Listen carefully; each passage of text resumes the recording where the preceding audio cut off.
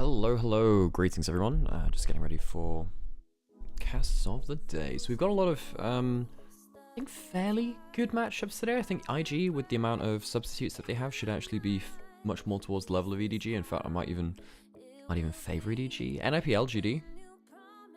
That's pretty close now, actually. I think that the mid jungle of LGD seems like an upgrade from what they had before, and NIP have some weaknesses to exploit, I think particularly particularly mid jungle. I'm very interested to see how that goes. So yes, we shall see what happens. We shall see what happens between those two teams, because of course we've got a couple of new players in each role there, and then Weibo OMG. Now I'm expecting Weibo to really come out swinging there, and for OMG to have a hard time, but maybe we'll find an upset there too. Weibo are forever a team which surprises us. Anyway, I'm gonna go get myself a coffee, lock in, folks. Good to go in a little bit.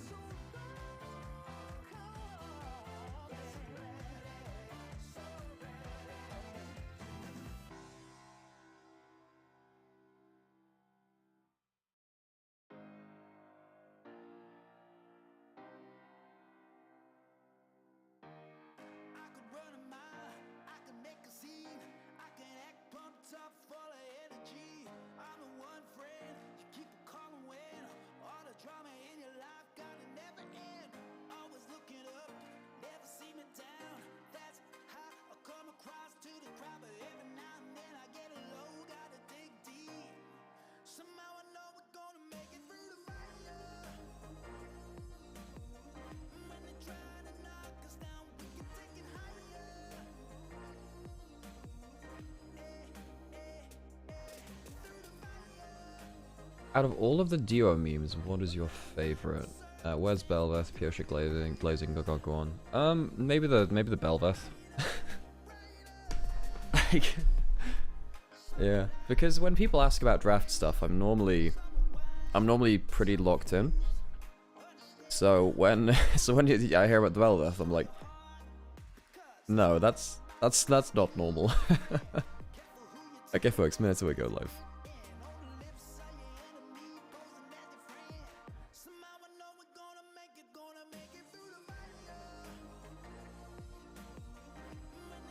Thanks for the follow, by the way. I'm glad I finally set up like a silent alert box. It does make a difference.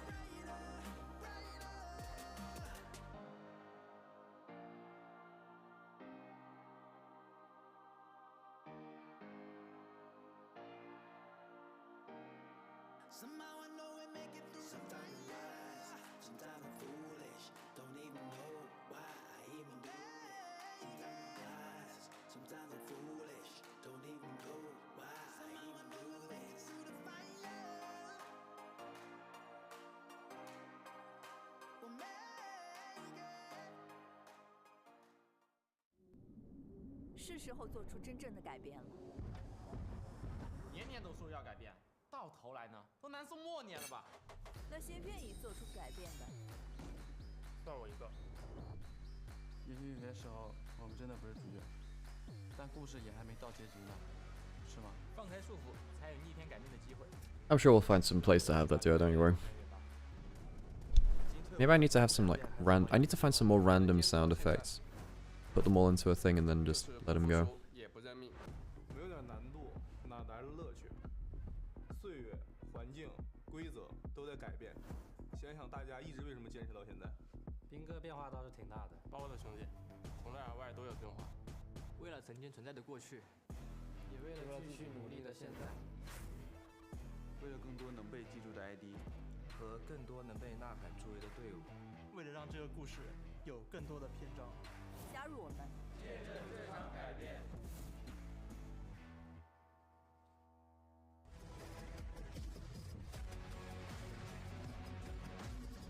What's up? Not much, not much. Looking forward to today's games. I just realized I'm not sure where Breathes can be playing next year, if Zuka and Breathe are both on Weibo or not. That could be quite interesting. Oh, do I put a camera on? I haven't set up to have my camera on.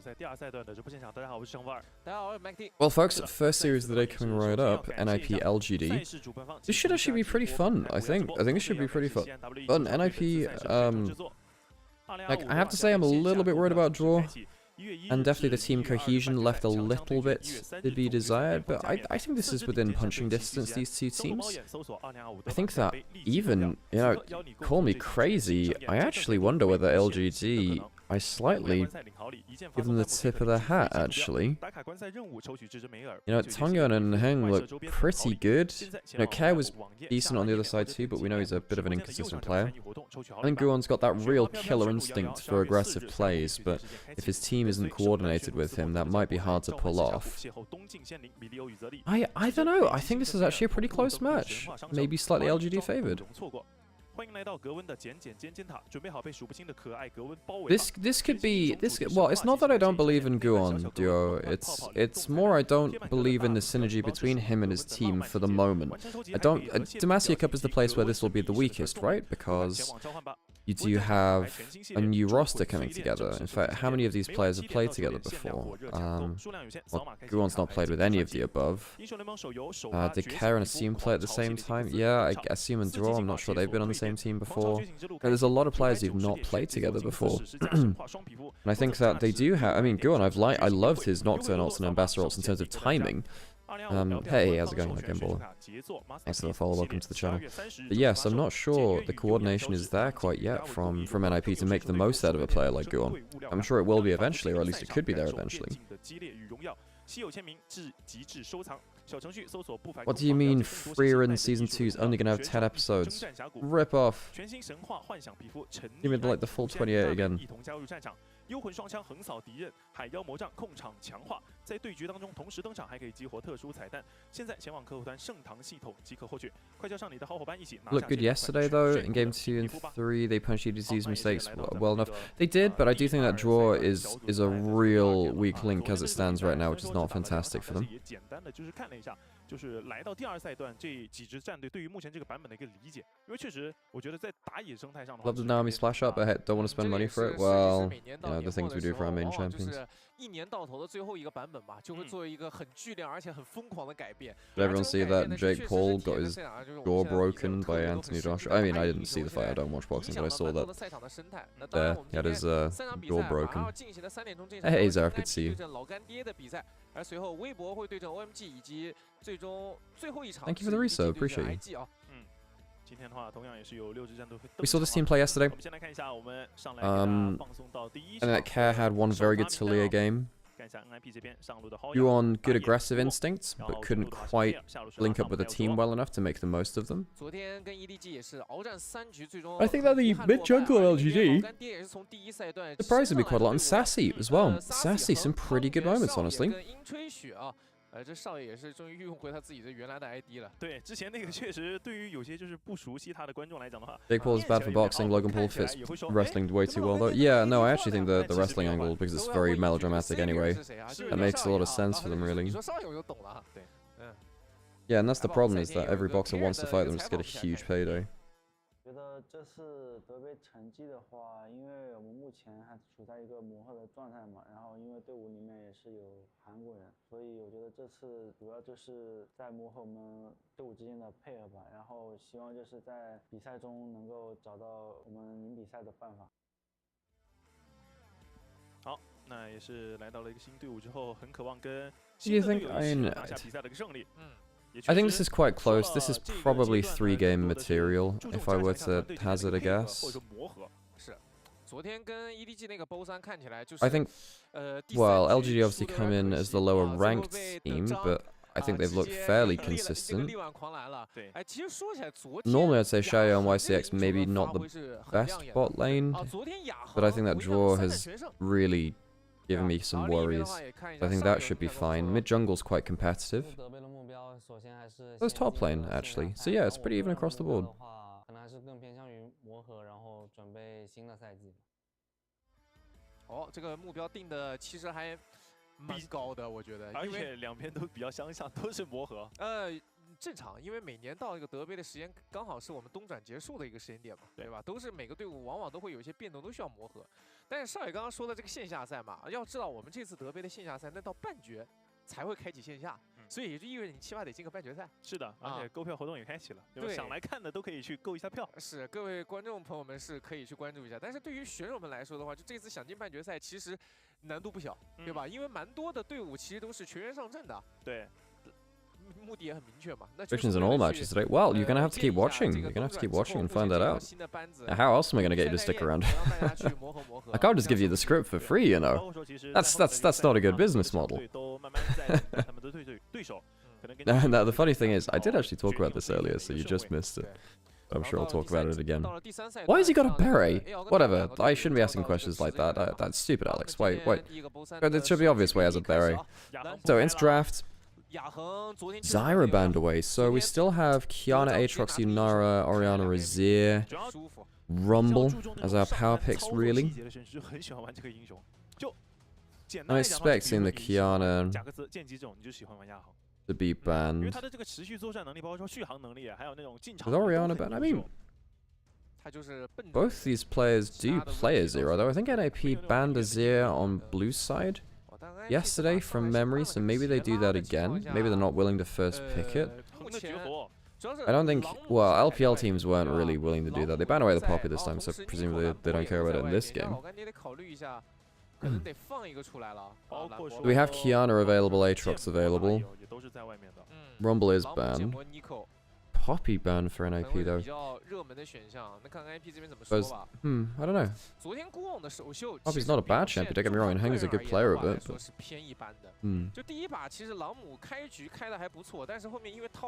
I'm watching you, you're the only English speaker that commentates. So LPL English are also live as well. Oh, I shouldn't have told you that. You'll go watch them now. Damn. Oh, Nico gets through. Of course, I'm so used to Nico being perma-banned. Of course, that's a big power pick. Does get through. So now you have to think about, well, what can you contest Nico with in lane? The Karma tends to be YCX's answer to it, because he's a big mage player, so they either go stuff like Ashe Seraphine or go for the Karma. Qiyana's an easy lock-in because it's kind of the tier list jungle pick right now, although I suppose on the other side then Guon can think about stuff like Vi, Pantheon. Are they really giving up the Qiyana? I think the Qiyana is just all around the best jungler in the game right now. I don't think there's a reason to go for anything else. They go Wukong? I'm surprised to see that in game 1. There's a lot of good junglers up. Like, Qiyana's not unhappy playing against that.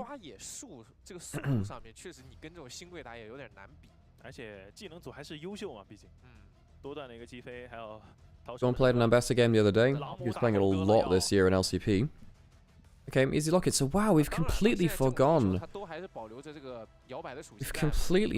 Qiyana, which has been so pick and ban between Worlds, then Casper Cup, then Demacia Cup.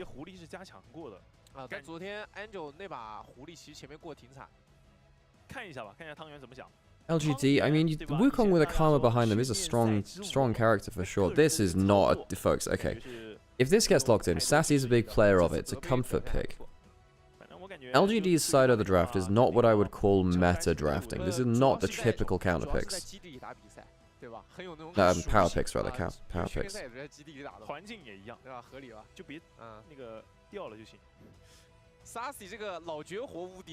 LGD already have very good front line with a Karma buffing them up. Banning away one of the better picks away from Nico in the Kai'Sa, not a bad idea. LGD probably want to go for like a hyper carry AD carry now, which can use this good front line.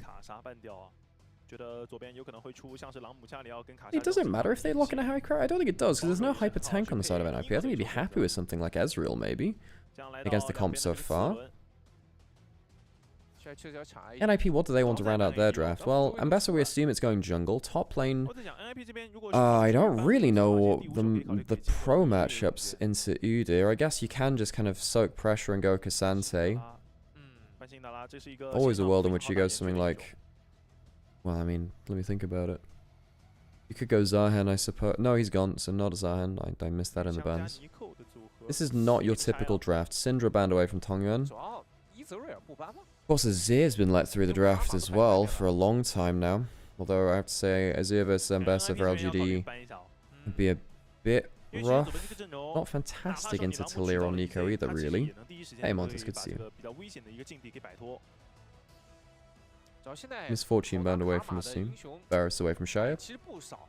Well, at least I assume that's the Varus. There you go.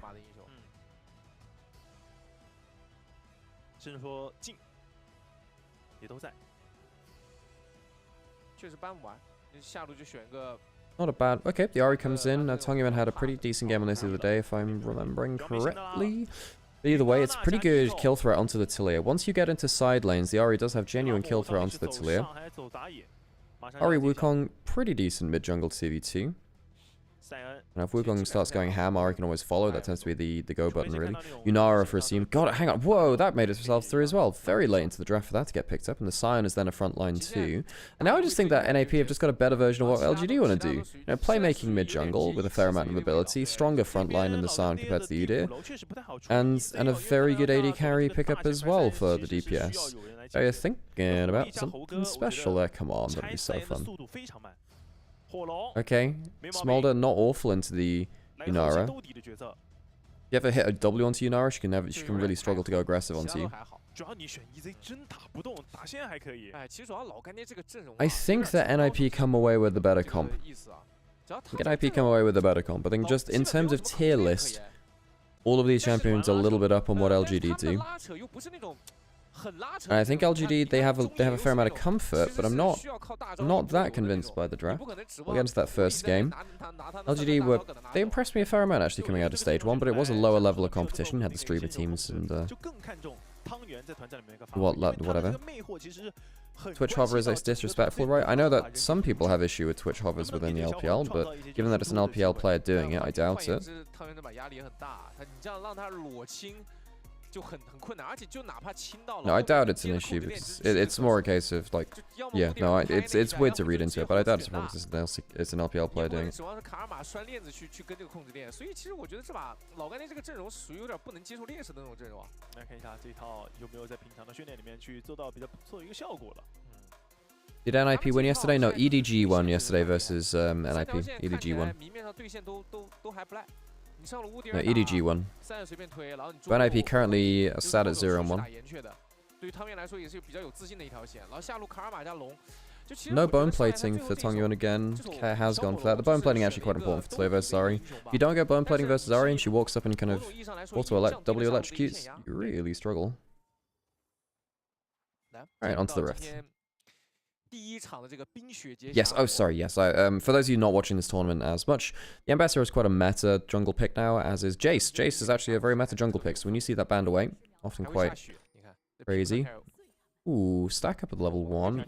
Sassy is spotted. Yeah, I guess they'll know there's a ward there now. They should know.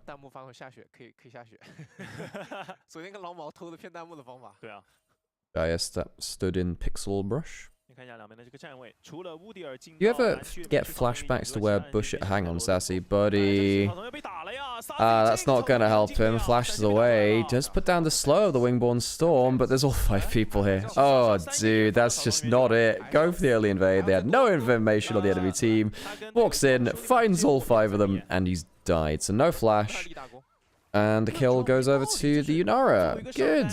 You know, champion which really uses a lead well in early game. Good job there, Sassy. Hang also loses his flash in the midst of that too. Sassy is now... so Hoya, because he knows that Udyr can't walk up to level 1, notice how Hoya is actually...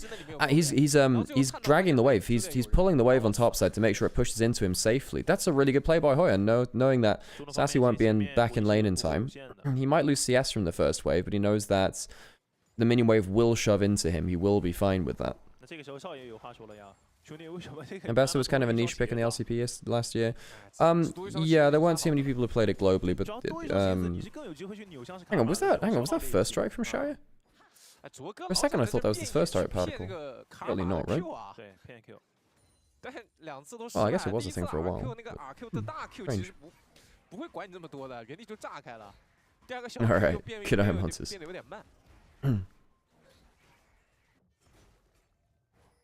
Reminder that against EDG, Guon was the one who had kind of the awful start, where EDG read his jungle pathing very well, and Xiaohao kind of did a number on him. Xiaohao was a very good jungler though, so it's not a damning statement or anything.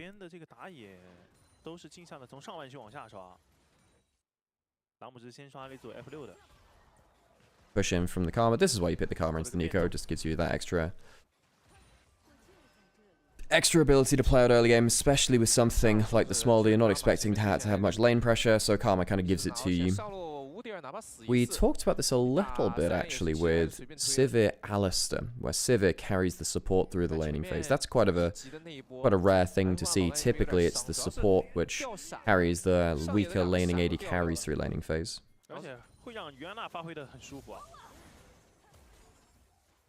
Light XP advantage. Q missing. You don't want to miss those. Missing mantra Qs feels really bad on Karma. You kind of need to have... Karma's been nerfed over time in terms of a laning threat. Because it was so obnoxious for many a moon. The Karma now needs to kind of hit everything in laning phase. See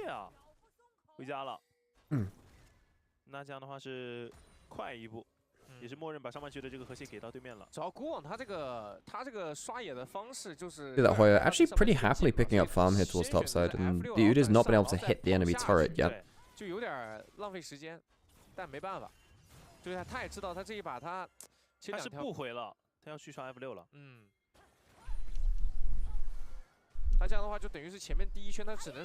LGD, after that early first blood went away from them, the mistake by Sassy and the read of the team at level 1. Laning phase is going fine. Well, I say that just as Shaya does get, you know, roots it up. He has a teleport. He can come back whenever he wants, really. Definitely helps him. Tongyuan, my man. Good boy, picks up the Dark Seal early on. Always get that first back on the Ari if you can. Good backstop there. It's not the AD carry as well. That's important. Good stop by YCX. Now, for those of you who are not familiar with me, I have several million points on Ari as a one-trick. I consider myself one of the more informed Ari players in at least the commentating scene. The best Ari players all get Dark Seal first off, or they should do. Dark Seal is a gateway to Ari's best play pattern, which is a Magi snowball. Magi's is the best Ari item in the game, and you want to make sure you have the best chance of getting good stacks of it early. Get that Dark Seal first back, and look to use your first ult in the game in an aggressive way. Combo up with your jungler or your support, whoever gets the best angle first. Get that first kill, assist, whatever you can get, and see if you can roll that into a mid-game power spike. Did I do my league wrapped? I did do the year-end lol. Yeah, I did, but I didn't play much league this year, actually. I played a lot of ARAM. I played Anima out of Arena. Less Arena than I did before because the ranked mode went away from that. Again, for those of you not familiar with me, I reached rank 1 on Arena. Arena was a hell of a time. But then they removed the rank system, so that sucked. Yeah. I mean, it made sure that I wasn't losing my life to that game mode, but, you know, I missed the accolades. Still going to bot river. Sion up against the Smolder. So Smolder will be free stacking there. One forced out a bot side. Did put down a ward. Do they know that he put down a ward? I guess they don't. Well, I know they put one into the pit now. Is that Arena ladder website? I actually didn't realize there was an Arena ladder website. Oh, is that widespread or what? Oh, they pay all stats for it. I don't want to pay. I don't want to pay for that stuff. You think I make money from commentating? You think I got money for this stuff? Oh, God. No worries, Montes. Dragon style by LGD. Hey, if you're gonna try and go to sleep, I'm just gonna start randomly streaming. You know?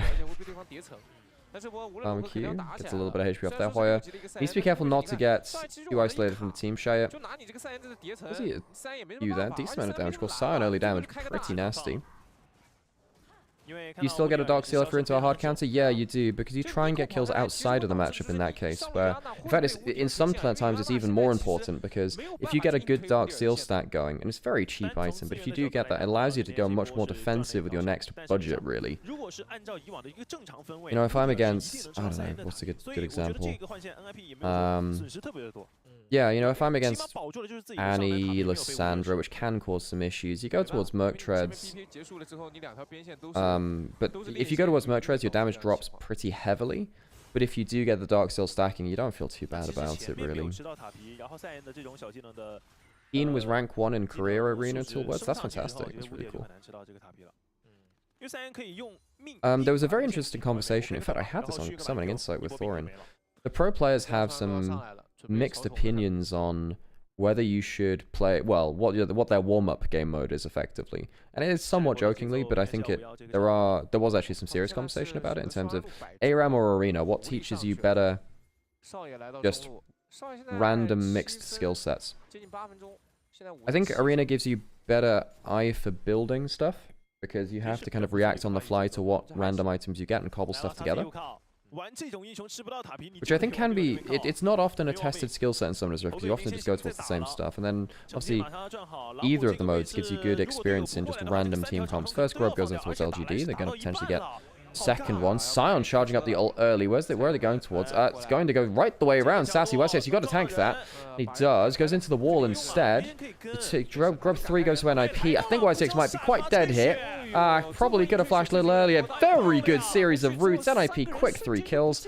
And out. Don't get themselves a second grub. They get themselves 1 out of the 3 there and stop the full house. Good ult from Hoya to cut them off at the pass, even if it wasn't, I suppose, 100% accurate in terms of the knockup. Tongyuan wasn't even there at the play. This is actually a big mistake from Tongyuan. If you're going to be playing stuff like the Ari Wukong, you do want to get a good fight early. And Ari going in towards top side, not being in position for the play. Not great. As we were saying, Ari really wants to get that first play in. Very good ult there from Draw. Draw gets a great Nico ult.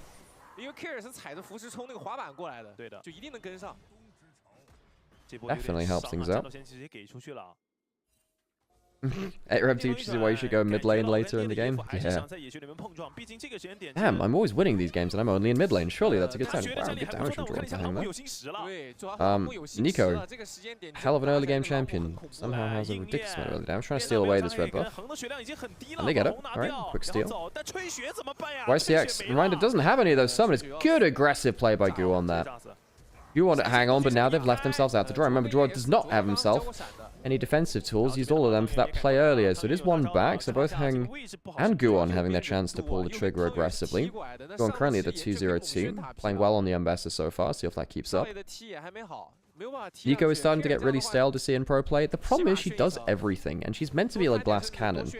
But right now she's just an everything really. She's not as risky as she's meant to be. Sassy getting chased down. Good San Q. That's probably going to lead to the kill actually. Not going to get round to a second shield. A third kill for the Ambassador. Guon. Very, very much off the ground and in flight now. Sassy finally gets themselves the completer of the Winter's Approach. We'll upgrade into the Thimble Winter later on. NIP seems to be much better at judging aggressive options so far. Hang and Tung Yuan, you know, I like what they've shown in the first stage of games, but, well, they're not exactly the problem in this game. YCX on the Karma, now died a second time. Sassy, after that first blood, it stabilized a bit, but now second death means that their lead is inconsequential, really.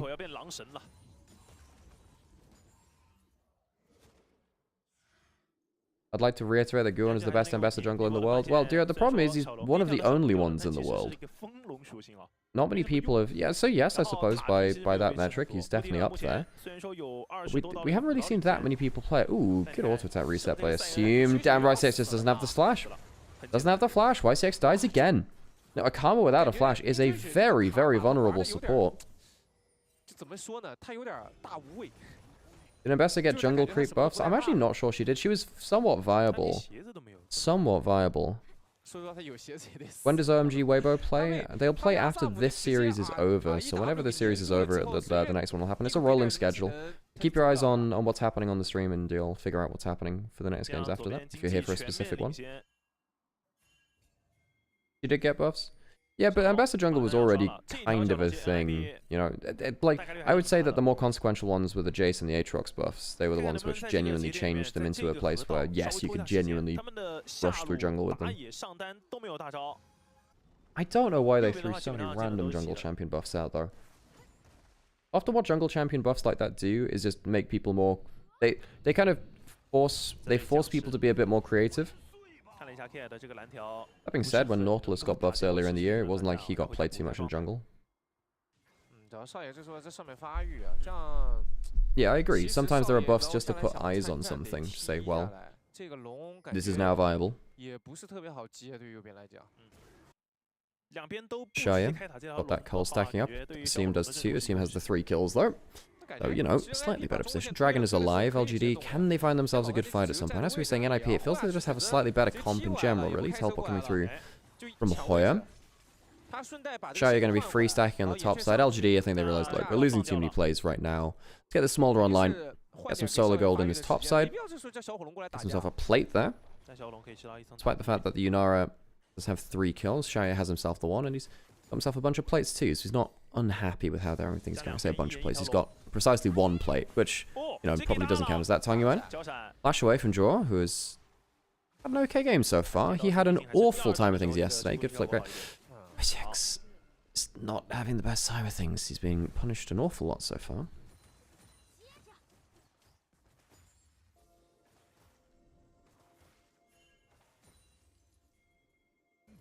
Where I've never seen Smolder being useful after the early nerf he got. I don't think that's completely true. We've seen bits and pieces of it from around... Even Worlds, there were 1 or 2 games of it where it looked pretty good. The thing about Smolder is that when you go very aggressive, Smolder can always just chuck a W and ult over the play, and it's still a decent amount of damage. A lot of AD carries can't do that.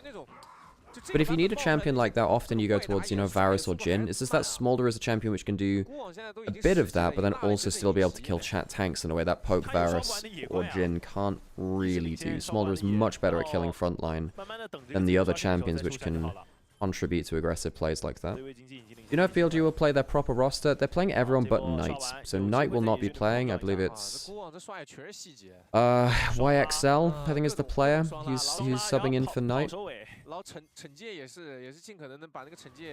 Yeah, the full roster should be available on Leaguepedia or Liquipedia. Though I will say, I got a bit bamboozled by a couple of them. NIP were meant to be playing Ali top lane, I believe, and then Hoya is now on their starting roster, so that one jump scared me a little bit. Worth noting that Tongyuan has gone for the Malignance. Let's go! I've not been as big a fan of the Blackfire build. It feels like Blackfire into a lot of the cooldown reduction items hasn't felt fantastic, whereas Malignance allows you to make a lot of plays. The problem is, look, Tongyuan's gone for Malignance, he's gone for the Sorcerer's Boots. This kind of build requires you to play fast and loose, try and get those early kills, because you're very strong at this item mark right now. Hang on, draw here as a minion. Very good flash away, though. Sassy, he did not flash away, and well, he might end up dying for it. And indeed he does. Good damage back from Smolder. Sion charged up the ult, not getting a fantastic angle into mid lane, trying to improvise, going around the corner, though. He might be well out of sorts, though. Cyclone's the back line. Clone tanking up a good amount of damage. Not the best one I've ever seen. Ariel now forced defensively by the Sion Q. Good fight overall for NIP again. They get the 1 for none, although Smolder, I suppose, gets a bunch of stacks through it. He's over the 10 stack a minute mark now, which is very good for a little Smolder that could. LGD struggling to get the damage down that they need to get kills back. I suppose with the Malignance used there, it doesn't matter as much they use the ultimate defensively. Level 11, the tier 2 ult means that it's more like a, well, it's a little bit like a, what, 110 second cooldown with nothing at first rank. Bro, hit his minion. Oh, did he hide inside the cannon minion here? Oh, that's nasty. What do you mean he hid inside the cannon minion? Oh, okay. Alright, count your minions, folks. Much like Hit, Bring Me the Horizon album, count your blessings. Yeah, that probably wasn't as, well, probably doesn't really count as a hit album when you've got Sempiternal and that's the spirit after, but you know.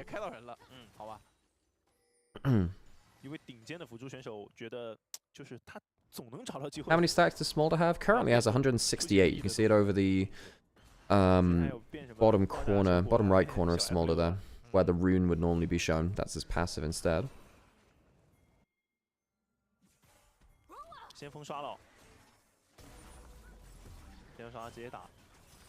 Herald started up. This would be, well, it would have been feats of strength. No, it wouldn't have been feats of strength for LGD.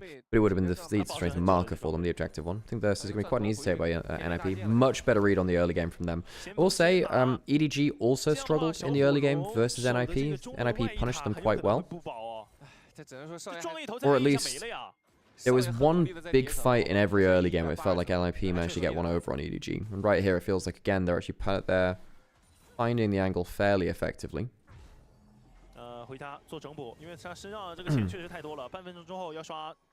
Oh, that's a thing. Shaya is actually stacking up a few Smolder stacks onto the clone. Interesting. You can do that. Karma pick is so useless. I don't think the Karma pick is useless. We saw that it actually allowed Shaya to have positioning in lane. I'm not sure I believe in that. However, YCX, once he lost his flash, didn't know how to play defensively well enough on it. He was punished very heavily. But the Karma is here just to get the Smolder through laning phase, and that has happened now. Shaya, well on his way towards, max stacks quite early into the game, especially with a dragon apiece as well.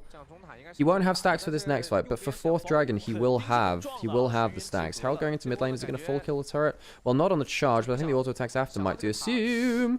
Oh, he stepped up too much for the turret. I think he might die for it, and indeed he does. Tongyuan gets himself some stacks on that Dark Seal we were talking about earlier. Does he have a charm left to bring into it? Sion Q is actually pretty good.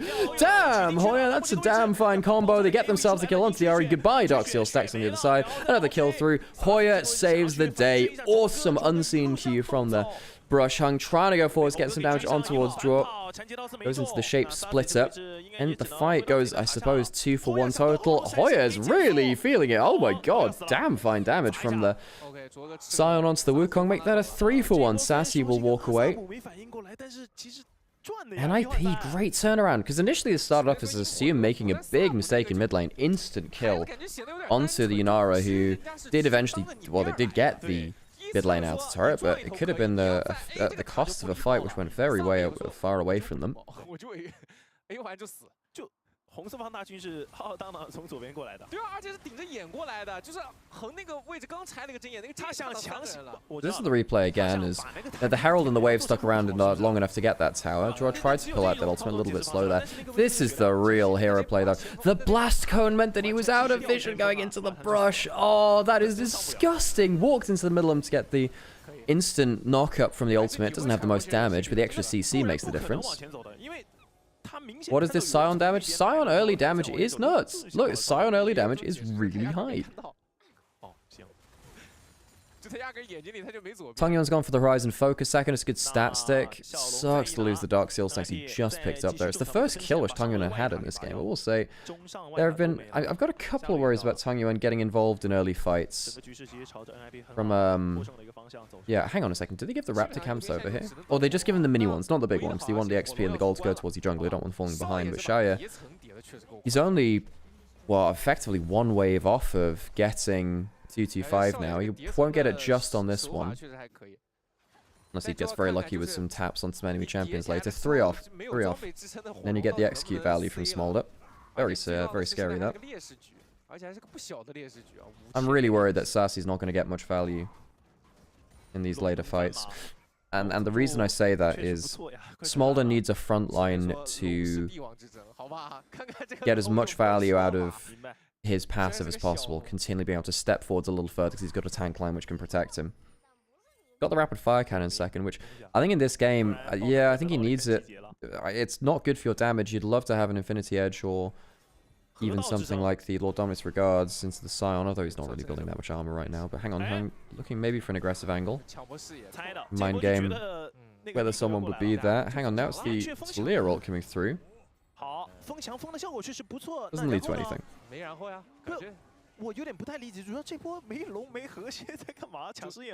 Cool. Off a vision, we'll spot out Hung here. Could be a big fight angle for NIP. They've got the potential of the Silent coming through. Believe I've taken by Hung. They'll spot the Nico now. Does he go for an engage? Who's the real one? Get a knock up onto the clone, and that's it. Randophos, there's no dragon up. They don't have to fight for this. They can just back off. Fimbulwinter giving some value there. Ooh!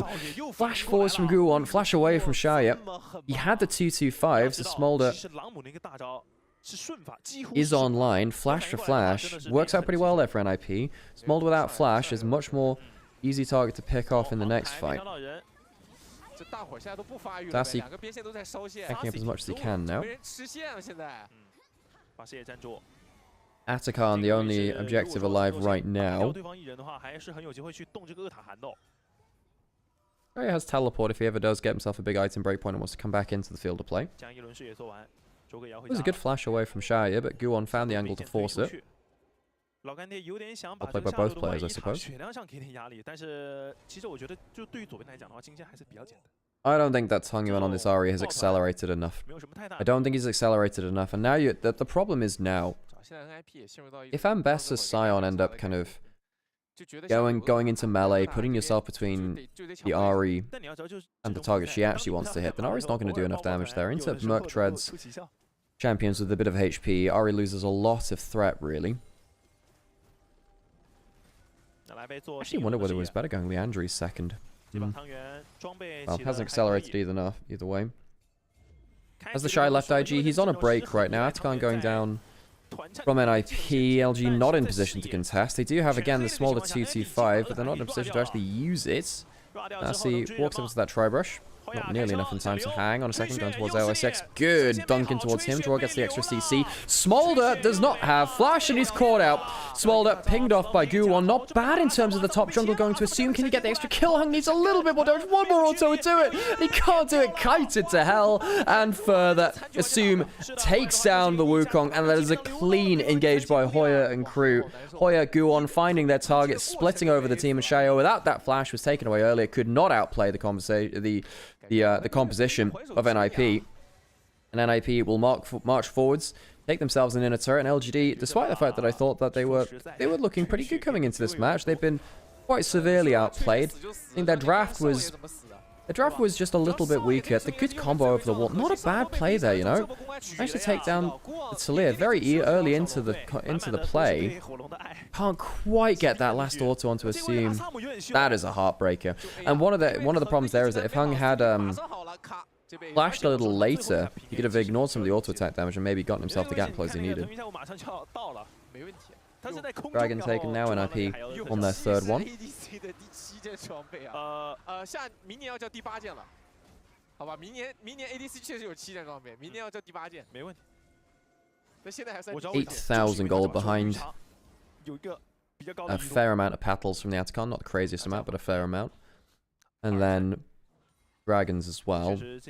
NIP massively in the driver's seat, 2.5k lead towards the team. I will say, Smolder, Guwon, you don't have flash yourself. That could be a mistake. Who's got the follow-up damage? There's only one person there, Guwon, which has the support of the Nico, and Ari goes straight into that ultimate. Target goes forwards, meets the full fire of the other Vastaya, and gets blasted. Shaya just doesn't have the damage to solo carry this. Assume is very powerful, and Hung has found that out a couple of times now. Shaya just doesn't have the damage. He doesn't have an Infinity Edge or the Lord Doms. Fire Cannon gives you target access, doesn't give you the sting, though, behind it. NIP, very good recovery again. Draw to the rescue of Guwon. Draw had a very poor day yesterday, and honestly had a pretty poor year. Not great on either LMG or JDG. Shao's going to walk up, try and get the... Oh, try to get the execute onto the Ambessa jungle. Can't quite manage it. The Atakan's slow. Will probably put the Smolder into the death chamber as well. Trying to get the last bit of damage onto the Yunara. Can't quite manage it. A triple kill to Assume. He now finds himself at 10-1 and 4. Has been kiting about like a master, like an ice skater for the last few fights. 4,000 gold lead. NIP much cleaner in the fights. Much better play than LGD so far. Baron goes down. NIP firm position in this game. So Tongyuan flew over, I guess without realizing that Nico was charging up the ult, and just gets insta-popped by Yunara, who was over the wall in the duration of that CC.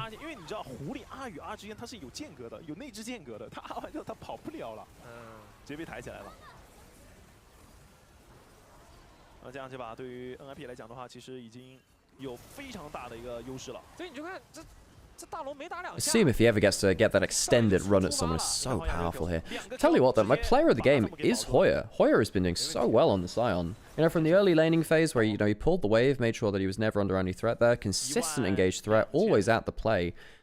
Hoya, I think, is my player of the game. He's been playing very, very well. I know that the gold has gone to Assume, and he has been very good. And NIP have a number of players within touching distance to that award, Guwon as well. But I think Hoya's had a very good game. Draw, of course, much better games than yesterday too. And now with the Baron buff, I find it quite hard to see a world in which LGD can find themselves a way out of this. Hung extended flank, but he's just not there. He's just not there, and the engage comes through as the Wukong was looking for his own player. Hoya arrives. There's a little bit of a party at the end of it. Inhibitor will go down and Hung.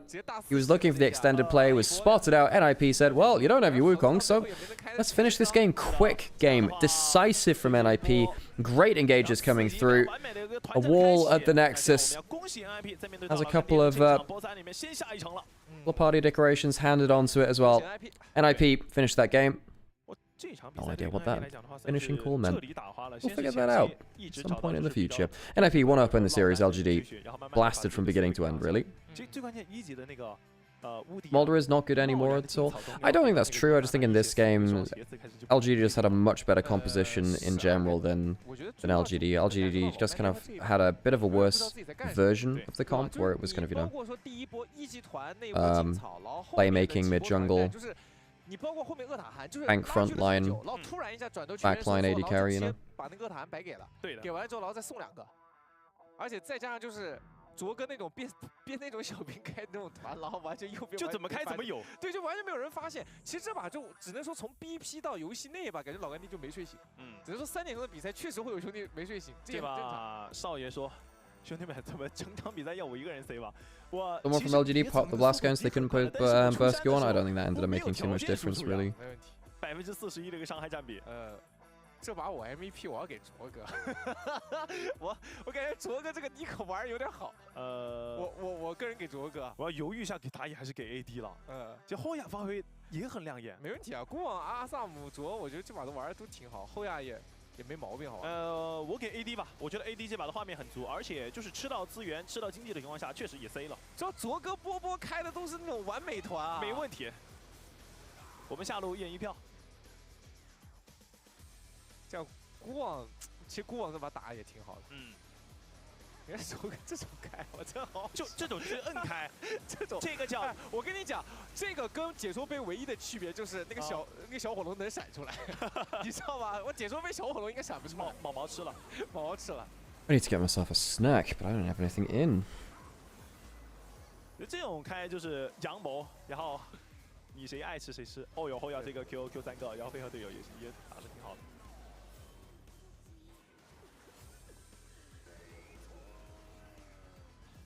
然后这波也是，这波是国网前面就已经逼过小龙人的大了，然后这一波，哇，这一波有点怎么说呢？有点乌龙。他乌龙在哪呢？就小火人开大的时候，刚好那个龙母的吐息吐到地上，把那个狼母的公开处刑的那个轨迹给遮住了，两个特效夹在一起，然后少爷是完全没有反应过来。当然，你研究的这么细吗？因为我当时其实我也没看到那个狼母的抬手动作啊，然后后来刚刚 replay 仔细看了一眼，才发现原来那个公开主席那条红线藏在那个龙母的那个火里面了。明白了，动画的锅。 Oh, apparently Naughty Dog is adding crunch time into their game dev again, even though it's very early until whatever their next game is. 打到后面的时候，又是你看狼母主动出手，眼里只有火龙，火龙在扑棱扑棱的空中直接被绽放。是。而国网却玩好，国网很多都是裸抬的。Smolder always seems to lose these days. 对，这把的 MVP 给到阿萨姆，操刀使用到的云阿娜，可以。 I don't know what the stats are. I don't think that Smolder is the reason they lose, 但 though. 萨姆昨天我看那个比赛就感觉就这个小伙子属于是那种伤害有的，而且很敢打，但是他是属于那种他不玩那种花里胡哨的那种人。对，他就是能打伤害就打伤害，如果需要他打伤害，他能把命都打上。对，他也不考虑活不活的事情的。我觉得他其实一定程度上跟 Live 的那种风格有点相像，就是一往无前的去打伤害，只是有的时候这个 Live 给他的机会也是比较多的。所以我觉得有的时候我们看比赛还是挺希望有一支战队就是有这么一种 AD 能够站出来，因为起码他会在。Okay, well I'm gonna put on an ad break. We'll get ready for game 2, and then I'm gonna grab myself some food, I Live 是 suppose. 在玩点操作的，而且 Live 他很喜欢自己去研究一些那种站位，还有角度，还有出装那种。对，但是阿萨姆不搞那些的，阿萨姆他就是直来直往的。就是如果我昨天看到那有一波那个他那个飞机龙团打完了之后，他咖位的输出就直接一个 W 上去，刚好撞到那个3人的车上，两个人就直接撞车了。但那波他打了巨爆的伤害，反正就是他的勇气很足啊。他这一件装备已经升到满级了，但是这种得发育好，如果发育不好的时候，他就只有勇气这一件装备就没什么用。好，那我们也是得到消息啊，老干爹在下场比赛里面是主动选择了一个红色方。那我们稍事休息，一会儿回来看双方的第二局。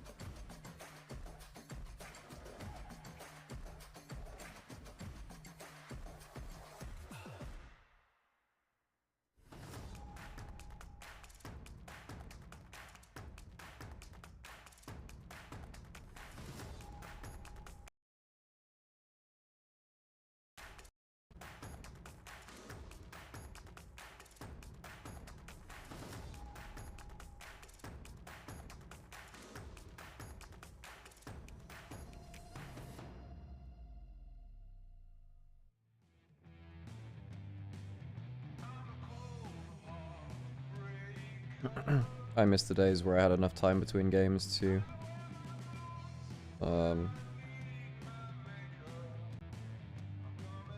go downstairs and get a croissant between games.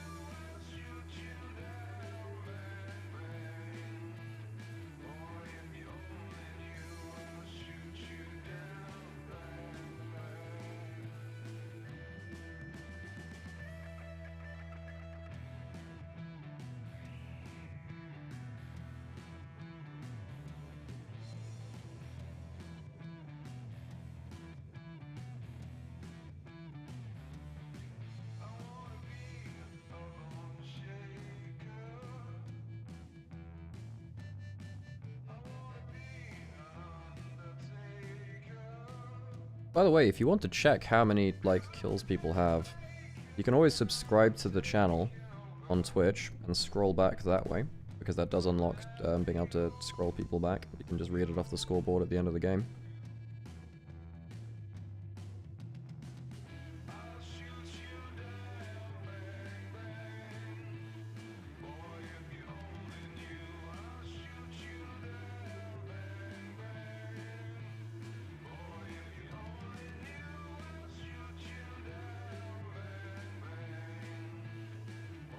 What do you mean, lol? Genuine, like, is a genuine reason to do that, duo? Well, I'm sorry for having reasons for people to come and subscribe to the channel. My bad. I won't do that again. My bad. Sorry for trying to make a living off of this.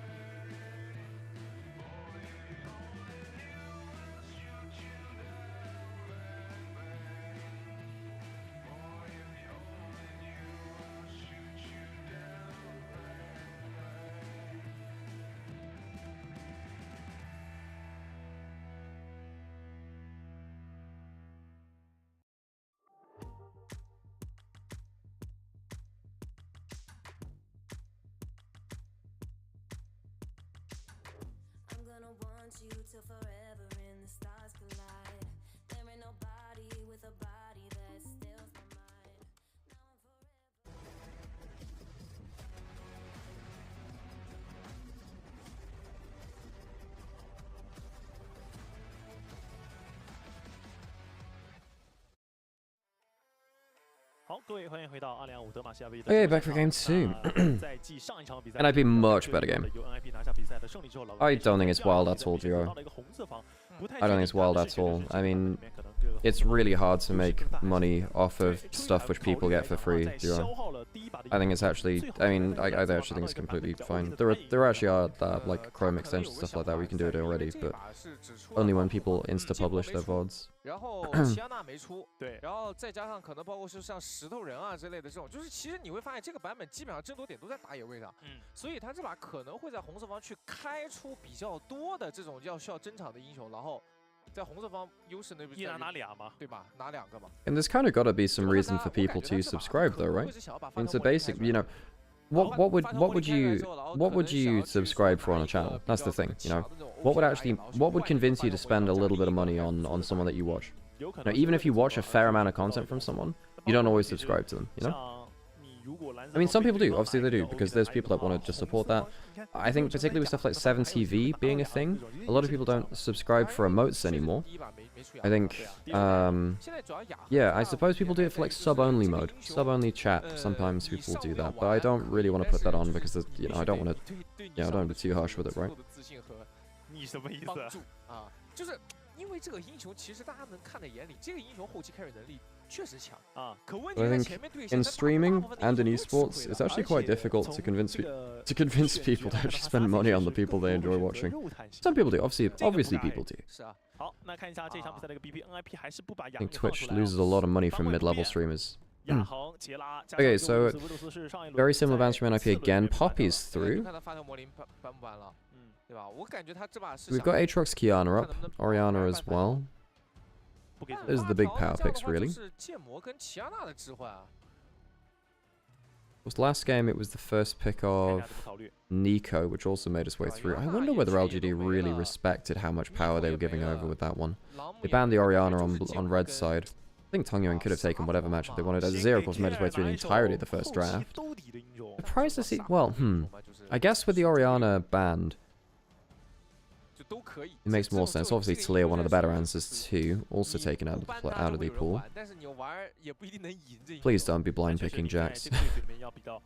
And what perhaps a smidgen of Aatrox and or Kiana, one of the two.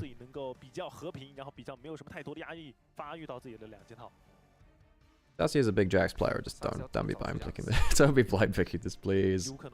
Oh my God, they blind pick Jax.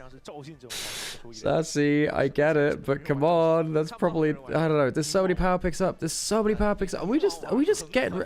Doesn't Guon just slam Kiana at this point or Aatrox and feel really happy about it? What is LGD's drafting today?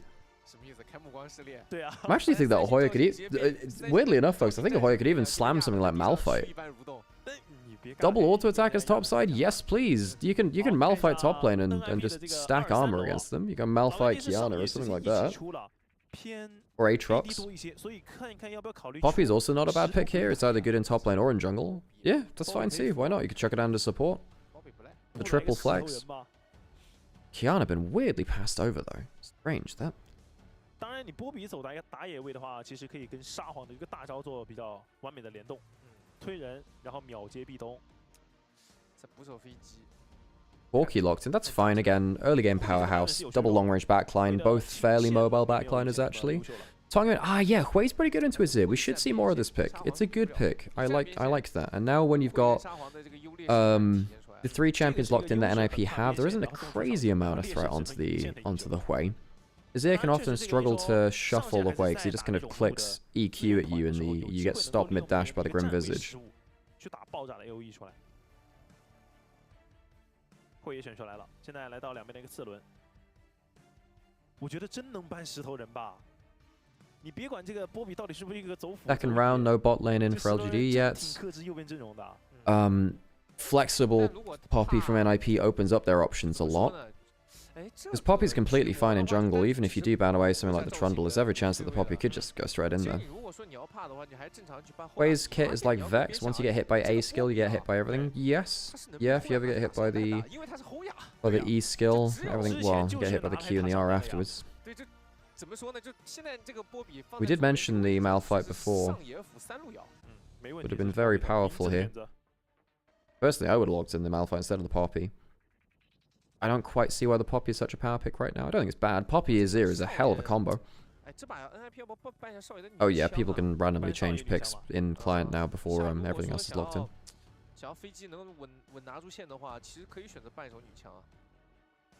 Bel'Veth would be funny for the quest. Yes, Bel'Veth and Jax for some reason have a shared quest about fishing. Not quite sure why, but you know.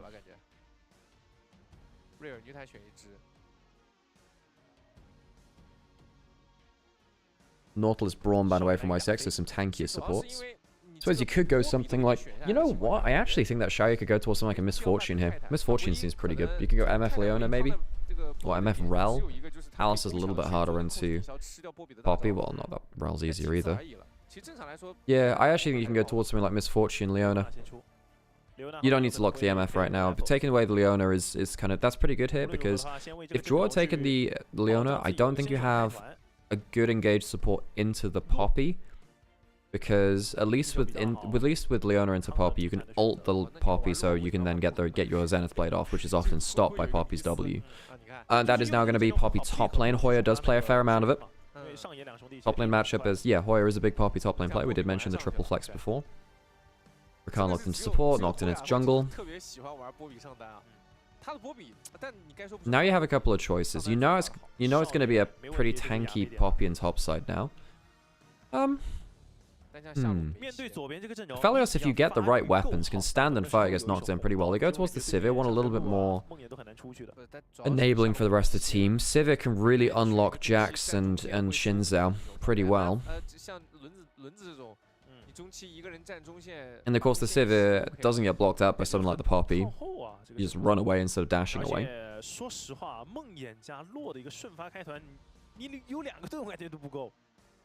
Patch version, I think it's either 24 or 25.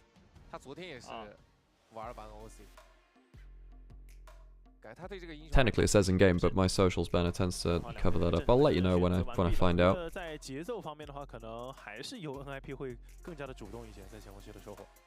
24, patch 25-24.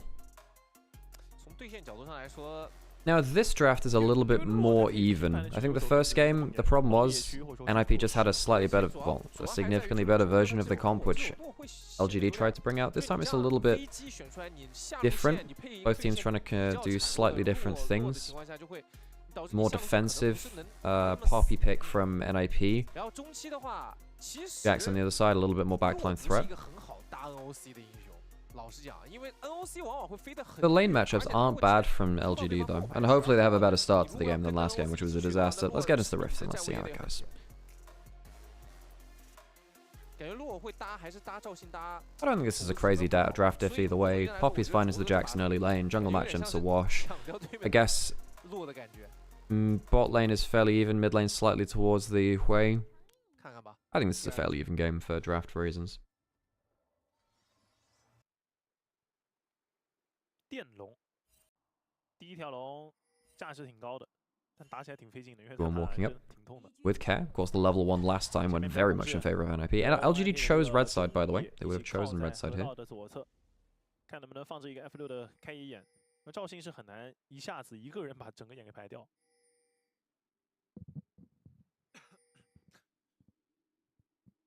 起码这把。 老干爹没整什么幺蛾子，在一级团的时候，汤圆这边也是帮横站一下 F6的岗。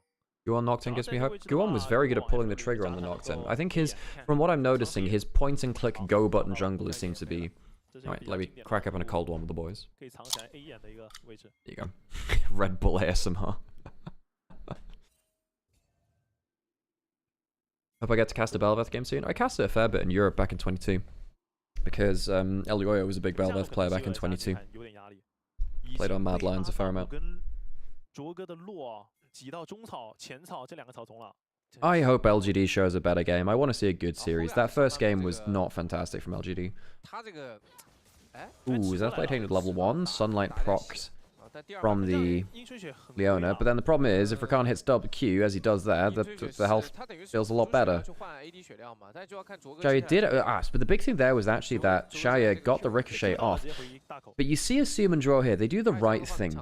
They see that the wave is actually going to push too far from LGD, because every single ricochet from Sivir went across the wave. And now the Borky Rakan can play for the bounce back. Because LGD have pushed too far, it's going to go into the enemy turret. They can let the wave slowly die to turret, and they'll be able to push out at the level 3, level 4. And Rakan Corki level 3, level 4 is very powerful. So they're going to get level 2, you know, now. And now Shaya and Y6, they've pushed too far. Because the ricochet went onto every single minion, it ended up working against them. Normally you think, oh, if you kill the first wave quicker, that's a good thing. But if you push it too fast, you actually give the enemy team a bit of a free play. You don't have to just insta push the wave back. You soak it in. So let's see what happens with level 3, level 4. I mean, Hung's coming down to that side of the map, but you know, it seems picking up all the farm he needs to. The wave will be fine in a little bit. Oh, he's recoiling right now, and now that's surprising. That is surprising. I didn't expect them to see the channeling a recall right then. Do they want like an early tier? Yeah, he gets tier right from the off. Does he lose any minions for this? I need to see what's happening in the bot lane laning phase. This top lane match, it doesn't matter too much. Borky's recalled now because he's gotten himself just enough gold for the tier. He can get an earliest possible timing. And hopefully Rakan can hold the wave for him. Gorn's going topside. Sassy might have overpushed here. The thing is, Corky's recalled on the bot side. You know that he's not on the strong side of the map. You know that likely he's topside. Nocturne was passing up here, and Sassy, on the first rotation, Jax has died very easily to quite a telegraphed gank right on the full clear timer. That is not good, Sassy. First kill over towards the Poppy as well, into the counter matchup. Assume back into lane. Hung's coming towards this bot side. There's no barrier, remember, on the Corki. It does have flash. I guess they can just, ooh, really good double knockup. Who's got the aggro? It's onto the Shinzap. Shinzap, that's a big problem. That's a big problem. I don't think they can dive now. Very well played from Draw and Assume. Double knockup. Valkyrie away before CC came in any real amounts. Yeah, dying to a pre-6 Nocturne is not okay. You should never be giving Nocturne a free kill like that unless there's a huge outplay or something like that, or a level 1 set of shenanigans. If you walk into a Nocturne, then yes, he has a lot of power. Nocturne should never be able to walk into you like that and get good value. YCX successfully holds the wave here despite taking a lot of his HP. Ooh, trying to get a big trade just as he comes back to lane. Get that sunlight down. Was playing much better. Yeah, he is. He is. But just a reminder for those of you that didn't watch JDG or LNG. Well, LNG are quite a low tier team this year, so it wouldn't surprise me if a lot of people didn't tune into their games. But Draw really struggled. And I guess Draw's had such a strange career because he's had some very high moments on NIP actually. Last time he was there on 24 winter. They ended up making 4th place. They ended up bowing out to JDG, I think it was. And then the top 2 were BLG Top Esports. Or would have been Spring, I suppose, in 24. They didn't have the 3-split system back then. Only came in 25.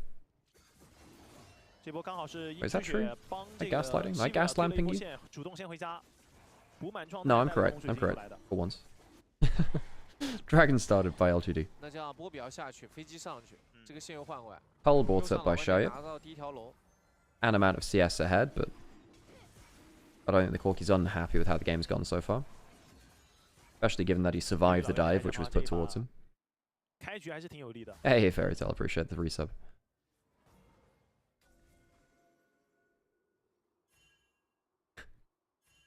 Hey, look, if I'm not gonna be slightly self-deprecating, you know, who else is gonna keep me down, keep my ego in check, you know? What? You just cast ult backwards. I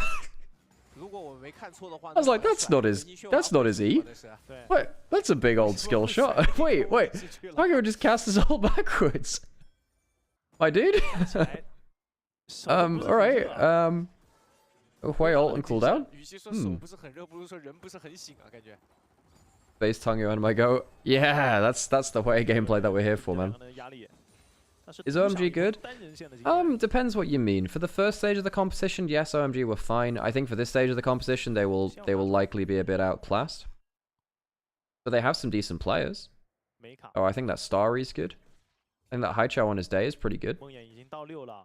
Then I think the rest of the players they struggle a bit more. I think the carries aren't bad comparative to, you know, the level of team they are.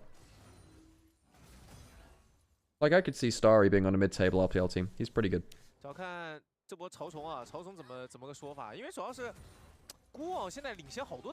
Haichao is in a bit of a weirder spot because I think he had his chance maybe to be on a mid-table team, and then this last year was a bit of a disaster.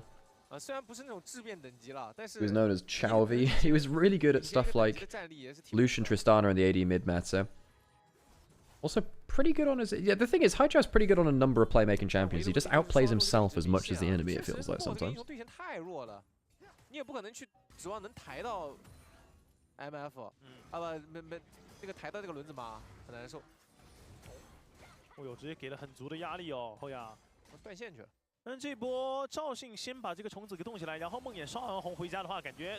Grub start up LGD. They also had the first dragon as well. If they do get the grubs, they're in a happy spot. Tangyuan's ult is coming up in, what, 20 seconds maybe? Slightly less. 2 grubs taken, so they get the objective marker for it. Don't want to stick around for the fight. Well, you know, because they don't have ult.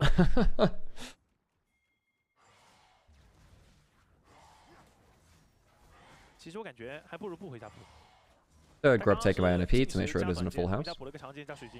Yuan has a level 6 now, going towards first item. Wait, is that Stride Breaker with that build, actually? I suppose you don't need as many ults off cooldown when you're jumping into Shinzao or Leona, where you kind of need your ult to be more powerful, rather than have more of them. Because there's often a first item discussion for Nocturne between Stride Breaker or... well, not Hullbreaker. X-Plate.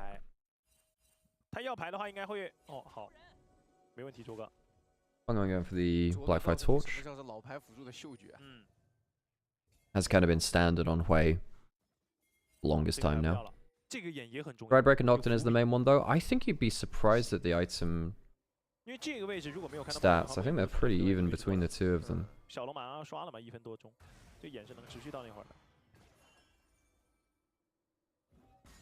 梦魇也没换扫描的。整个目前的一个发育态势来讲的话，对于右边来讲都是挺优的。你看轮子领先。You see what the stats are for the entire 其他 year. 路基本上都是一个 Actually, Hexplate is more than Stridebreaker. 73% of games this year had a Hexplate in it. Only 62% had Stridebreaker. 他就有你，一波一波消耗你的血量。 萨斯很难受啊，主要每次博弈那跳闪跟 I hate Stridebreaker as an item. They definitely nerfed it to the point where it's much less satisfying. 很懂那种就是 I know Phage still builds into both. Oh, it is the Hexblade first. There you go. So the thing is, I don't play enough of these champions too much in terms of the AD skirmishes like that. I knew that Stridebreaker had a dagger in it.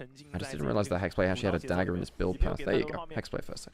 这个确实也很难单线去完成一些单杀之类的。 Oh yeah, tier. No, that's a fair point. It would have been tier match with Stridebreaker. You're right. I'm sorry, I made a mistake. 玩得好恶心啊！侯雅的这个，主要他给你抡走之后，他可以原地回啊。他 Tell you the last champion I built Hexblade on was actually AD Ari. 作为如果是 I was actually building AD Ari with Hexplate, where you go like Triforce Hexplate, and you look. I was cooking. Weirdly, it actually ended up being pretty good. Just don't question me too much, you know. Oh, shit. Okay. Right. So Seam jumping forwards onto Shire. Not bad trade back from Shire actually though. Rakan Q hits, gives a bit of healing back. Dragon available now. Second one for LGD if they get it. Getting the Sivir ult's not bad, but the trade that Shire got onto Corki means that it's somewhat easy to trade. Oh, Care gets onto Shinzao, and everyone's inside the Thunderdome. The ult gets 0 value. Very, very good pick off from Care, but also LGD probably didn't have the position to be doing that. A big one lands. And, I don't know. Leona will be taking a quick break in the fountain. No, the line should have been, a big one hits Leona and Diana is very jealous. That should have been the line. Oh, God. Anyway, forget about that. Oh yeah, doing fine in this top lane matchup, getting a plate up here. 是的，是很简单。而且你这上路，你可以看到这波比一直在欺负武器大师啊。 Hang walks up, and there's just no damage nearby. The thing is, when you're face checking like this, you need someone to deal damage behind you. You need your Sivir there, you need your Hui there. You're just not safe enough.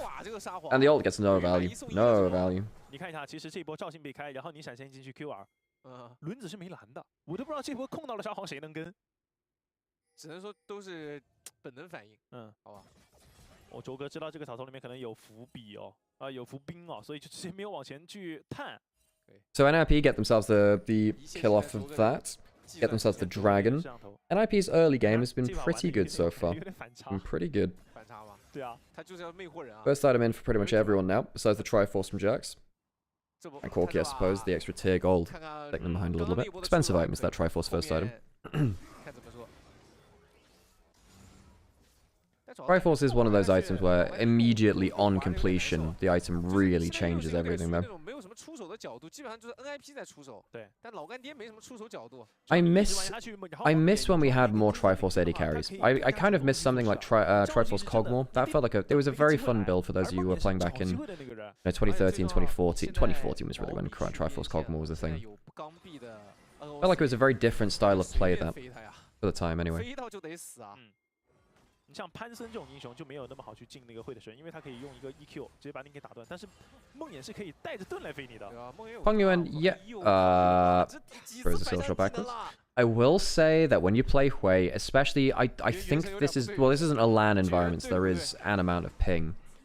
It's quite easy to miss that skill shot. Okay, it's a big combo. Does he get another QW? Needs a little bit more damage. Trying to get the ult away. He just about misses it. Think he'll die from that now. Tries to get some damage through from the Thunder Sky. It's not enough. Not enough. Almost an outplay though. Oh yeah, goes down. Kill goes over to Peng Yuan. Didn't Genja from Moscow 5 build Triforce on Corki Punch? Yes, and that was before it was good on Cogmore, it's worth noting. Like, he definitely saw the vision, but the stats weren't there for it yet. I'm trying to remember exactly what changed, but yes, eventually it became a lot better on Cogmore, but at the time he built it, it probably wasn't the best build. Yeah, Genja the Time Lord. 5 men, 9 eyebrows, 1 dream. Oh god. Team trying to trade onto Shay. Shay's been doing pretty well at trading back though. Significant amount of gold up. Of course, the early laning phase went well from him, and he had the cull cash in a way that I assume didn't go for. You know what's quite interesting? There might be some worlds in which... so there's a new item coming on the new season, which is effectively kind of like an AP Bruiser Triforce, which applies your on-hits twice. So Gwen might go towards that. For instance, Kayle Kayle might do as well, actually, I'm not sure. But one of the things is, it will apply your cull on a hit twice, but in terms of the healing, it won't give you double damage, it won't give you double gold from it. But I think there's actually a world in which you sit on cull, power farm up towards that, you keep your cull into the mid game, because the extra on-hit healing is actually kind of nice. Good damage from Tangyuan there. Decent amount of damage onto the Rakan. Rakan, if he ever gets onto low HP, really struggles to make the engage, and he's quite easy to poke out. Good control of the choke point so far. Tangyuan uses a lot of his cooldowns, though, and actually, the Leona's got a little bit too far. It's a magnificent engage. Gets a clump of 3 in total, and they've managed to break out of the choke point. Care trying to disengage a little bit more with the Emperor's Divide. I think it's enough. I think it is. It's a little bit close. Hung trying to get the healing, can't quite manage it. LGD, I think, just about even up the fight, though. 3 for 3, both sets of carries alive. Initially, I thought it was going to be a clean disengage from NIP, because the way that fight started was LGD had control of the choke point. NIP broke out of that choke point, and it looked really good for them, but LGD, with the power of the Shinzao ultimate, managed to just about buy positioning back. That was a real mess. LGD managed to find themselves a good foot back into it. So right here, they have control of the choke point. Tangyuan ends up misusing a lot of his skills there, and Draw gets the clump here. Triple combo, but it's not onto the carries they need, really. Well, Shay is part of that, but it doesn't get the damage they need to. Then, Hung comes in for a triple burst combo. Sassy, not the best fight itself, I suppose. Seems lucky to make his way out of there, actually. Went very far into the back line.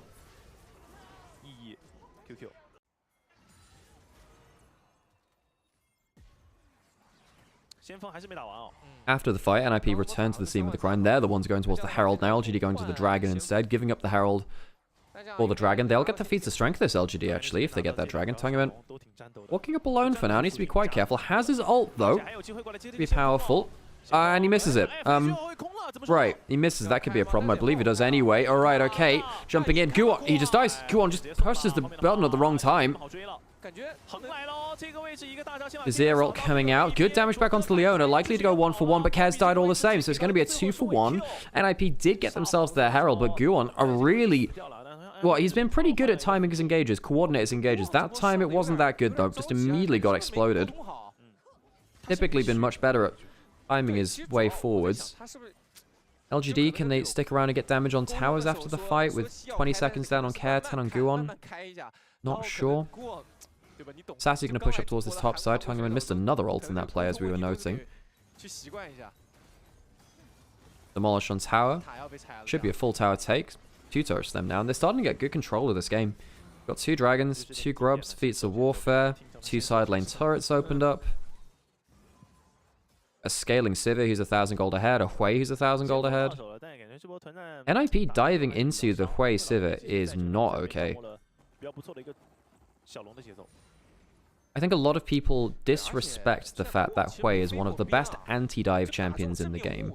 You have to dive into the Molten Fissure and the Malefic Visions, the QE and the ult. The damage goes through the roof. Particularly when people clump together, so the Hui passive, which is effectively you double tap a champion and then another burst of damage comes through, but it's an AoE burst. It does way too much. YCX hiding him around the Atakan wall. Hui is spotted? Yes, he is. There's no turret here now. Trying to stop the Poppy W, but he just walks up and Qs. I think he's dead. I think he's just dead. Ult comes through. Flash away. Is there another cooldown? Is it needed? He does have the flash. Might be able to get away with that. Nope. Say that. He goes down. Flash not enough from Hoya. A dead Poppy once again. He's been a little bit of a piggy bank for Tangyuan on the top side. We did say, he's quite a confident Poppy top player. He's played it quite a lot before. This game struggled to make the outplays happen in a side lane. Remind me of Dave Mustaine? Yeah, except I'm not homophobic. I was a Megadeth fan, and then, yeah. I definitely have that 80 tear metal thing going on right now. Like my hair curls up like that. You think prismatic items would be okay for standard league if you had to straight buy it? Well, that's basically mythic items.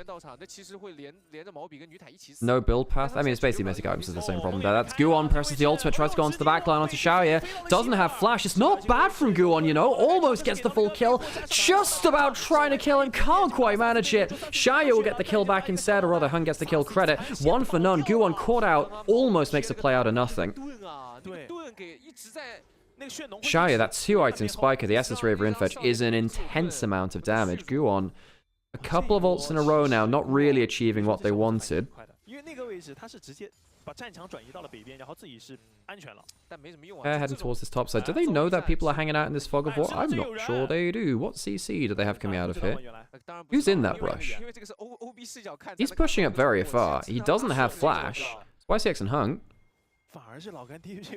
Roar and Hoyer up here. This could be huge. Great flank teleport. Care. He's going to try and shuffle towards the rest of his team. Gets out of the Solar Flare. Not bad from Care right now. Has himself the ultimate that can get someone out of the pass. Leona shunted out. Hoyer avoids the wind, becomes lightning, but I think he's going to be left alone. Considering how bad that should have gone, only giving up the 1 kill is actually not bad from NIP. Yeah, it's their top laner. Well, I suppose it could lead to the Atacon as well. It's still not great for them. LGD, a good punish, waiting for Care to overpush. NIP, they are going to shove themselves into the mid lane. Herald maybe even gets a double charge here. Go through some jungle camps as well. They're trying to get the most out of this play after it's kind of falling away from them. The Atacon's gone. They lose a kill. But if they get 2 turrets, they are very happy with their slapback, considering the position in the game. Not a bad response at all. Is it even going to be a 3 push? Ooh, not quite. Not quite. Tongyuan gets the kill there.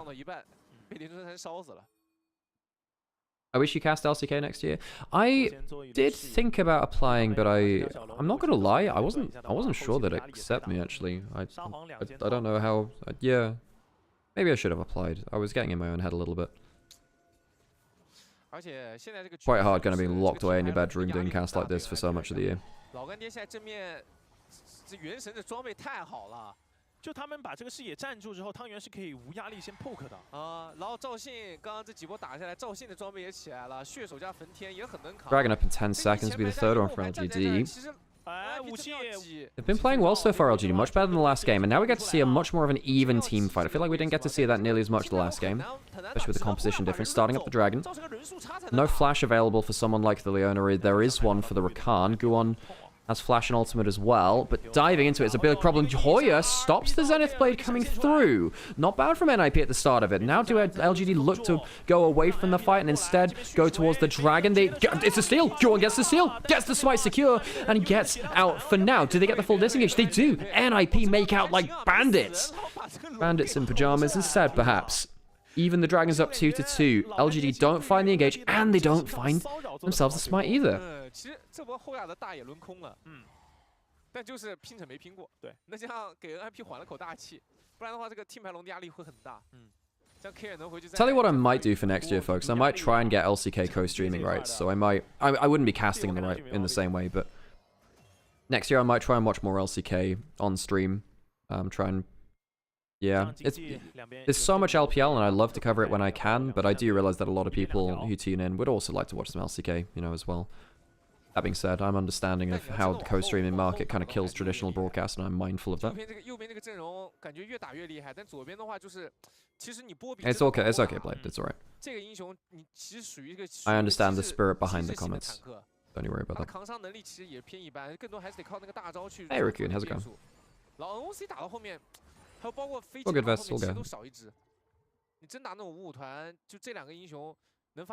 Oh yeah, folks, so Sam and I, this is a quick PSA for anyone listening in right now. So Sam and I, we're not really going to have much time to cast the rest of this tournament. We'll be back for the very last stages of it. But because we have, you know, holiday plans, and this year, folks, we've cast, 1,000 games or whatever between LPL and LEC. But a lot of work. We finally are going to take a break coming through to the next couple of weeks. We'll be back for semis and finals, maybe, at least the finals. Might even have Twitch front page for that. So, yeah, if you need a place to go watch Demacia Cup for the rest of it, LPL English are good friends, and hopefully they'll... Hang on a second, Sassy might just kill him here. Sassy could actually kill. I guess they're afraid of Nocturne. Ah, Nocturne's coming down, and that means it's not an honorable 1v1. Reminder, this was a first rotation, Jax. Not exactly providing the most value right now.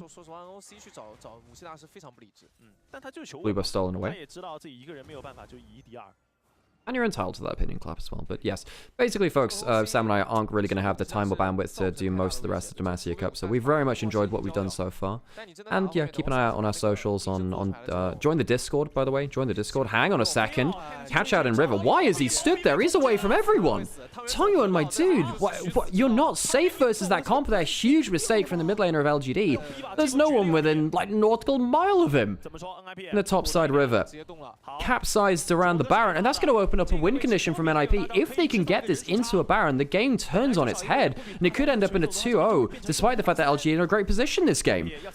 First death for that Hui could be absolutely insane. There is the Poppy ultimate as well. Watch to see where that punt away comes from. Sassy into the backline. Care. Good Emperor's Divide, but he's taking a lot of damage, and he'll go down. Azir down. Mid lane if mid lane are dead. And Poppy doesn't get enough value, and LGD will somehow claw back a losing position. I don't think Asuma has the damage, and indeed he doesn't. Neither does he have the HP. LGD clutch out the play on the top side, despite the fact that Tongyuan was so caught out before the play.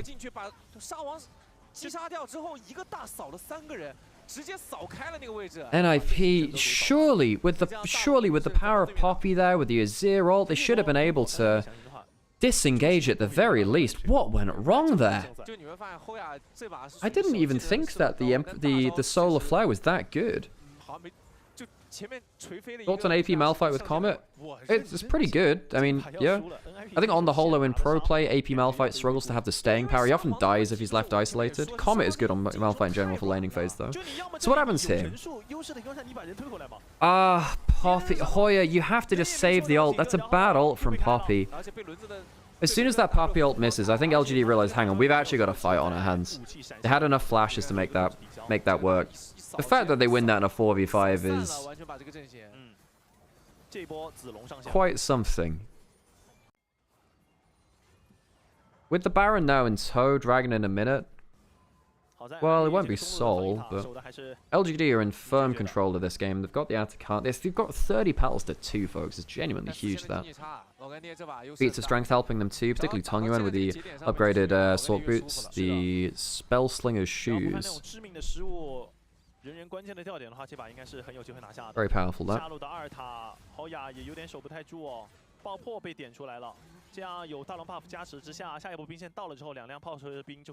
Oh, Rack, I've been borrowing your Rise Shower card quite a lot. I borrowed that for the CM. I won my CM, by the way. My gold chip kind of went nuts. I ended up with 2 aces with Stamina Rita, which was kind of crazy. And they both procced in that one. Onto, like, all of the competing, like, yeah. You want me saying Sky? I did think about building a front runner, because I think people really underestimated front runners for that CM, because no one was getting, like, triple front runner debuffs. I think a lot of people disrespected the fact that actually no one's actually debuffing the front runners, because everyone thought they'd be gone. I'm going to build, like, a Saiyan Sky for the next one. Dragon's going to go to third of LGD. Easy, easy, easy as you like. Almost at Zonya's for Sassy now. He's in a happy place. Oh, you had a Slingshot Suzuka. Right. I didn't want to overthink it too much. I had my own top gun, which was... I had to rebuild both my debuff. I have rebuilt all 3 of my Umas mid-tournament, actually. It worked pretty well for me. First day wasn't great, and then I managed to clutch it out at the end. It was good. I think for next CM, I think I'm going to go Medra McQueen, Saiyan Sky, and then I haven't figured out my third yet.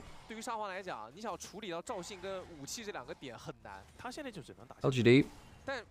Not a bad Baron power play. Getting to the point where Shia's Sivir is going to be absolutely apocalyptic. Hung on the Xin Zhao, getting better and better in the team fights as well. Struggled in the early game, of course. Got picked off once or twice. Wow, that's insane. I'm very surprised that that pick onto Tongyuan didn't switch the game back into NIP's favor. I suppose they just don't have the damage on... well, it's not that they don't have damage on the carries, it's just that how do they put out that damage now? But I think now LGD are actually ahead in the game. Sassy and Hung are, and YCX even, are tanky enough that Assume and Care can just kind of chuck everything into melee range, and I don't think that the Azir and Corki have enough damage to see that off. Earlier in the game, they would get instant blown up. Poya needs to be doing a lot more work, really. They catch out Sassy in the top lane. That's a very isolated Jax. Doesn't have flash. This should at least be a dead split pusher. Sassy should die here. Uses that leap strike. He's got himself a bit of a dark trail going behind him, though.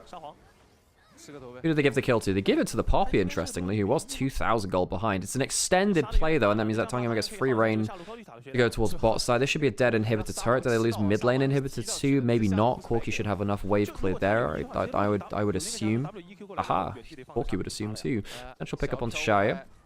Diveralt popped. Oh, good solar flare. I might have bit enough more than he can chew. No, Zhonya's has himself the Emperor's Divide. It's not bad. It's not bad, but will it be enough? I'm pretty sure it won't be. The minions might even finish the job for him. Minions! Minions take down the Emperor. Take back the means of gold production. Got ourselves a bit of a revolution of Minion v Emperor. LGD, I think they'll even up the series here. It's a bit of a whimper to the end of the game.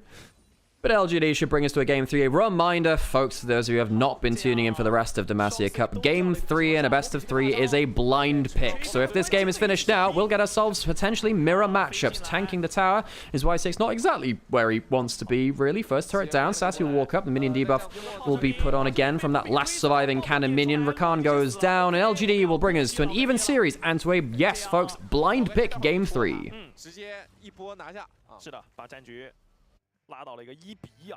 Wasn't it Veigar that controlled the Summoner's Rift minions? There's been a lot of lore on them over time. Honestly, pretty hard to keep track of all that. Not going to lie.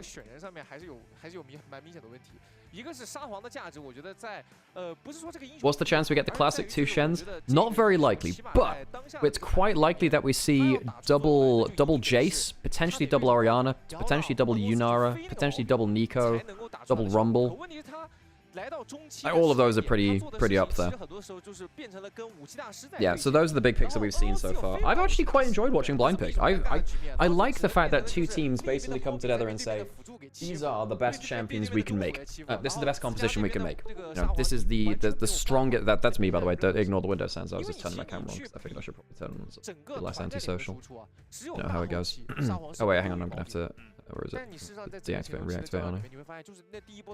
Hello, how's it going? I'm alive. I say that just as we turn back to actually see the stats here. Whoopsies. What's Ares' value? Very consistent early poke. It's also good on enchanters. Farming minions all game, killed by minions? Yeah, something like that. 100% kill participation from Guon. Guon struggled more in that game. It was a fairly good anti-dive comp. I think, I have to say, immediately if I'm a coach going against NIP, I think about drafting anti-dive against them because Guon draw seemed to pick very heavy dive towards them. I'm not a fan of many of the champs that pros prioritize, but blind pick seems like it could be interesting. I like it for a tournament like this. There's something fun about saying, look, this is the pinnacle of Pro League right now in terms of drafting. Like you get one of the problems about Fearless is that what Fearless does is it, as the series goes on, it drops the power of the meta, you know? Because you have less comfort picks available that were picked earlier in the series, less power picks, and you end up kind of just cobbling things together at the end. Whereas blind pick at the end of the series, you get the most powerful version of a team, potentially, in the last game. I think teams are really bad at Fearless. They are. They absolutely are. However, I think it does make sense that there is logic to say Fearless means that you don't get to play your best champions multiple times. And I do miss seeing multiple games of Knight Ari, Faker Azir, I don't know, another good one. Like, I guess Guma Varus or something like that, right? I think there's also a power in saying someone is so good at a pick, you have to ban it for the rest of the series. You can give like one game over in a best of 5 to say, right, see if you can beat it. I've heard LPL will bring back side selection, this time 2v2. No, that's LCP. LCP are doing 2v2 side selection. LPL, I don't think are doing that. I don't think LPL are doing that. Who here, Alien Soul? Yeah, yeah. Although that was less like picked all the time, you know what I mean? 你真别让这个原神多打个10来分钟啊，给自己打醒。 Yeah, I don't know what to do for my third for the next cup. I think Medro McQueen and Saiyan Sky I'm pretty set on. I don't think I'm gonna do debuffer. I think people are bringing too much stamina this time. I don't think I want to do debuffer. I want to go 3 aces. I guess maybe I'll go for like a late surge or something. I could go like late surge or augury cat maybe. Oh wait, hang on, that's the point. If maybe I really sweat it out and I try and roll for. No way you're doing double dominator. Are you kidding me? No, get out. No, don't be doing double debuffer. Oh, that's so disgusting. I might end up. Why do I turn off my face cam during the game? Because a lot of people want this to be, well, one, because it means that I don't have to it means I can slouch more. 1, 2, I could be, yeah, and then 2, also people prefer the traditional broadcast a lot more of the time. You know, I'm not someone at the same level of, say, Casual I Will Dominate, whatever, where people come to watch just me. Some people do. Some people do, but I think a lot of people would prefer just to focus on the gameplay. Yeah. And it helps me focus on the game rather than, yeah. Weirdly, despite my job being on camera, I'm not always comfortable being on camera, not all the time. Especially when I'm sat and vegging out at home. Never did that thing where I ordered food, did I? Yeah, it's just because I want to pick my nose. Yeah. Now, the thing is, so in LEC now, and in like the tier 1 broadcast, they have a vertical stream now, and that's always on. So, you can't do anything like stupid. You can't. Okay, sometimes you do things stupid on camera now because I need to put some adverts on. Sometimes you do some stupid things on camera just to kind of like entertain people on vertical camera. But it now means that you can't like goof off too much because there is actually a recorded feed of you now for the entire game. Blind pick for game 5 could be fun for some tournaments. I mean, that's what used to happen in OGN back in Korea season 3, season 4. Fearless is the best thing to happen to League since Faker. What was that? I mean, I don't think I agree with Fearless. I think that, for instance, the level of top lane has been really bad this year. And I think it's been really bad this year because Fearless Draft means you don't get to practice the same matchups as often. Because top lane is very good when you know the matchups which are happening very well. Exactly, Rhythm, yep. Funnily enough, for my Worlds co-streams, I had Monty and Doa on for finals because it was KT versus SKT, the same matchup.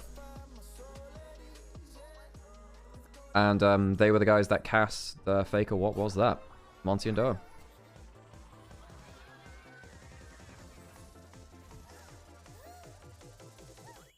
I had them on for World's Finals co-stream. It's very, very cool.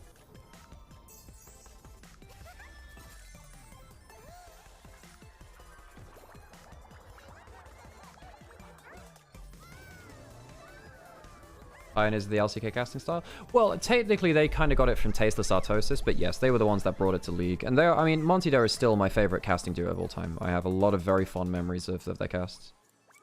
I had to do something in Miss Game 2. Can you give me a rundown of what happens? LGD didn't cock up early game this time. And were much better at playing around picks and side lanes. Like, Tongyuan got a bunch of kills in side lanes because Hoya just died on Poppy on repeat. And then later into the game, Guwon would jump in as Nocturne into an anti-dive comp and just immediately die. I'm excited for LEC Winter Split. I mean, I would be more excited if I knew I was working it or not. I'm not sure about that right now because I've not been contacted about it, which is often not a good sign. I mean, in terms of the actual gameplay of it, yes, very excited for it, especially on the new patch. I think it's going to be an exciting new meta. But I would like to work LEC again.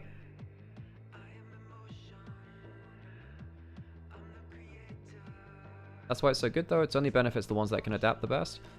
But it's not about it's not about OTPs that because at the end of the day, you can ban out an OTP in standard draft too, right?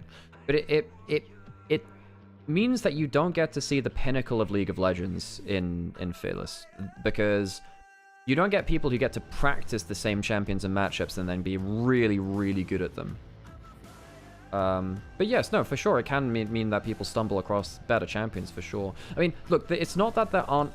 It's not like there aren't positives to Fearless. But if I want to see... And I think particularly for mid and bottom table teams, I prefer Fearless because it stops them getting stale. But if I want to watch the best teams in the world, I want to see them being at full power. I want to see BLG T1 at full power when they get to play all their comfort champions. So I want to see, like, Genji... You know, Genji versus... I don't know, Toppy... Well, maybe not Toppy, but, like... I want to see Genji in that list. I want to see all of these teams where these legendary players get to play the very best that they can, you know? And it's about viewership? Well, I mean, if it's about viewership, then that's a whole different conversation, right? But again, it's actually massively overstated seeing 5 games of the same 10 champions. I mean, we still see, at the end of the day, every series, you tell me, every series, you still see Nico, you still see Varus, you still see Yunara, you still see, like, Orianna Azir. You are still seeing the same 10 champions again in Fearless. I think there has been, like, I understand the psychology of it, of not seeing, like, the reverse of the matchup. But, for instance, I like seeing, like, Azir or Orianna, then Orianna or Azir to say, okay, I'm better at this matchup than you. I can play both sides of it. But only once, but then sometimes that would happen. I think that would happen a lot more in standard draft than people realize.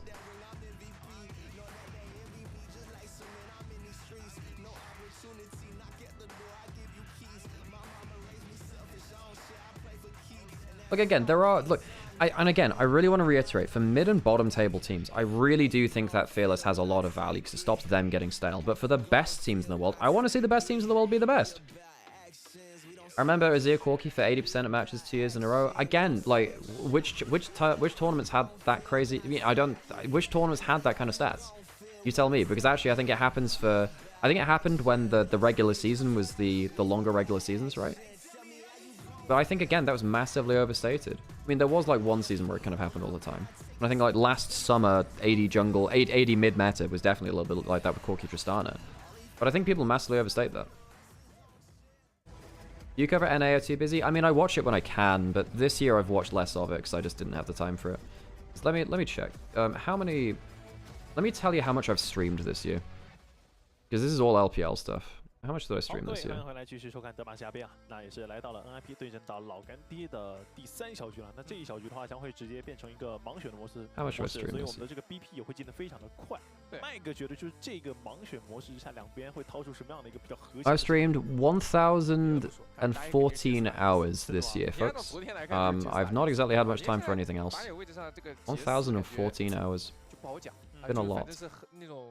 As a fan of watching LPL LCK, I love watching diverse champions. The thing is, LPL has diverse champions with Fearless or not. I mean, like, I've cast LPL since 23, right? LPL has diverse champion pools.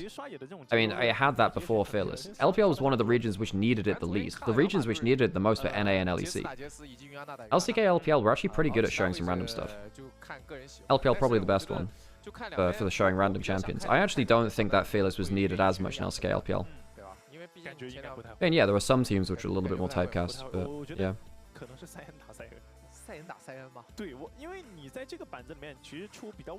Yeah, and again, I know that there are positives, and I agree with you for, say, you know, like your 5th through 10th best teams, but the top 4 teams in a region, I want to see them play their best stuff, and particularly at Worlds.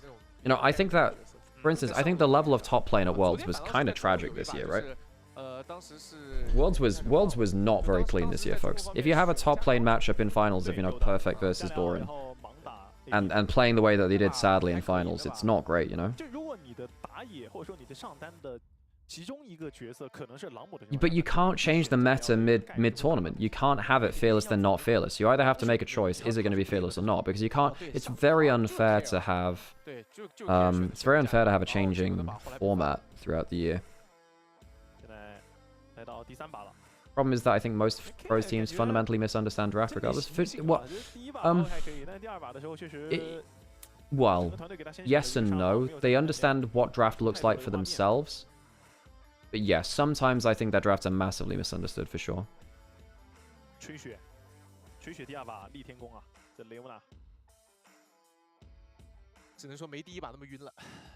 Because you do need to, you need to have, you know, you need to explore the champions which are out there, but also just as a team, you must be practiced on the champions you play as a team. You know, for instance, the best example of this is probably something like Kalista, right? Where Kalista is not a single pick, it is a team champion. Playing Kalista, playing Nidalee, playing Nocturne, playing Gangplank, these are team sport champions, where the whole team needs to understand how these matchups work, how to path around them, how to plan accordingly, how to team fight, how to set them up. You need the team to understand it, and to do that, you need to be drilling these. To put that amount of research and development time into champions as a team is no small thing. And there is an argument to say actually that in Fearless it's not worth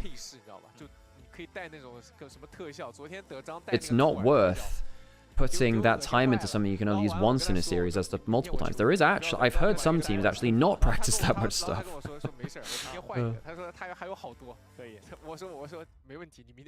Yeah, folks, like, don't be assuming, like people, and obviously, folks, people are allowed their opinion. Like, this is me saying my opinion, right?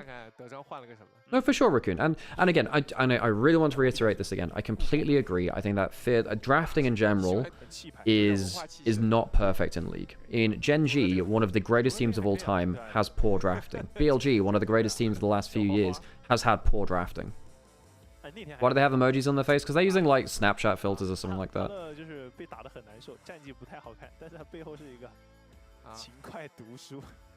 Yeah, let's be respectful in chat, folks. Let's be respectful.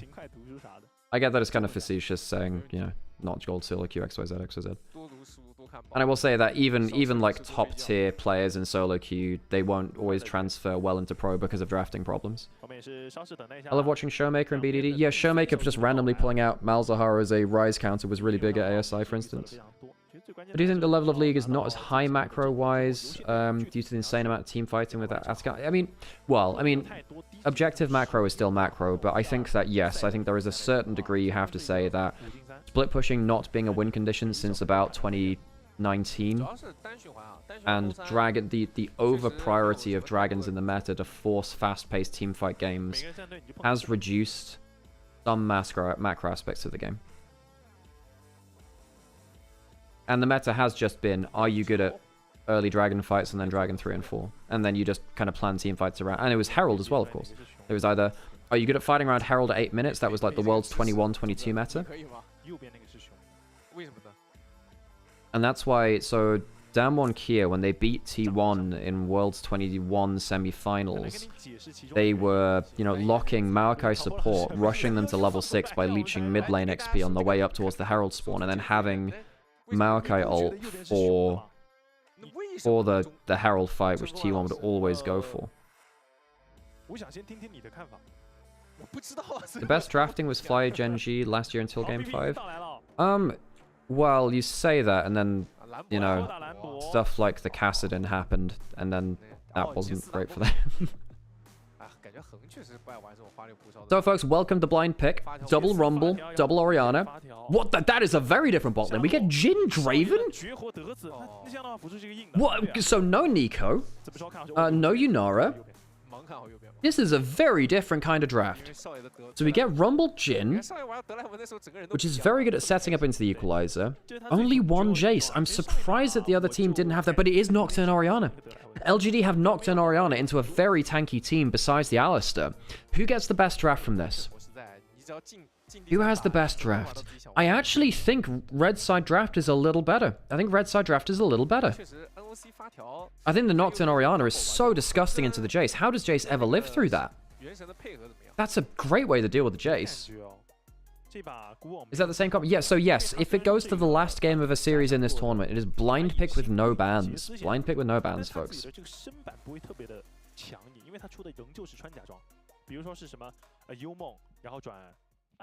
Oh, Sam's going to see family today. He's going to see her grandparents, so he's not around, by the way, so will just be me for today. Raven is such a gamble. Shaya plays a lot of it.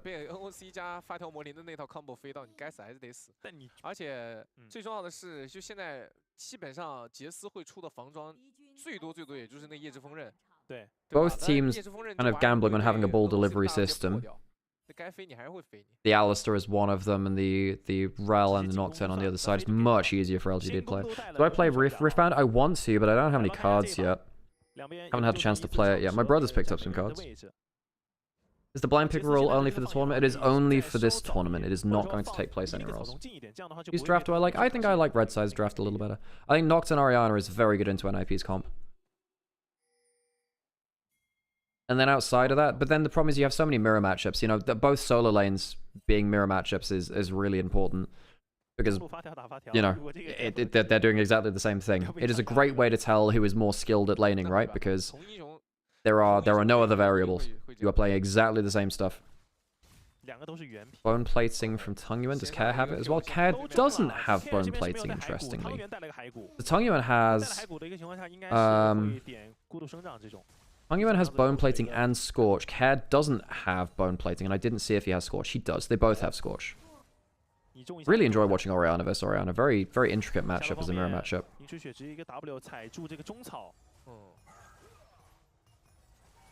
Alistar Rel, pretty well studied bot lane matchup. I'd actually say that Alistar's slightly better in the lane versus the Rel. Flicks back, but a very good headbutt away. This is one of the best things you can do as the Alistar, is just headbutt someone away as they look to trade. In the 2v2, if the AD carry is punted back, it's not like they can get auto attacks on target, is they? Is they? Can they? That's the one. Ugh. Language. I failed my language check there. Is they? I'm gonna start speaking a pig Latin or something. Potential Hex Flash over the brush. Gets comboed back. Not bad damage there from Seam. I don't get the Jace prior for jungle. He got some Jace. He got some jungle buffs for one, just in terms of damage to camps. But the big thing for me is that Jace in solo lanes for the last year has had to go quite tanky.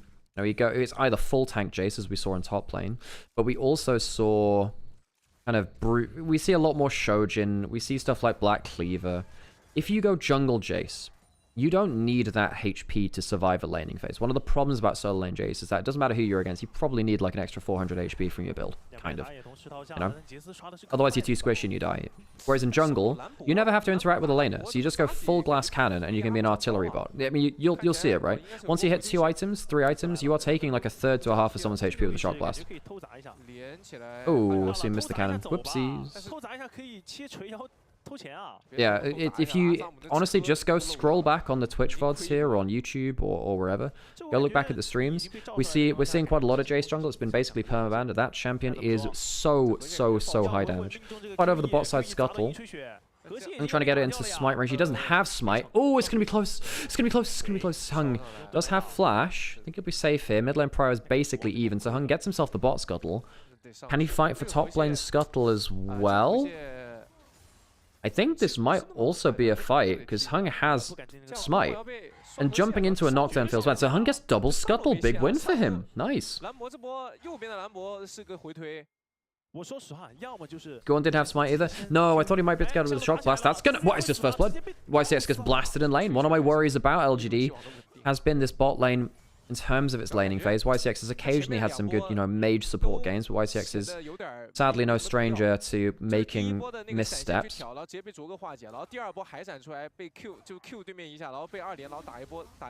Tongyuan very even in mid lane, same in top lane as well. The mirror matchups haven't really flipped one way or the other just yet. I figure just because jungle role is played around a fair bit less gold than laners. Yes, that's true, and it is worth noting going into the new season. I think jungle does get less gold in general because they farm slightly slower. I'm missing Syndra versus Orianna. Funnily enough, Raccoon, at this tournament, we've seen a resurgence of Syndra, same in Casper Cup, of Syndra into Orianna. That matchup has made a return. Funny you mention that now. I'm miss seeing stuff like LeBlanc lanes, like interactive LeBlanc lanes. LeBlanc Ari was a very fun matchup.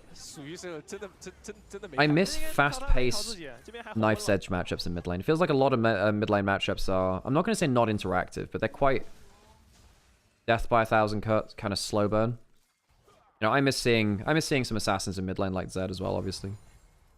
Zed mid lane is a much more interesting champion than Zed jungle. Bro gets the knock up. W lands. Bro loses a lot of HP though. Oh, level 6 hit by Hoya first. Trying to go for the overheat. One auto might do it. Just needs the one. Hoya gets the solo kill in the top lane. Showmaker pulled the LeBlanc out recently. Yeah, he always likes playing that. Bot lane. Heal forced out a draw. Shockwave from Care onto Tongyuan. Doesn't really change that much. And now Tongyuan has his own shockwave. Oh, Hung does have flash. Does not manage to steal any of those Krugs. The Kruglets. Stay in school. Don't do Krugs.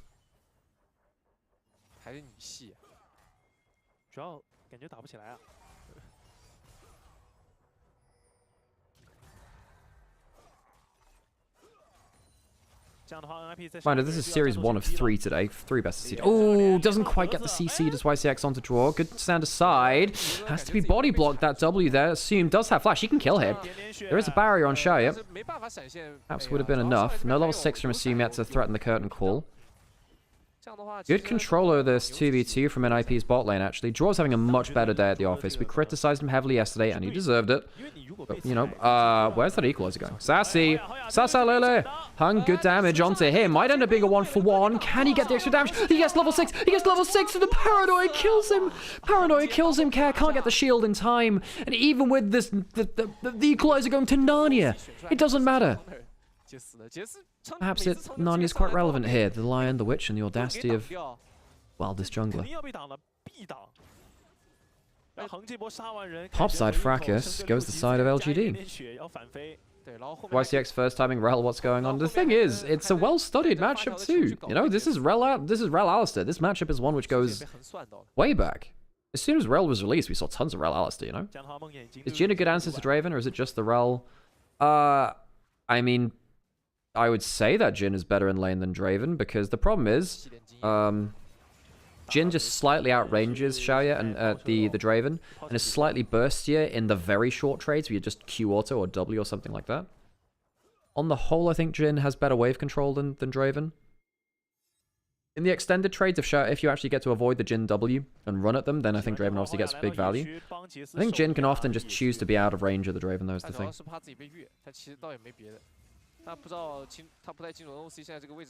Rod of Ages coming in from both mid laners, actually, both Orianas.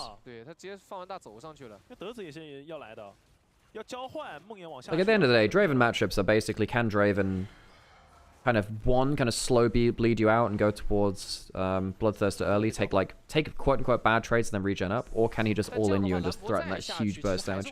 Ooh, Shockwave back onto Tangyuan. There's a Shockwave from him available now to Hoya.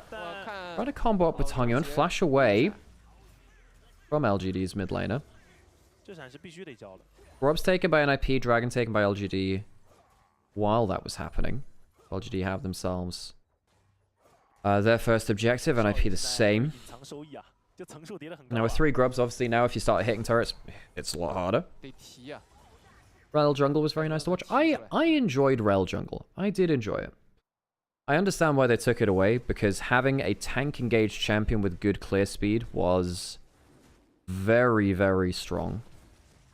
But I thought it was a different archetype of jungler compared to many.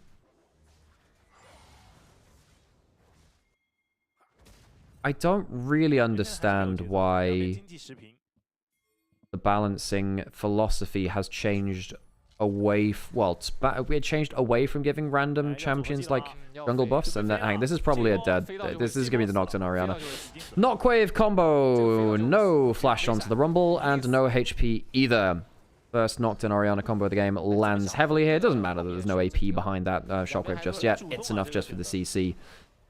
And this is why I said, look, actually, I think that the draft from LGD, perhaps a little better. That Nocturne Orianna is really dangerous against this team. Basically, only the Alistair survives that combo. Yes, the Orianna themselves is going to be actually quite hard to take down with the Rod of Ages and the Command Protect Shield eventually, but I don't even think that's going to be enough to save them as the game goes on.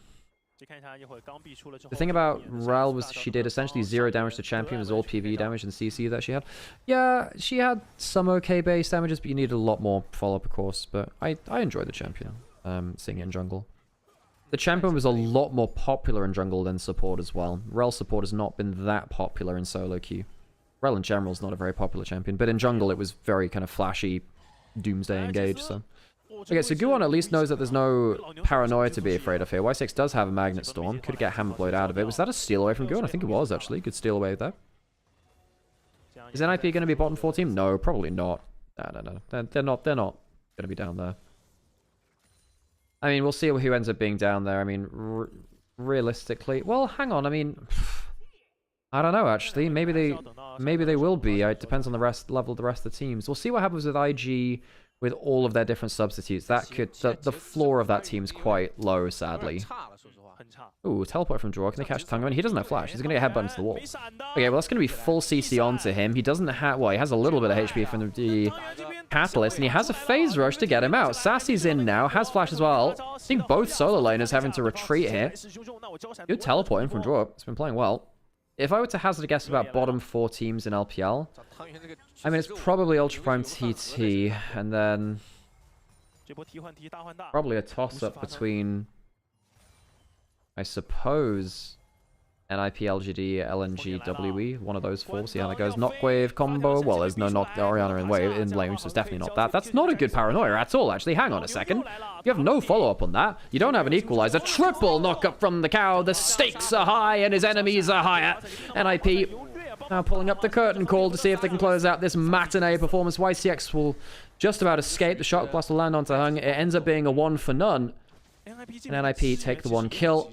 Disengage, get out, and get some plates on the bot side. Did you like the stakes have never been higher as the cow knocked up someone? Why say he's overstayed? We thought they were out safe, and they probably should have been. Doesn't have flash, should be.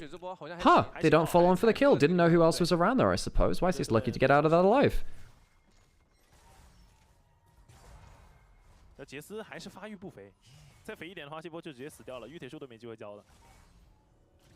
Another plate for Assume. This Jhin is actually getting weirdly quite scary now.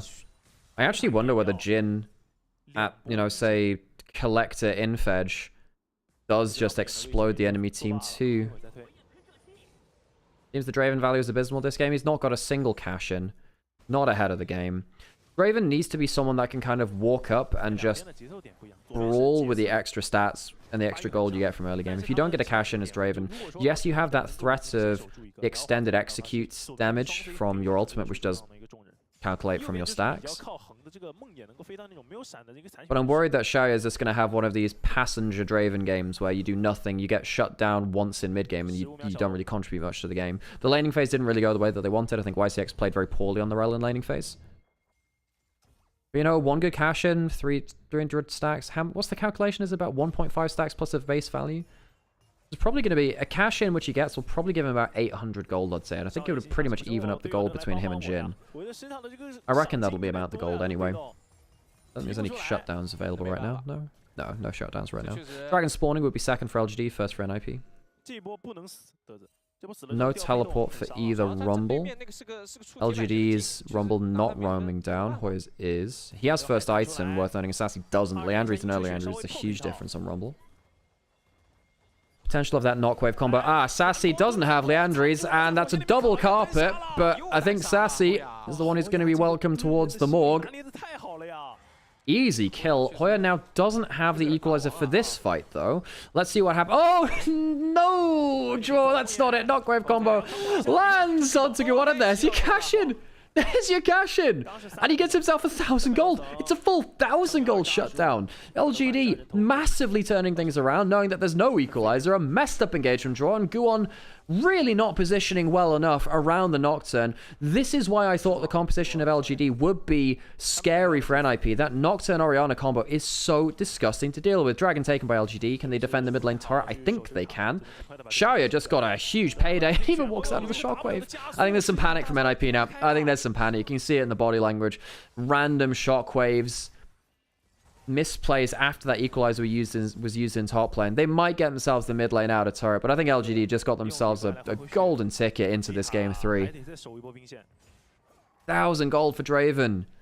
What happens here? So well, yeah, this flubs his combo. Nocturne Orianna goes onto the Jace. Very well played from Hung to just fly at Guon. Normally it's Guon making those kind of plays. He's very good at those aggressive point-and-click ult champions. Suddenly, Hung is 1.4k up on Guon, who's in a very risky spot now. The problem is now that Jace is not getting to a quick 2 items, and is very vulnerable to the enemy team. This isn't a Jace that can sit and fire 2-3 shock blasts before an objective. Every time you're in range for your shock blast, you're also in range to get Nocturne ulted. Draven cashing, casted blessing. Hey, I'm just saying. You know, sometimes I'm on point. Sometimes. Xiaoya almost towards the Infinity Edge now. Oof, good amount of gold. And one of the other things about Draven is that you don't have to go towards tier 2 boots. You don't have to waste the money on that. No feats of strength, by the way, yeah? How come they have 2 Oriannas? Because it is blind pick. Blind pick. The game 3. So 1,000 gold ahead now for LGD. The difference in the teams is literally the cash in from Xiaoya. That's what brought them into that gold lead. Of course, he's even with his opposing number, but it's his cash in which makes the difference. About 300 stacks he got in there, maybe 350 even. And now we're at the point where maybe Xiaoya can do a little bit of that whole Raven blood rushing forwards thing. Teleport in towards the Herald. That's the shockwave. Oh, it's disgusting. Yeah, I don't think Guwon's going to have a fun time this game. The Nocturne Orianna is really, really good. I think LGD did a very good mind game saying, look, if everyone in blind pick is picking the Jace jungle, let's counter the Jace jungle with a Nocturne Orianna. And Jace has not been able to play. He's going towards the Edge of Night second. LGD pick up the Herald. They very cleanly take that first kill. Nocturne Orianna is doing some bits, man. The combo's been good. They've hit the side lane, they've hit the jungler. The Jace has not been able to play the game, and even if he gets the Edge of Night, it won't matter because the Paranoia takes the spell shield off of the Jace, and Jace can't go Zhonya's. He's not a champion that can go Zhonya's, you know. YCX will crash down. Are we safe? Should be. No W left from the Jhin there. Hoya's dead, by the way. Okay. Right, his lead is starting to fall away now too, and I think LGD have found that. Yeah, I think this is their thread the needle. I think LGD feeling very happy now.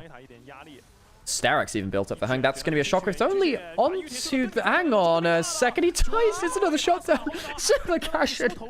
It's only 73 stacks, but now suddenly, Xiaoya's 700 gold ahead, folks. That's going to be a free... But NIP, you could just see the panic. The body language of their play is just... It's just not good. What is this? Nocturne going towards mid lane. I think that's probably a dead assume. He cleanses. Is it going to be enough? No, Hung gets himself a great kill. Didn't even have to proc the Sterax. Had another extra shield in there. Didn't need any help at all that time. The level 2 Hexplay ultimate of the Nocturne goes wild. LGD, off of that one opportunistic dragon fight, where Sassy died before the fight, but they found that way in with the Nocturne Orianna, getting the cash in for the Draven. That has slingshot themselves into relevance. Now they're 4,000 gold up. 4,000 gold up. Hi, Emily. Funnily enough, yes, when the game did start to fall apart from NIP this year, it was known as, yeah, well, NIP, they've had a bit of a nip slip, haven't they? The gold's just sliding away from them. What else can you say? LGD, very good opportunistic play to get back into this game. And that's the power of the Draven. The laning phase went badly, but he did protect his stacks, and that cash-in has slingshotted him into real relevance. The hero of this game is Hung and Tungyuan, though. They are... This mid-jungle, which has come in new to LGD, has brought so much more stability, I think, compared to XQW and Climber as a duo, which had occasional upsides with stuff like Climber's Neferi being very good. I think that Hung and Tungyuan could be a real step up for LGD as a mid-jungle duo, though. Sorry, you were Emily. We made that joke on here as well earlier this year. I'd forgotten about it, actually. Thank you for reminding me. That's a good one. We won game 1. Game 1 was NIP, and then LGD won game 2. To force us to this point. So NIP don't want anything to do with this. Third dragon's going to go up towards LGD. Easy take there. Oh, it's going in. Doesn't have the shockwave on him right now. There's no flash on Guwon. I think he's just dead. Shockwave comes through. Combo coming through. Care maybe has a shockwave, and it only hits YCX. Not the best there. Hang has himself the Sterax to come through. Assume good damage onto him from the Orianna. Maybe an overdive here from LGD. Hoya and Sassy. It's flames everywhere, barbecuing each other. And it's going to be LGD that come out on top. It is a mess of a play. Hung may well get down. The Battle Herald used to get into position. Tungyuan will provide another shield, and it ends up being a 3-for-1. Just the support of LGD going down in the play. I have to say, I thought LGD might have cooked it a little bit too much there and gone too deep. It didn't matter at the end of it. It wasn't actually the straight-up Nocturne Orianna combo, but the problem is, with a 3,000 gold lead on the Nocturne, you don't need it to be. Bot lane out of turret will be taken as well. The gold lead will extend to about, well, I suppose about 5,000 gold. The Atacon taken as well. How many total petals are they going to get? 30-something? Yeah, something like that. Draven ult just about missing. If that had hit, would have been much easier, actually. And perhaps they wouldn't have even had to go as deep into that choke point. the Nocturne being so far ahead, having stuff like Hysterics means it's very hard to shut them out even in a moment like that. Equalizer I thought was fairly good, tagged onto Tongyuan as well. The flash into... I missed that. He flashes to get to the Herald midway through the play and uses it to deck the Alistar. What a play from Tongyuan. That is insane. That is an insane use of the Herald. I missed that because I was paying attention to what was happening to Hung instead. A flash to get into the Herald over the wall. That is slick. Yeah, Jace cannot play into this Nocturne Orianna. And, you know, you see the Edge of Night on the Jace here. That's not going to matter. No, folks. The Jhin isn't the problem here. The Jhin was actually very good in early game. It's good with your Rumble. Jhin Rumble is very good because the Jhin ends up, like, getting tags with W to pin people into the Equalizer, and then your ultimate can chase people down for the final kill. The Jhin isn't the problem here. The problem is, well, one, they gave the cash into the Draven. The problem is that Jace cannot play into Nocturne Orianna. Jace cannot play into this. The Edge of Night does not work against Nocturne ult because he presses R, and all it does is the vision removal effect is the only thing denied. Hoya does take a lot of damage there. Flashes away, puts it on... Hang on a second, I'm trying to get some... okay, not sure about that one. Jace was coming up, but realistically that was never going to be a kill there. 你别管那么多，就还击，先把伤害刷起来再说。爷们儿也是有脾气的。 Nocturne Orianna. Hang on. Good flash away. Very good flash away. Means that actually the shockwave doesn't hit. Very good timing. Very hard to do that. Whenever there's a GA, a flash, and does mean Hung will get out as well. It's actually flash for flash between the two junglers. That is as good as it gets for Jace, actually. That is genuinely as good as it gets. You need to somehow flash to mind game the Orianna ult. See if you can flash so the Orianna ult will then somehow go off just before the Nocturne reaches you. That is a tight timing to hit. Very close on that. Problem is, ultimates are a lot lower cooldown than flashes, and Hung doesn't care about having his. Guan very much needs his. NIP will push in towards mid lane now. Remember, they are about 4,000 gold down. Tongyuan can recall and head back towards mid lane. Again, it's very same build compared to Paris. It's almost exactly the same. Almost exactly the same Dark Seal stacks as well. Hung misses his Q there. Get the shockwave back. Remember, he does have a GA. Guan, remember, he doesn't have his own flash. Assume caught out of places. Now has both his summoners. Shaya flashes away from Dwarf. Things getting a bit messy. Guan dies. Doesn't have that flash from that earlier place. Not the cleanest play from LGD, but they have more stats. And the summoner usage from NIP does not help them that much. Equalizer tag onto 4 there to get some chunk in. Reminder, folks, Dragon in a minute. If NIP give up another kill now, it's going to be Soul, Ocean Soul to LGD. And particularly with a Nocturne that's already pretty hard to kill, that Ocean Soul might tip things over the edge for Hung. Nocturne normally at this point in the game is kind of taking a one-way ticket. This is a bit weird from Hung, actually. Now, he doesn't actually end up hitting the Q. Gets Shockwave backed. But then his team is just very quick to respond. And despite the fact that he kind of... Guan greeds for a Shock Blast, but it would have only gotten the GA. That's greedy from Guan. That's greedy. I get that he wants to get rid of that GA for the Dragon Soul fight. I do understand it, but left his team in a bit of a lurch now. Reminder now, no flashes on the entire top side of the map from NIP. There is a real chance that we see just the Knockwave combo from the gods here. Guan thinks he's safe with that spell shield. It won't be. He won't be safe with that. Trying to just burn down the dragon for now. Trying to go for the steal, won't get it. Guan, he's put himself out of position now. YCX goes down, but I just don't think this will matter. Hung still has himself, the rest of his ultimate will go in now. Has the GA to use. Shockwave already used and not part of the combination there. I really think LGD just have way too many stats though. The Ocean Soul helping them with that. So a flash away from Jhin, but I don't think that'll really see him to safety. No Shockwave disengage onto Tongyuan either. Kao whiffs that one, and LGD with the power of the tides behind them. March forwards, taking 4 down. Care, the sole survivor. Baron up and available. Tongyuan can actually just go up towards Care as well. 2-level advantage, by the way. Very happy with how this game's going for him. On the individual side of that. Tanks up the Jhin trap for reasons unknown to me. LGD, get Soul. Get Baron. This series should be theirs. Now, I think a lot of people probably would have just said off of name brand value, off of how they finished this year in LPL, oh, NIP will be the stronger team here. Despite the fact that NIP did lose series yesterday to EDG.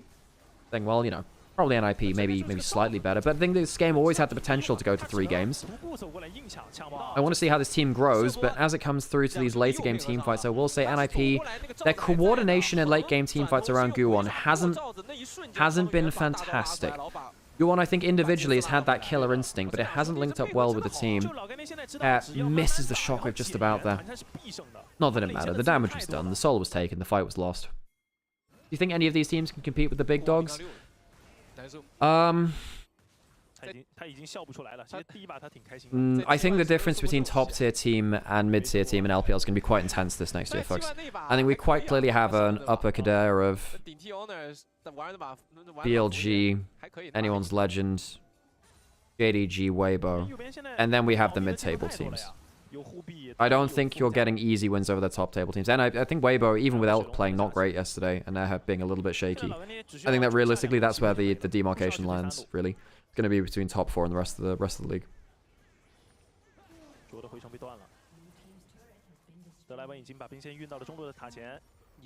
So now LGD, they've got the shotgun reloaded again. Guwon does have flash again, but I just don't think it'll save him. 0 and 6 on the Jace. Yeah, so it turns out blind pick Jace jungle is actually very exploitable. Stuff like the Rumble is too. Hang on a second, not bad damage. Well, I was about to say it's not bad damage, but then Jin gets exploded on the other side. It wasn't bad damage, just didn't have enough. Sticking power behind it to go the distance. LGD, the Nocturne Orianna has been played very well. Shaya has died in amongst it, so both AD carries have gone down, but LGD, I think they're more than happy to walk forwards. The Ocean Soul keeping them topped up. NIP lost to EDG in the 1-2 yesterday, will lose to LGD in the 1-2 today. LGD, considering they came through from the first stage of the tournament where the weaker teams were, have really started to impress me.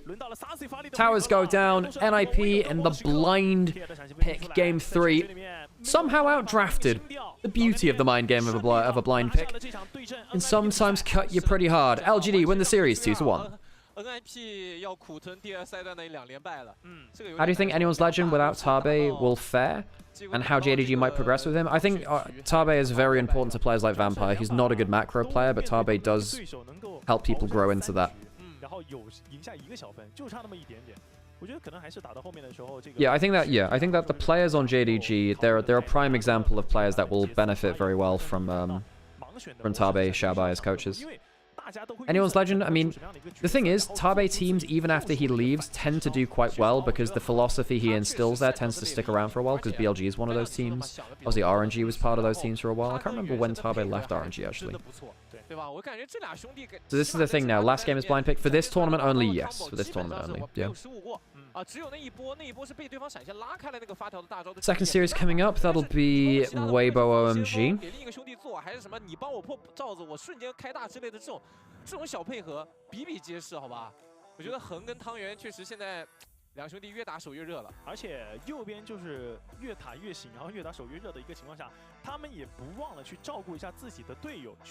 The coordination between Guwon and the rest of his teams really got to change, folks.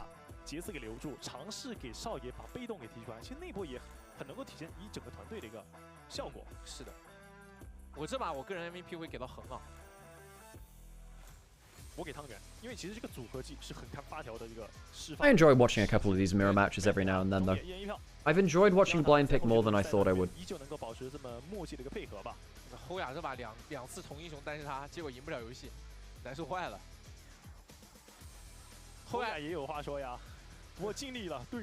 Why no webcam during game? It's just the way that I do things, really. I don't know, I just don't find, like, I mean, do people really want to see my webcam on during games? I'd imagine there's a lot of people that don't care for it. I guess it's because, like, I view this as, like, a quote-unquote proper cast. I don't consider this, you know, I'm not quote-unquote co-streaming this. I mean, it is a co-stream. I consider myself casting this. You can wind back on the VOD. Hell of a name. So you can either watch on YouTube and rewind there, or if you subscribe to the Twitch channel, it'll unlock like Twitch like VOD rewind. I think you can watch on press broadcast as well. You can just scroll back in the VOD and tell that. I gotta convince people to subscribe to me somehow, you know.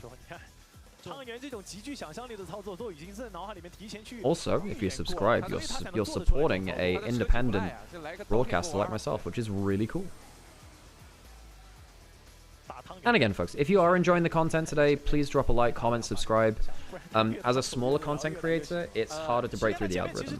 There's a lot of very big co-streamers, a lot of very big streamers in general, and trying to break through this wall of, 1,000+ viewer streamers is very, very hard on the likes of Twitch or YouTube or wherever. How long are the breaks between games recently? I'd say they're maybe like 10-15 minutes between series. Between actual games, a little less, because they don't have to set new stuff up. Hung with the player of the game. I mean, he was really good. There was a weirdly outdrafted and a blind pick was a thing. Yeah, I wouldn't say like in the first stage of the tournament it was pretty bad, but it was pretty good here.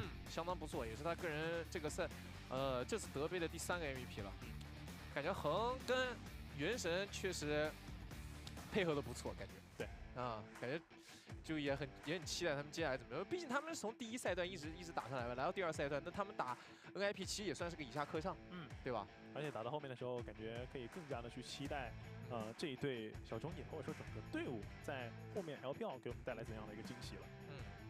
Especially for growth, I think having the personal touch of webcam can attract more people. 推下去感觉出现有点渺茫。 Yes. So I am live on multiple places, and not everyone's here for just because I'm live on like I basically rebroadcast over to Onivia on YouTube, which is not my channel. So yeah, I mean, when it comes, I don't know, we'll see.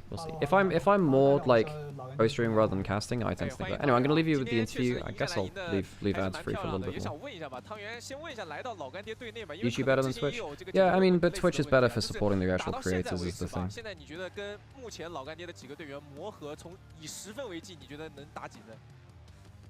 3-4分吧，因为我觉得来老干爹之后，我们还是挺多队员风格之间不一样，然后要很多磨合的地方嘛，所以因为德杯是在正式赛段开之前一个练兵的地方嘛，所以我们就德杯尽量比赛尽量都赢下来，然后磨合好一点，以最好的状态去备战正赛吧。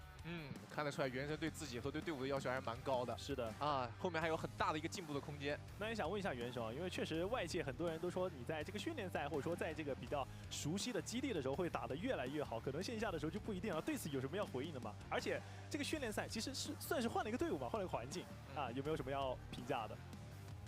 我觉得这个可能更多是大家一开始说的话。Creators don't get anything if we have YouTube Premium. So it's a little bit weird in this situation because obviously I'm restreaming over to Onivia. Honestly, watching on YouTube is better for ad revenue on the whole. Well, that's just because more people tend to view on YouTube on the whole.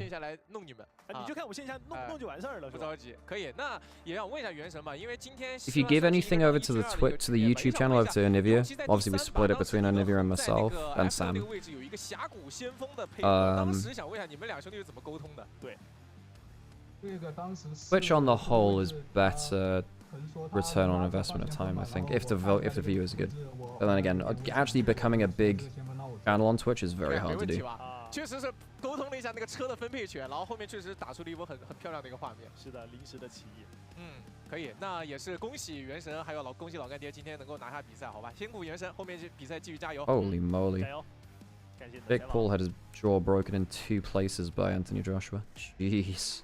看得出来，确实赢下比赛还算得上是比较开心的，也直接的指出了就整个队伍目前的这个磨合还没有达到就是比较令人满意的一个程度，我们也给他们一些时间去证明一下，或者说给他们去提升一下。起码你从原神的一个态度。Viper is strictly an upgrade, but then again, the problem was never Elk playing badly. No, that's not true, Mabby. There were definitely points where Elk playing poorly was a problem. You look at his first Unara games of this year, they were a problem in the late game. In fact, I would say that On was way better than I think that, put it this way, the tier list of BLG's problem this split. I mean, obviously there's problems with like overall objective play and macro, but I think that Knight and On are like this year at least. Knight was the best player on BLG and On was the second best, and I thought that everyone else was very suspect. And yes, that does include Elk. I think that Elk had some great moments, of course, too. But yeah, I think that Elk actually had some huge issues this year. Okay, I'm gonna put an ad break on just to extend the pre-roll. First time seeing a game, what's your Twitch? Throw it on the background. You can actually see it in the bottom left-hand corner. It's Nymaera with an underscore.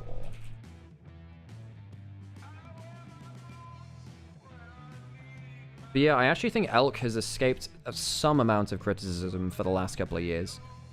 So I think that Elk, Like, Elk is he's a great AD carry even, but that doesn't mean he's flawless. He's definitely had a couple of, like, poorer games for, particularly this year. I think he's had some his late games have not been great. And then you think about, you know, I'd argue that one of the reasons that they lost World Finals was, you know, Elk walked up to Faker's Silas in an extended lane as Ziggs and just gave a free kill over, and then Faker ran over the game with that. There's moments like that when you're like, okay, Elk can actually be a loss condition. That was obviously, you know, World's Finals, people make mistakes, whatever. But yeah, he's definitely not immune to criticism. Not that I'm saying you're saying that. That's just me being hyperbolic, right? Still think AL will be a top tier team? Yeah, they will be. They will be. Okay, so now we get Weibo OMG next. And, yeah. Weibo OMG, I think this should probably be the most one-sided game of the day. If anything's to go by. Weibo are consistently inconsistent. They make random throws happen. But they should be a better team than OMG on paper in almost every role.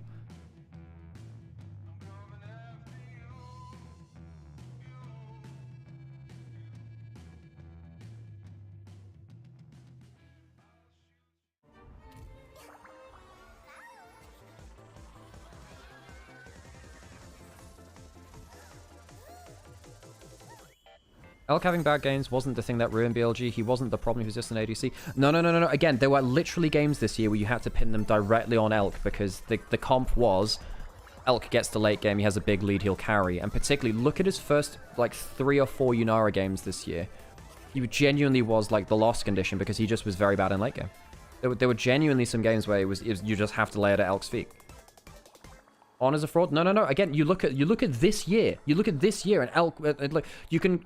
I wouldn't conflate 23 and 24 on with what happened this year. On was actually very good throughout most of this year. Again, you have to kind of like separate different parts of the year out to a certain extent, right? Who won the first match? LGD won. LGD won. Yeah. An ADC with bad games are a general team destroying issue, but On is also part of what makes the team like good as well. When he's ahead of the game, he solo carries. He has by far one of the highest upsides of any support in the world. Yes, there are like whole team destroying issues for sure, but a lot of that is not necessarily due to On as well. I think actually this year you don't blame On. For last year, sure, you can do, and various international events, sure, I can understand that too. But I think this year in particular, Knights and On are the two which I think escape blame the most from this year. In fact, I think On is one of the few reasons they could break out of being kind of shit at points and just make some crazy aggressive play. He doesn't show up a lot, depends on which point. He doesn't show up internationally a lot is the big problem. He's not, I wouldn't say he's like an international choker, but he's just inconsistent in general, but yeah.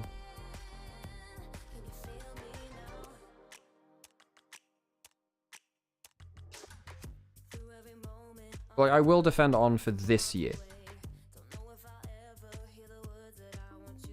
And there is still valid criticism. But yeah.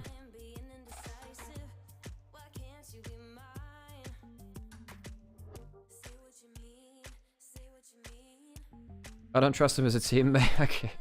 I can understand, look, and I can understand that. However, you know, if you're going to criticize On for this year, you must first criticize BLG jungle role, Bin, and Elk. Like, Knight is the most blameless when it comes to BLG, but you blame like top jungle AD carry before On this year specifically. For previous years, sure, whatever, different story. And of course, coaching staff as well. Coaching staff is a huge point of criticism for BLG.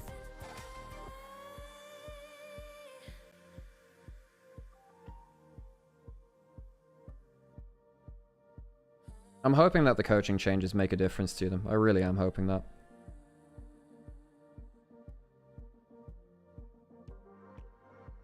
I should do that thing where I get food. I've been meaning to get food. I don't really want to order in. That's wasteful, you know.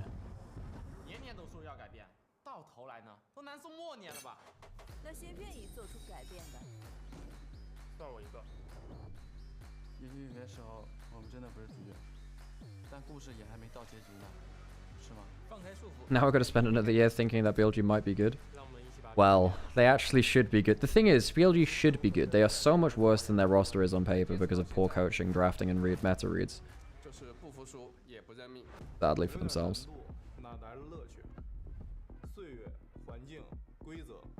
Oh no, Bin has definitely not been the best top laner in the world this year. Yeah, for sure. He's playing well below his level, for sure. You can't really even argue that. For sure. No, that's one of the biggest issues is that Bin has been well off form this year.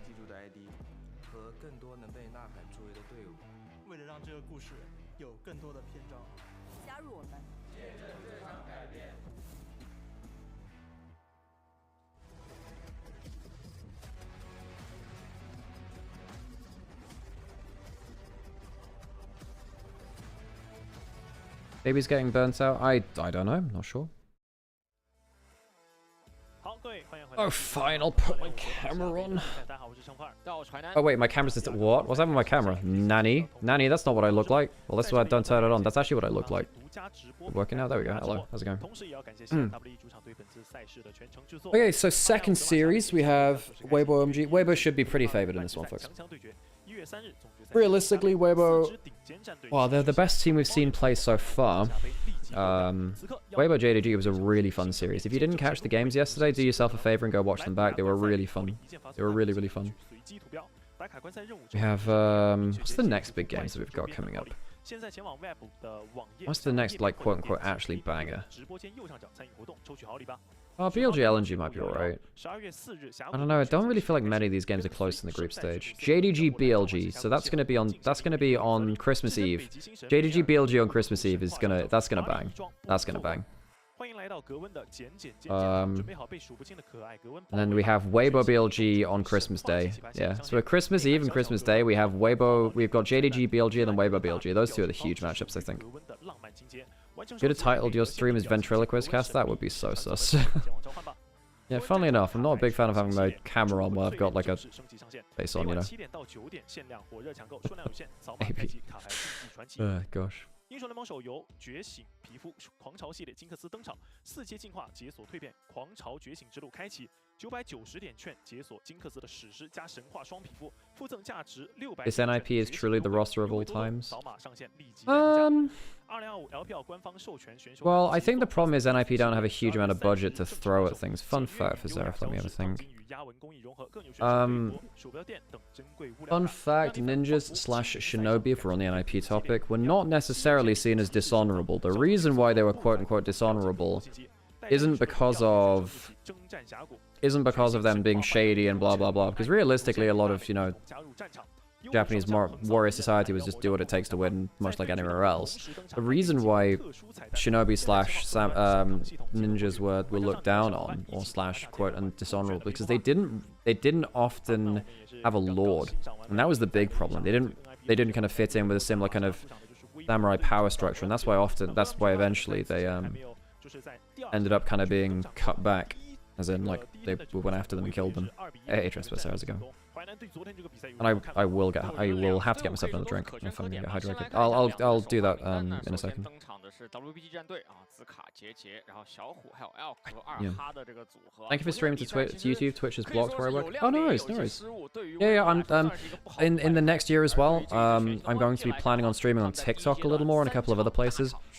Just trying to see how many places I can get live at the same time, because it's nice to have that kind of potential virality.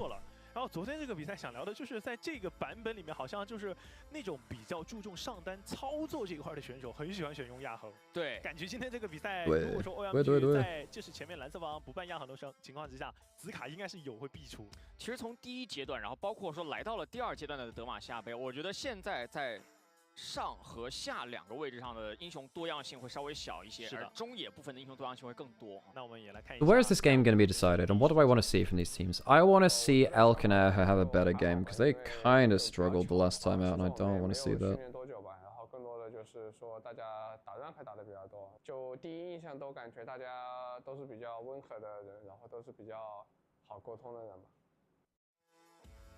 然后看得出来，对于整个团队的一个氛围啊，包括说大家的这个为人性格，都还是比较满意的。是，确实，我觉得每年德杯作为承接在转会期之后的一个赛事，对于每个队伍来讲，最重要的事情就是能不能把自己的队伍凝结在一起，磨合到一起去。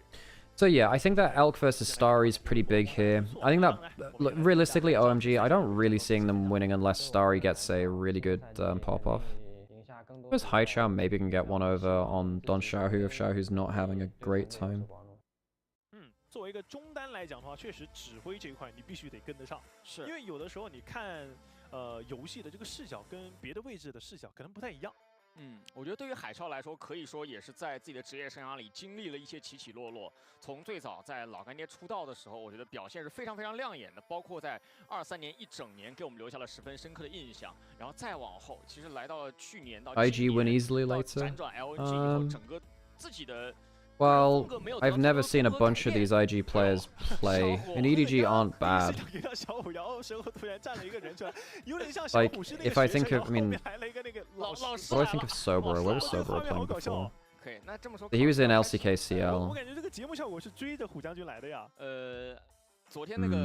I think ZDZ probably beats Sobro. Xiaohao versus Wei, I mean, I guess I'd take... Well, it's pretty even, actually. Maybe even Xiaohao over that. Rookie's not playing. I don't know Renard. He from BLGG News? Oh, AL Young. Huh. Oh, he was on EDG? That's not bad, actually. So maybe mid lane could be fun, but I reckon Angel beats that. Then I guess it's like down to bot lane, and Photic's not been fantastic. I mean, I think EDG win against IG later, the more I look at it. 刚好这一天也有比较重要的考试，对吧？我觉得也祝大家这个参加考试的同学，虽然说现在大概率都听不到，但是希望大家都能考试顺利，考什么都成功，好吧？对，都顺利。又来了。Oh yeah, I said this fun fact yesterday, but it's quite funny seeing Xiaohu in the anime classroom because his very first summoner name in pro play was Angel Beats, which is quite a famous anime. Which became a visual novel later. Funnily enough, it's one of those ones which wasn't a visual novel and then became one later. 他现在进入那个有点像进入那种心流状态了，就是已经进入到比赛模式了。当虎将军就不怎么笑的时候，我说实话，你作为他的对手要开始怕了。没事，对手可能也看不到。Hey, good night, Blade. Thanks for sticking around. 那队友能看得到，对，好吧，队友能。Oh, Blade, I'm so sorry. I heard from Amber that there was someone who gave you trouble the other day, and I'm really sorry about that. Yeah, obviously never really want to see that. Like, there was someone who was asking for an unban request and they were being really not great about it. So sorry you had to deal with that. Appreciate you.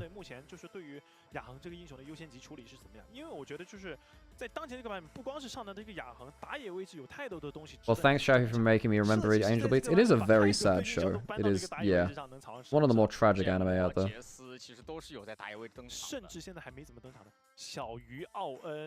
瑞文，还有昨天看的这个石头人，全家了，都来野区逛一圈，对，百花齐放了，这下。Okay, into draft. 大家期待已久的这场波三 ，BT 终于是到来了。I do have champion select. 蓝色方上来搬掉了朗姆加上 Nico。 So Nico banned away, no surprises there. And Bessa banned away. We're probably gonna get we're gonna get one of Kiana. We didn't see Aatrox much today yet so far. There's Kiana, Aatrox, Orianna, Azir, Rumble. Those all stick out to me. Then it's a question of what you feel like you want to leave up, what you want to contest. Particularly on blue side, you want to make sure you have one uncontested power pick in a role, as long as you can trade it elsewhere. So most of the time, so for instance, I doubt they'll ban Orianna or Azir here, because then if Weibo ban one of them, then they can get the other. I think first pick Kiana is not bad here, but yeah. Yeah, for sure, Blade. No, you made the right choice there. You made the right choice for sure. I have to say, Rayo in his last series at OMG, well, throughout the entirety of Stage 1, he was worrying me a bit. I think that Rayo could be a real point of concern. And for Weibo, you know, I think that actually, you know, JJ was playing very, very well. Very well versus JDG. Rumble banned away, I mean, could be first pick Kiana, maybe. Oh, Juhan's playing. Oh, okay, so Rayo's not playing, so Juhan's actually playing now. Okay, that changes things. I didn't know who their roster was today. The Juhan, he's been around a little while. Rayo played the first couple of series and wasn't fantastic, not going to lie. Orianna locked in. Xiao, who can, I suppose he can go 0 if he wants. Zahan let through for the first time today. That's been pretty high prio. Could go something like You can actually go something like Zahen Aatrox if you really want to lock away the double Darkin. I didn't initially think it was a good combo, but the more I've seen it, they're both very disruptive and they can both be really dangerous. Syndra into Orianna, we get Xiaohu Syndra. What a guy. Oh, awesome. Juhan versus JJ EDG grudge match? I actually can't remember where Juhan was last actually. Because we had Junjia versus JJ as the grudge match for a long time. That was very, very cool. Yeah, because Juhan was never on EDG. It was Junjia versus JJ, which was like the EDG World Championship jungles, which is really cool. Hey, so probably good to see you. Xiaohu Syndra, of course, this is the guy that won MSI as a top laner after a role swap by... he role swapped up there and just played Syndra top lane. It's fantastic. One of the greatest international results of all time in terms of... it's the greatest role swap of all time. The Gnar for Harry. Now, if you can kite the Zahen well, I'd imagine it's a good matchup. But if Zahen ever gets to close the distance or lands a W on you, I'd imagine you die. And we do get the Qiyana locked in. First Qiyana of the day. It's been first picked throughout the tournament. I've been quite surprised to see it drop down in priority a little bit. Thinking about banning away the Malphite from the jungle, because Malphite's very good versus Syndra too. Malphite Orianna is a disgusting combo, of course.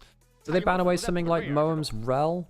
Rel's probably not a bad pick for the last one. OMG want a melee support champion to kind of lock up people in heavy engage, allow for maybe a ball carrier. They're looking at probably looking at Leona, Rel, maybe Alistair. So that means that banning away stuff, which is good against that, obviously makes a big difference. Braum banned away, one of the best anti-melee tank engage supports. Third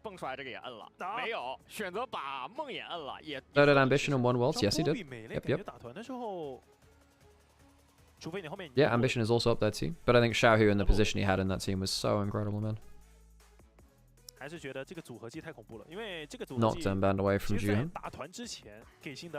Nocturne been very popular as tournament too now at this point. Okay, stream's just frozen a little bit. See what ends up happening when it refreshes. It'll refresh soon, don't you worry. There you go. It'll skip forwards in a second now, so we'll see if there's a random fourth pick locked in. No bot lane locked in from Weibo just yet. Alistair would be a takeaway from OMG to a certain extent. And then Mo would be probably thinking about, well, Rel into Alistair feels a bit meh, but it's good for the combo. You could go Leona, slightly better. And you're just hoping you can ping your ultimate onto someone like Syndra. I think that the Alice is really important to this comp, though. You're actually pretty good at kind of standing in front of the bullet time at points. You're then thinking about the Vi Orianna is pretty strong, in fairness. I just don't think that Vi can have a fight against like Zahen or Qiyana. I think you just get blasted. Lock in the Shinzao. I will say I think the Qiyana is actually pretty good into Shinzao. I know that LCK like it the other way around, but I think that Qiyana just blast that matchup. Alt goes Sivir. Sivir's really good here, I think. There's nothing which your spell shield doesn't protect you from, really. I think Weibo walk away with a better comp. It's way easier for them to get down damage. I think the Alistair is a very good frontline too. I think on the whole, Weibo come out with a better comp. Depending on this top lane matchup, because I don't know how this top lane matchup goes. I'd imagine if Zahen ever lands a W on Mini Gnar, Gnar just eats shit and dies. Mid lane actually towards the Syndra. Bot lane, bit of a wash because the Sivir carries the Alistair 3 laning phase. You get pushed in, I suppose, by the MF Leona at points. I think Weibo probably come away with a little more value for my money. Okay, let's go. 而且很看自己前中期的一个节奏到底能不能掌握成功。如果你被左边就是比较扎实的一个阵容控到更多的资源的话，你可能打到后面的时候压力太大了。就是你如果说前期龙的节奏掉了，那如果很早的来到一个龙魂团战，其实我们说到打5v5的团战，显然还是 OMG 这边会更占优势一些。Oh, for sure. There are some great role swaps across time. Perks being one of them, right?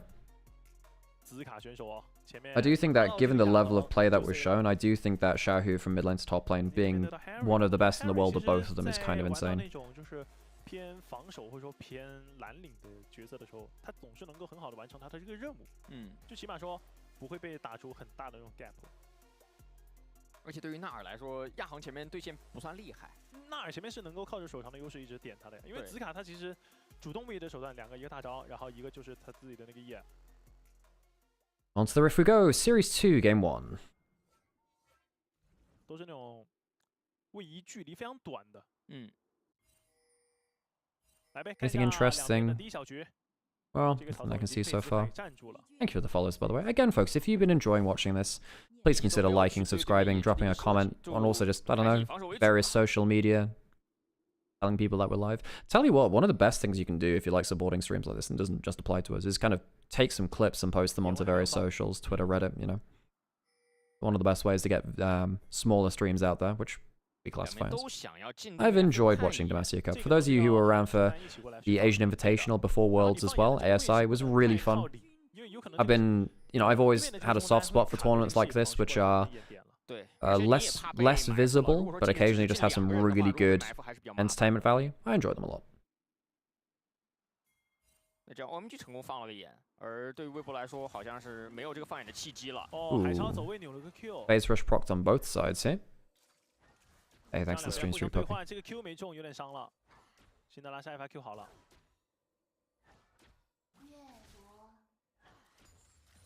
Xiaohu landing that Q there. Again, the Syndra doing quite well into Orianna in this mid lane matchup in this meta. Yeah, Elk is trying to position to not get double up to them. Obviously, that's the big damage from Misfortune in early lane. I'm thinking about the Zenith play. Doesn't hit it. Headbutt away from Era covered that eventuality anyway. Xiaohu doing quite well there. Oh, he has the electrocute. That's why the damage is coming. I was wondering, oh, he got the phase rush and I just completely missed the electrocute block. Oops, my bad. Xiaohu, yeah, getting good control over this. And a reminder, folks, Xiaohu is one of the greatest Syndra players of all time. This guy has incredible proficiency on this. He might even kill him. That extra minion hadn't died. There was a chance of a flash auto killing that. That was close. Xiaohu forcing the teleport likely out of Haichao now. Haichao is a player who has actually been pretty good on the whole. Dashing into a Meganar, probably not the best play, Zerka. Zerka had a very good game on the Zahan the other day. Did mistime his passive the one time, but on the whole was pretty good.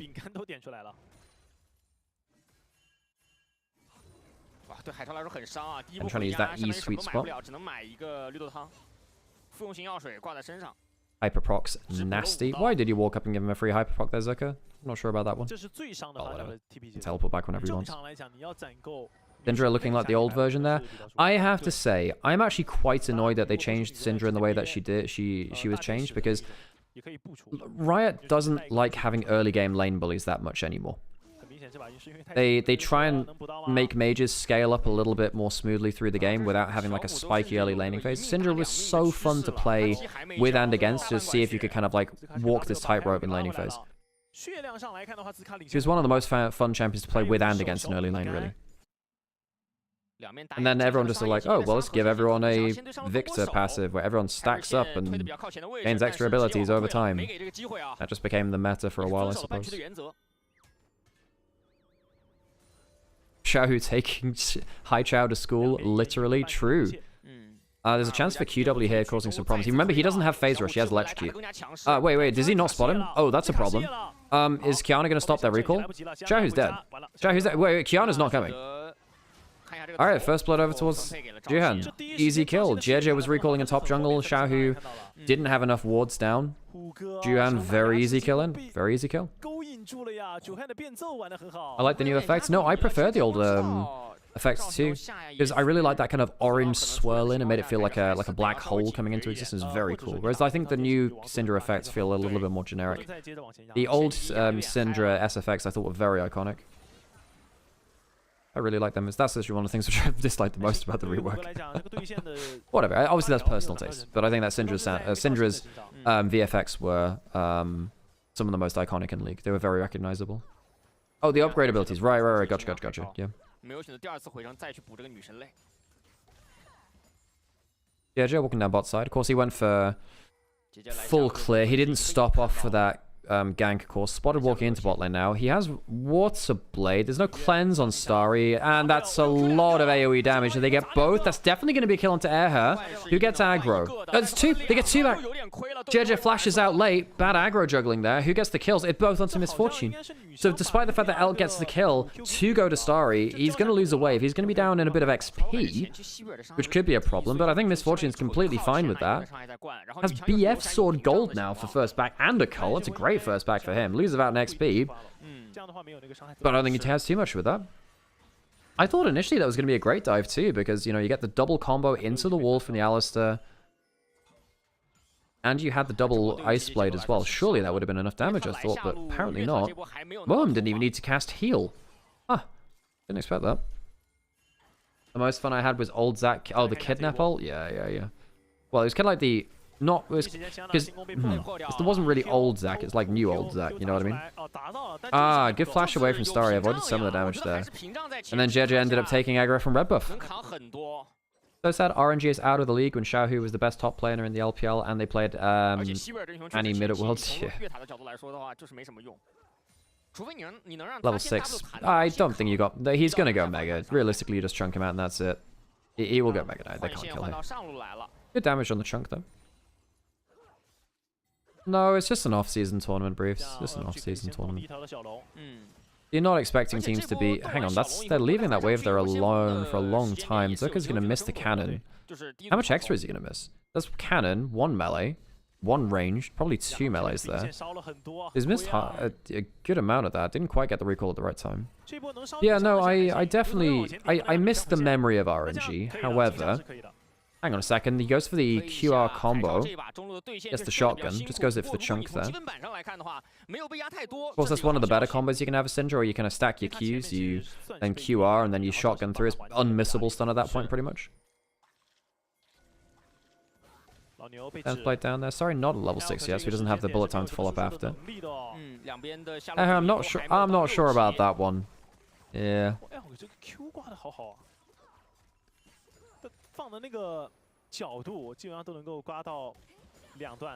Cull picked up for Harry. Alec gonna get stunned there. Double Q on the way onto both of them, actually. Still very good damage. Oh, wow. Even with the barrier. Even with the barrier, he dies. Elk and Air have not been good, folks. They have not been good in this tournament. This is only their second series we've seen. It was a 3-game series yesterday, though. But Elk and Air have they've left some big openings. Now, Air I somewhat expected to struggle a bit. You know, the guy... I wouldn't say he was awful, but he definitely had a lot of room to grow. He was more stable than Chris when he came into Weibo. I understand why they brought him in. But Elk I expect so much better from. I don't know, Elk. I mean, it's great stuff from Starry. We did say that Starry is a player that we respected an awful lot. And he's a player which I do expect a lot from. I think Starry is kind of just behind, say, Leave and 1xN in terms of the rookie AD carries of LPL, their kind of tier list.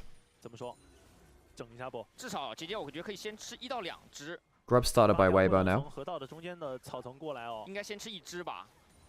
Level 7 for Juhan. 1 grub taken by Weibo.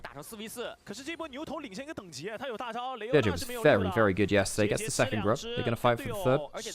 Jeje used that smite. Juhan would have to walk up and smite it himself. Can't do so. 3 grubs to Weibo, so they get the full house there. Dragon was taken early by OMG, so that's our early game objectives done by Moem. Coming out of the Fog of War, 3v3 potential. Level 6 of that Shinzo, yeah, some pretty good damage, but Starry's not in position, and he doesn't have bullet time. Is it enough? Now, Air's taking a lot of damage. Elk's not getting a great amount done here. Good Zenith Blade to keep the fight going. Well, I think he's just dead. It's going to be at least 1 kill. A teleport was coming up river from High Chow just to secure that play. Well played by Moem and crew to come out of the Fog of War. But OMG getting the better of the early fights. Getting much better of the early fights. If you compare Weibo to JDG yesterday, Weibo didn't have the best early game read, it's worth saying. Getting a little bit worried for Weibo's early game read now. Was a completely new team. Not many of these players have played together before. Xiaohu and Erhe played very briefly together, of course, when Erhe was playing earlier in the year. Everyone else not played on the same team together before. A lot of synergy to build up. OMG, you know, the mid-jungle changed out. Rest that's fine. Jumping on to Shinzao. Now remember, he doesn't have that ult. Used it in that top side. That is likely very dead Shinzao, even with a shockwave. Not enough. Xiaohu picks up the kill. 500 gold ahead now and gets 2 Dark Seal stacks. They will be happy with that. Weibo. Really like the early control that Xiaohu's had over his lane. Yes, he did overpush and die to Juhan. He's not... Like, that's not uncharacteristic. He did this a lot in the Lucian mid-meta as well, in fairness. He's done that every now and then. Is this best of 3? Yes. Yes, it is a best of 3. Best of 3 is up until playoffs. And then we get to reassess things a little bit more. Jeje walks into Moem. Is there anyone nearby? No. But, Jeje doesn't know that, really.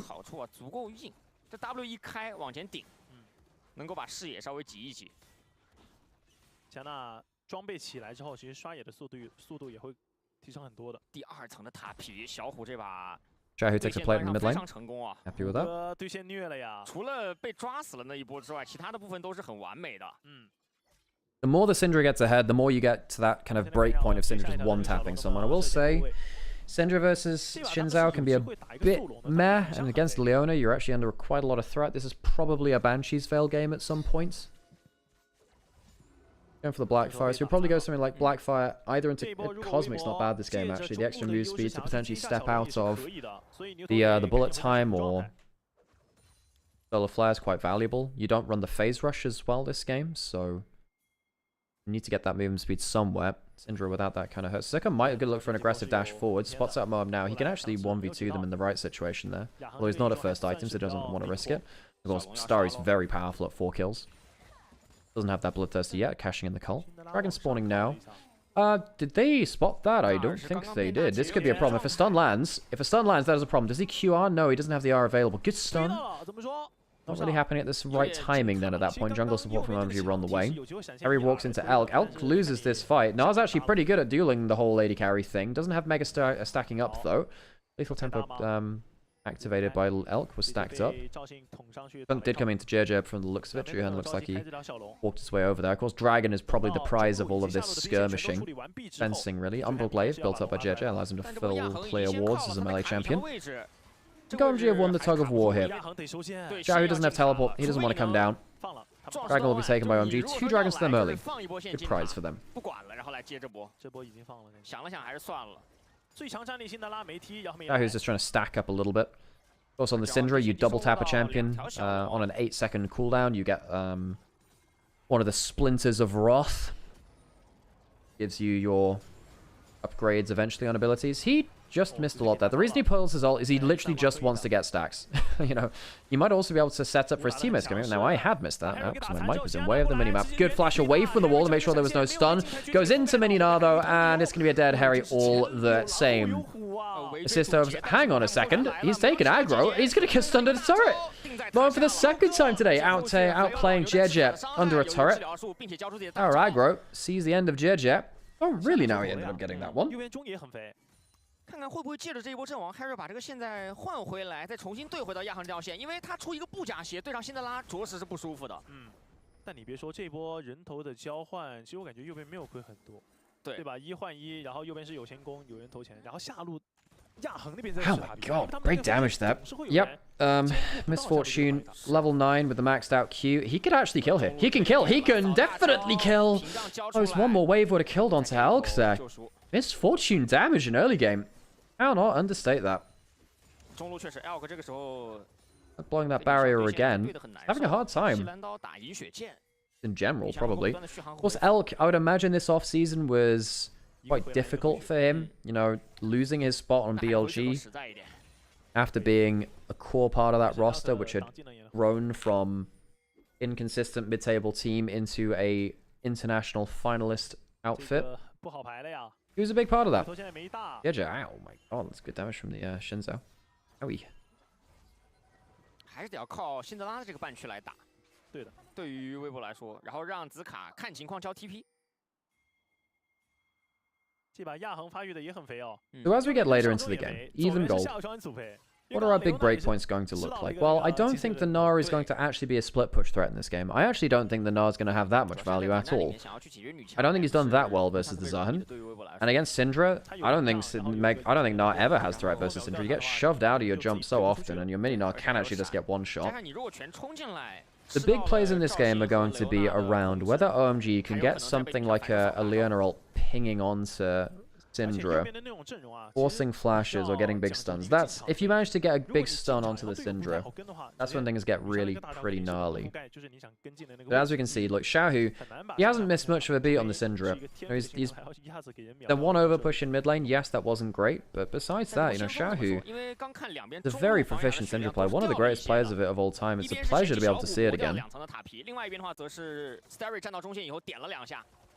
Did he lose it or choose to leave? I think Viper was coming into BLG anyway, so he wasn't going to get a place on BLG. The only way you go into the auction system for LPL is if you go into free agency effectively. I think a lot of the players who are taking a break at split 1... Hang on, Xiaohu might get punished here as well. This is what they need to get these ults onto Xiaohu. Xiaohu can get the QR maybe, doesn't flash away. He's dead here. He knows he's dead. He shouldn't blow the flash. Goes down easily. The redemption, a bit of a waste there. That's what OMG need to do. Punish the Syndra for being immobile. Flash away from Starry. That's not a great teleport. Uses the ult to go unstoppable. He's taking a lot of damage though. Can he get to his passive? Close to it. Slows landing now. Tries to get his passive. He's trying to get it. He gets it now and he'll get the GA. I don't think it'll be enough though. I think he'll just go down and probably just die. Weibo lose both solo laners after Moam comes out of the fog of war again. Gets a play onto Xiaohu and punishes Zucker afterwards. Good play from OMG and Moam, a player who's been criticized a lot ever since the failure of D plus Kier at Worlds 24.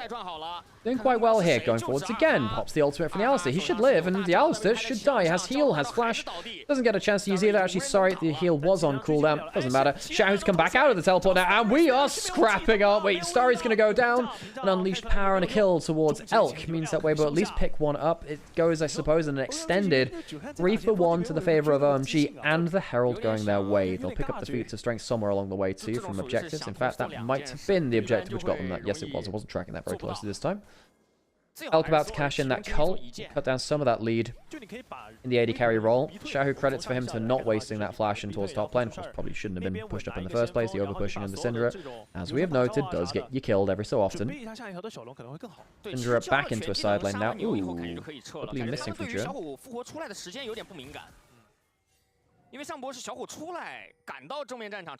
Xiaohu potentially... Well, we'll see what his second item is. That alternator can signal a couple of different things. Could be the Horizon focus. Nice play-by-play. Well, I've practiced it a bit now. I wouldn't say play-by-play is strength of mine, but, you know, I quit now. So, yeah, good play. I'm just kind of running at a side lane. One of the best win conditions, which I was almost going into New Zealand there. One of the best win conditions that OMG have. Oh, God, it's terrible, I tell you. Don't listen to me butcher these poor accents. One of the best win conditions which OMG has is running at the immobile Syndra.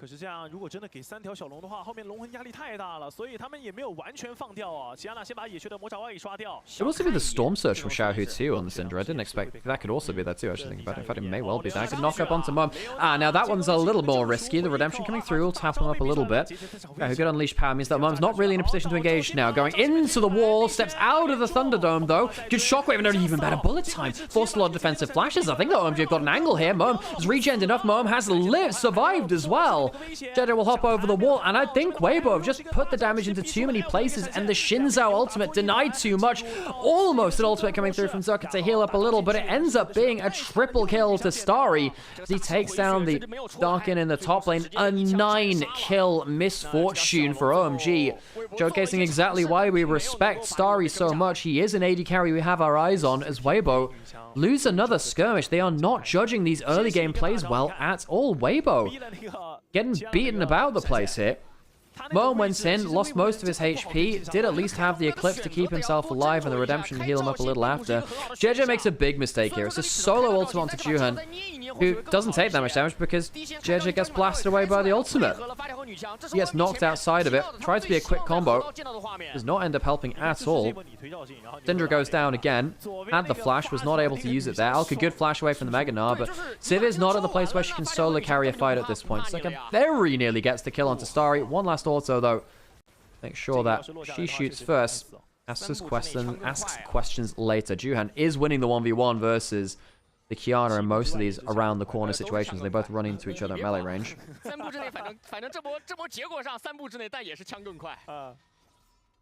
看你是使的红缨枪还是红点枪了。是。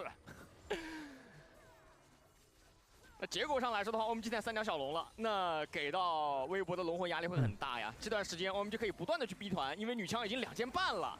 Moam behind the flank again, gets knocked back. That's how the Syndra is meant to deal with the Leona, honestly, especially when you don't have ultimate. That's a bit of a problem. They do have the Syndra ultimate. Dies to the last order of Elk. It's a bad flash from Moam. He's trying to do, again, that win condition of approaching the immobile backline. This time is outplayed for one of the first times in this game. Goes down for his, actually, it's only his first death of the game, interestingly. Hi, Chow. Yep.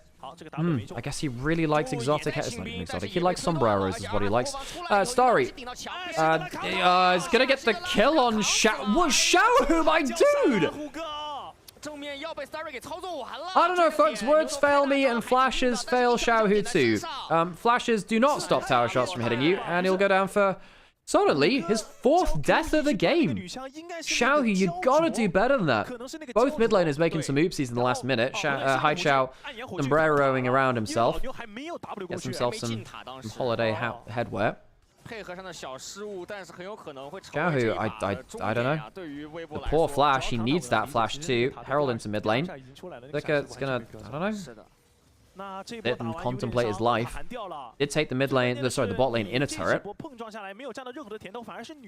Well, I think it's fair to say, folks, that the game has got a bit scrappy. And despite the fact that on paper this is the most one-sided matchup today, need we remind you that Weibo have a certain tagline attached to them? Weibo Gaming, consistently inconsistent. I said that for the first time about 2.5 years ago, in 2023. And it's just continued to prove true. It's continued to prove true. Never trust Weibo, folks. Whenever they're the underdogs, they perform really, really well. Whenever they're not, well, you get more games like this where you're not really sure what they're doing. The gold's in OMG's favor now, but it was in Weibo's for a little while. We were thinking that the composition of Weibo was looking pretty good, but now you have a 3-item misfortune at this point in the game. Just one bullet time completely ends the fight, no? You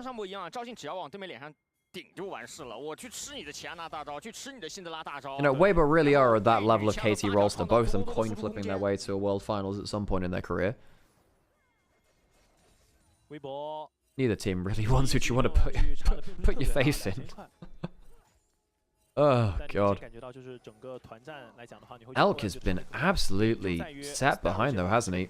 Although, rather, it's more accurate to say Starry's been put ahead, but I don't know. So what do Weibo do now? Hope that they can get enough damage for Xiaohu and Zucker to get the first kill, start rolling through the fight. Hope that a 3-4 item Civic and hyper carry. You got to stop you have to stop the bullet time getting value. Minotaur Dragon now would be Ocean Soul very early for OMG.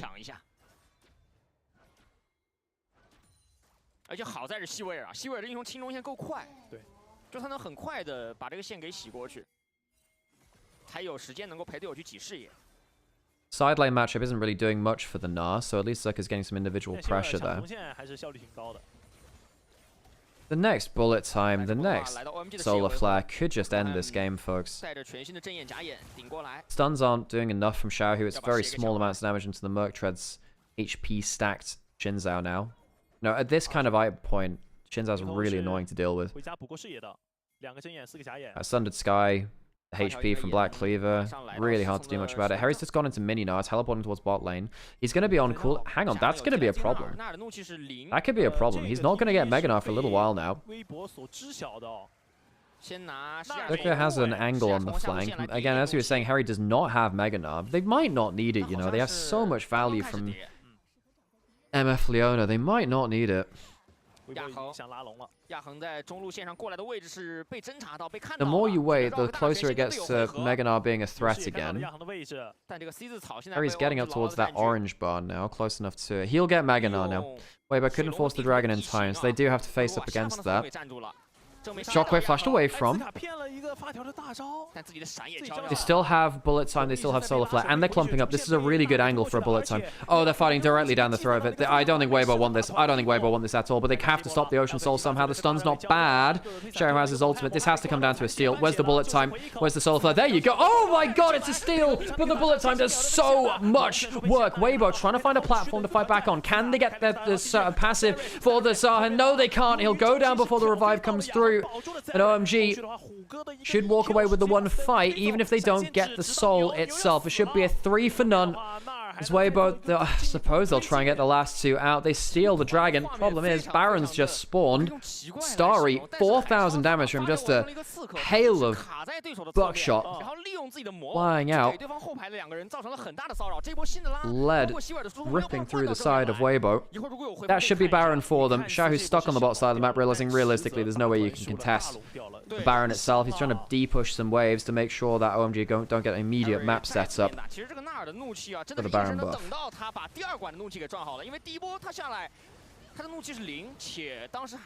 Elk walking over. Surely there's no way of a steal here. It should be gone. Yep. Probably about 3-4 seconds too late from Jia just coming up with his respawn. Starry's been getting some huge value out here. And if OMG are going to amount to anything, a lot of it has to come through from this backline. Air had tried to get through for a cancel onto Misfortune, but the problem is with this level of lead on Misfortune, even just a couple of waves of the bullet time is enough. Even just a couple of waves. Zerk has struggled to get value in the way that he did the last time he was on the Zahen. It's just too much random damage. He never gets to survive through to his passive, really. OMG and nobodies. Why isn't Weibo taking control of the map and smurf stomping the heck out of them? Well, you might have heard me talking about this earlier, but Weibo Gaming are consistently inconsistent. Weibo are the team in the LPL which are most likely to randomly drop games or take games against the run of play, and I don't care that Weibo have a completely different roster, different coaching staff over the years. Weibo, just you put that name tag on them, and strange things happen. They are truly, you know, they are the same genre of team as KT Rolster. Random coin flipper mentality in terms of their form on the day. I mean, when they win games, they don't coin flip them. They're actually quite considered about the way that they beat EDG through map control. Right here, though, you can see that Weibo, they turn up the day after, and they look like a different team. OMG have a significant gold advantage now, 4 going on 5k lead. Juhan's going pretty deep there, but wow, he just solo kills him. Juhan just completely solo kills Jia, who was by far the MVP of yesterday's series. Juhan's having a good time of it. Juhan's a player that was, you know, on DRX for a little while. Also was on Giant X for a while too. He ended up, he's been all over the place as our Juhan. On LCK, it's at LEC for a bit of 2024. Good damage onto Aha. And he's been a bit of a world traveler, hasn't he?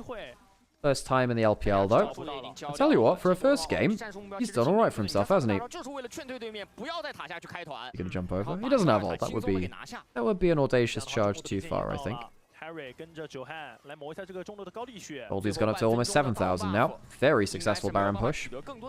No soul available for them, of course, from that last dragon. They can get that in the next one. Some comments about Elk in chat. Elk has not had a good first series of games for Weibo. His first series was mixed, to say the least. Poor, probably, is the word for it. First game here, not been great either. Well, this one's not necessarily been his fault, but I suppose him dying to a couple of bullet times earlier in the game, that wasn't great. Is Juhan considered a world champion? How many games did he play on that roster? I'm not sure. I'm not sure is the honest thing there.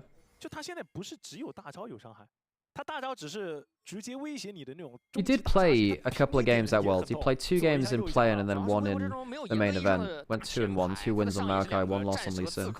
I guess suppose he does count as a world champion. He did play as part of the World Cup run. Yeah, I mean he played most of play-in. He played 2 games in play-ins, so you know. Dragon up in 20 seconds. Weibo, well, this is your fight or die. You can't give Ocean Soul over to a Shinzao and a Leona.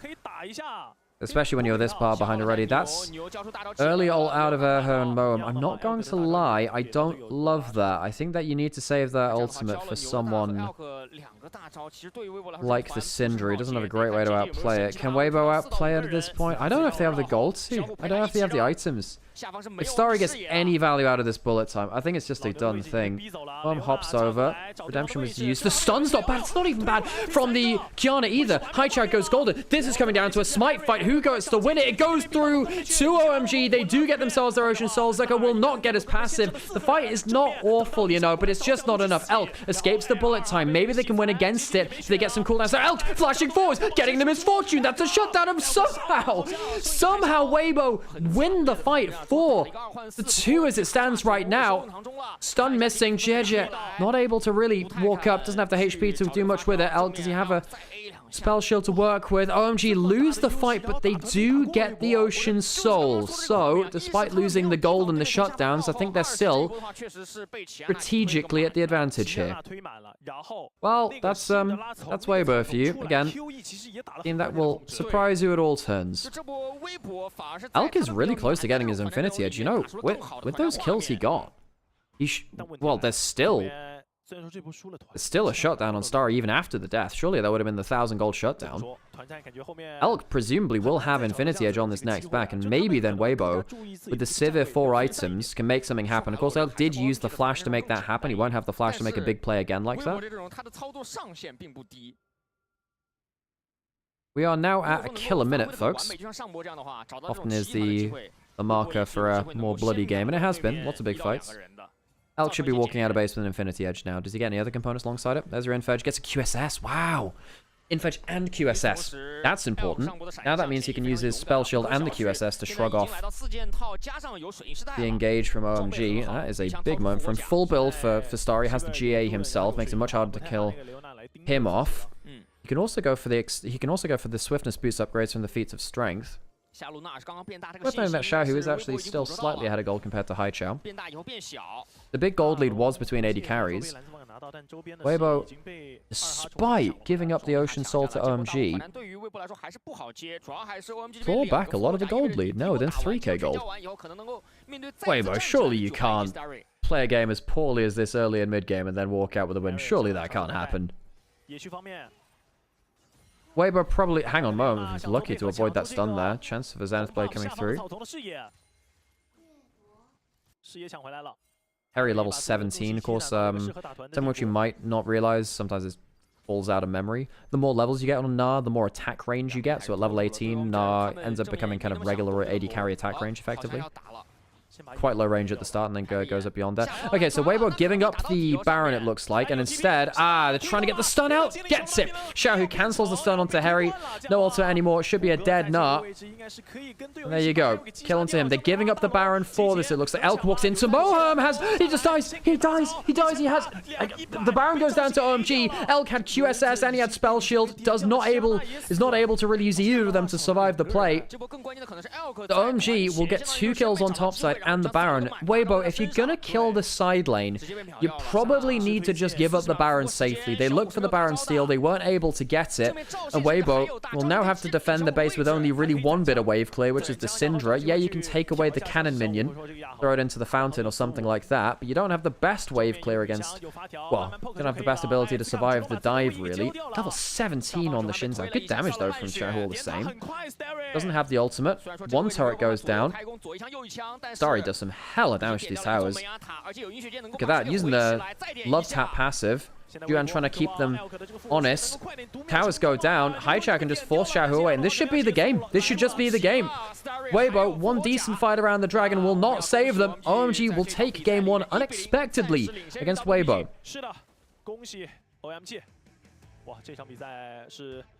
Well, Weibo did not turn around that game. One good fight. But the damage was done, really. Too disrespectful in the early and mid-game. Gave up way too much to Starry. Moham had a very solid game. Juhan had a very solid game. In terms of player of the game, I mean, there's an argument for Starry. I think Juhan's got a solid shot, too. Very good early game from him. Same with Moham. Maybe Moham. Maybe Starry gets it just for, you know, ADA.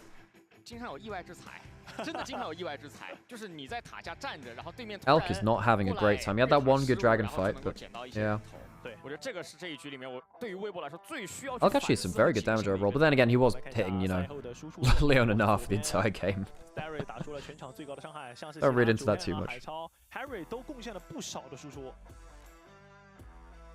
Oh, did everyone see that Euphoria, the LEC podcast, won't be returning next year, which is very sad.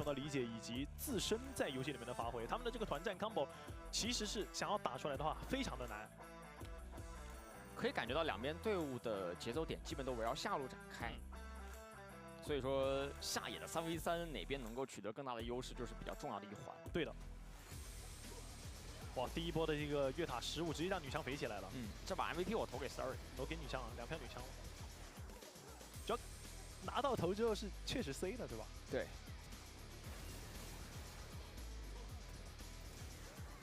中期微博对于边线的进攻其实也都是做了一些不错的尝试的。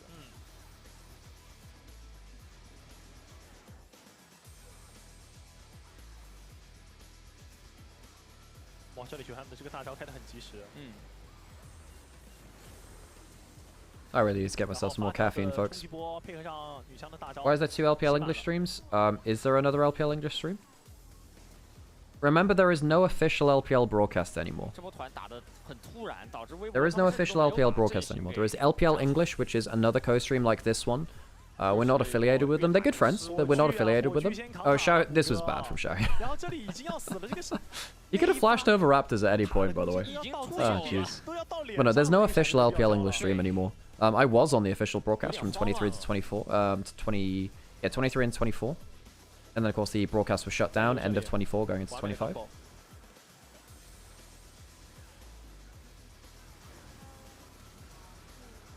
Yeah, so there's a fan-ran broadcast called LPL English, which is very cool. They have a lot of very newer casters there, which kind of get to cut their teeth there, which is very cool. And people like Mazel and Calcimos, which have been involved in the LPL for a very long time. A lot of respect for them. But if you're wondering why there are multiple LPL broadcast streams, because there's no official broadcast anymore, which means that which means that there's like kind of open season for who actually broadcasts it and gets viewership.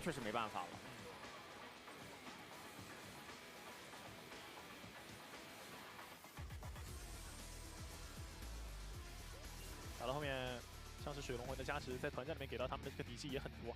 MVP 最终是 Sorry gets MVP, no surprise. 17 kills, yikes, so high. Wow. 很夸张的。That's pretty good at League of Legends, eh? 而且他装备一直领先，他真的一直领先啊。对。有优势，然后有领先，能够一直把自己的优势反射。Okay, I gotta order some food. I'm really hungry actually. 能够团战获胜，就已经是非常完美的一个发挥了。对，然后再加上这一局可以说整个队伍都在给女强搭建舞台吧，就是对我的保护，包括说前方的控制给的都很到位。然后 I don't know, Weibo. It's best not to think too heavily about Weibo. They'll either turn up and be good, or they won't, and they'll be very bad like this.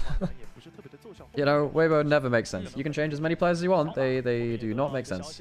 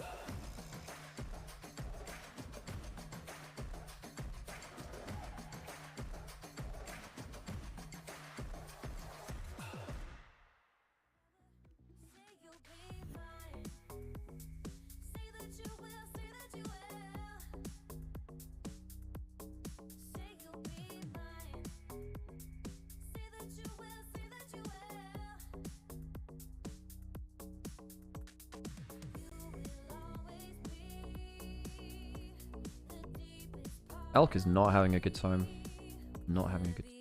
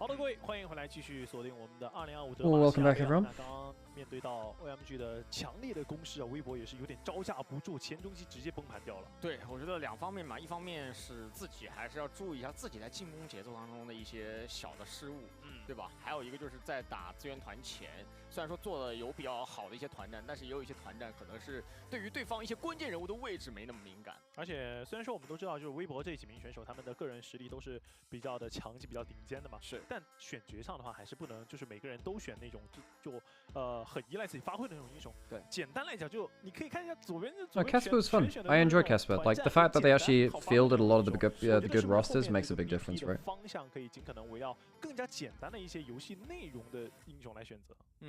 我觉得说的很在理，就是上马明显能感觉到，OMG 选了一套相对简单的阵容，并且他们把这个阵容对这种简单的运营方式、简单的打团的方式给发挥了出来。而对于微博来说的话，自己在选到一套多核体系的情况下，在前期的发育上并不算特别的顺畅。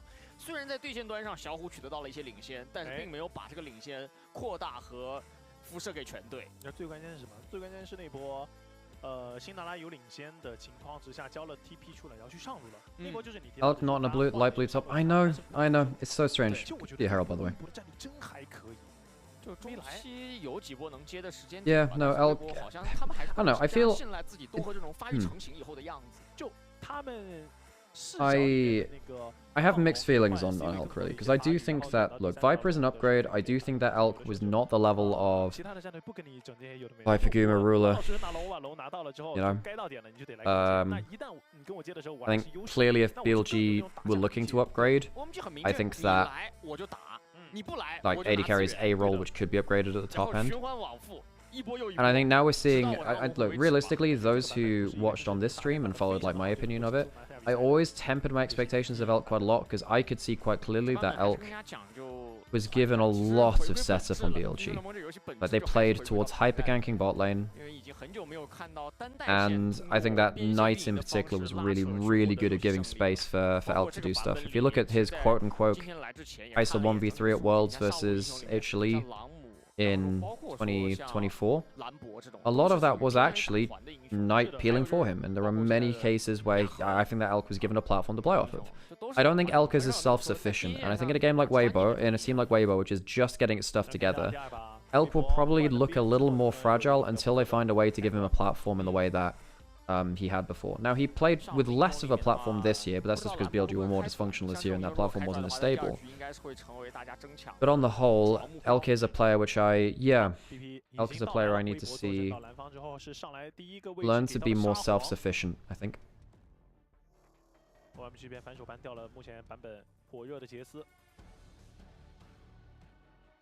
Is it Talir off the table? Mid lane's really open up, so Ryze is the big one right now, I suppose. OMG banning away the Jace. We still have Aatrox we've yet to see today. Yunara's up and available, so we've got Aatrox, Yunara, Rumble. Poppy's been banned quite a lot. I think with the Azirgon, Poppy loses some power. But Poppy's been big bans, big ban right here. Pretend it's Jomung. Jomung was, Elk's original aim was Jomung. It was a real hot shot as he came up through the circuit. 狐狸妖姬这种的话，可能对于整个团队的配合和拉扯就会提出更高的要求了。那种就是打什么佛爷哥、盲僧，对，打那种输出能力极强的打野。路啊，这个露露办了。Mohem 确实很喜欢玩这个，他是会觉得 Mohem 加上 Starry 有机会出露露加金克斯这种。那这样云安娜开出来哦，最后一棒摁掉 Nico， 看一下。The Nico's banned as well. Oh yeah, I forgot about that. Lulu banned out. Now that's interesting. Yunara's been let through. I would have thought that they wouldn't ban Lulu if they wanted the Yunara though, because Yunara Lulu's a very good lane. In fact, I think that's probably Lulu's most seen lane right now. 跟你玩2-3件套的团战呢，还是说我就直接从对线端上选择一个彗星的维鲁斯，然后在对线上面击溃云安娜？厄斐琉斯，他选前者。 对吧？这两个选项摆他。Okay, so now Aphelios has been the answer into Yunara for a lot of people. Star is a very good player of that too. 选择了厄斐琉斯这个英雄，而且有一个选 Starry 在之前面对到 Elk 的时候，确实发挥挺好的。 So what do you pair that with? Well, maybe they were afraid of the Aphelios Lulu, but you can go still Aphelios Nautilus or something like that, which is completely fine. Aatrox power pick can obviously lock that one in too. I think Aatrox is pretty good into Yunara as well, can struggle to fight out the Aatrox when he starts getting rolling. Whereas Wukong's a similar archetype of that, but I think that just Aatrox is stronger than Wukong right now. Juhan is a player of the Wukong, but I'm surprised that Aatrox has been passed up as much today.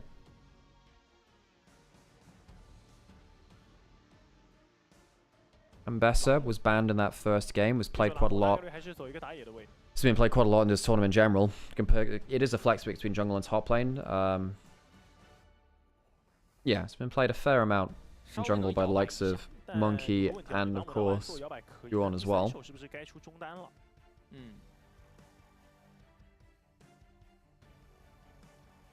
And the thing about Ambessa is it's very good on stuff like the Aphelios when they're kind of just immobile in the backline. You don't have a Lulu to protect them as much now anyway. I think Moem might be eyeing up a Nautilus if... I think Moem might be eyeing up a Nautilus. If you pick it on 3, you can ban away stuff like the Braum, which can be a problem. We did say that Ryze, one of the priority mid laners, left on the table. Haichao, what do you want to go into it? I guess you could go something like Cassiopeia, but then that's not great versus the Ambessa, because again, you're in a mobile champion which can get pinged by your ult. It can be a problem. There's no threat of Ambessa Galio. Ari's pretty okay here, actually, if you want to go towards something more mobile. Ari's fine into the Ryze matchup. It's safer than the Victor or the Cassiopeia in terms of mobility. I wouldn't say... I don't love Wukong Ari as a mid-jungle druid. Like, it's like a B-tier jungle mid combo. It's fine. I wouldn't call it like an A or an S tier.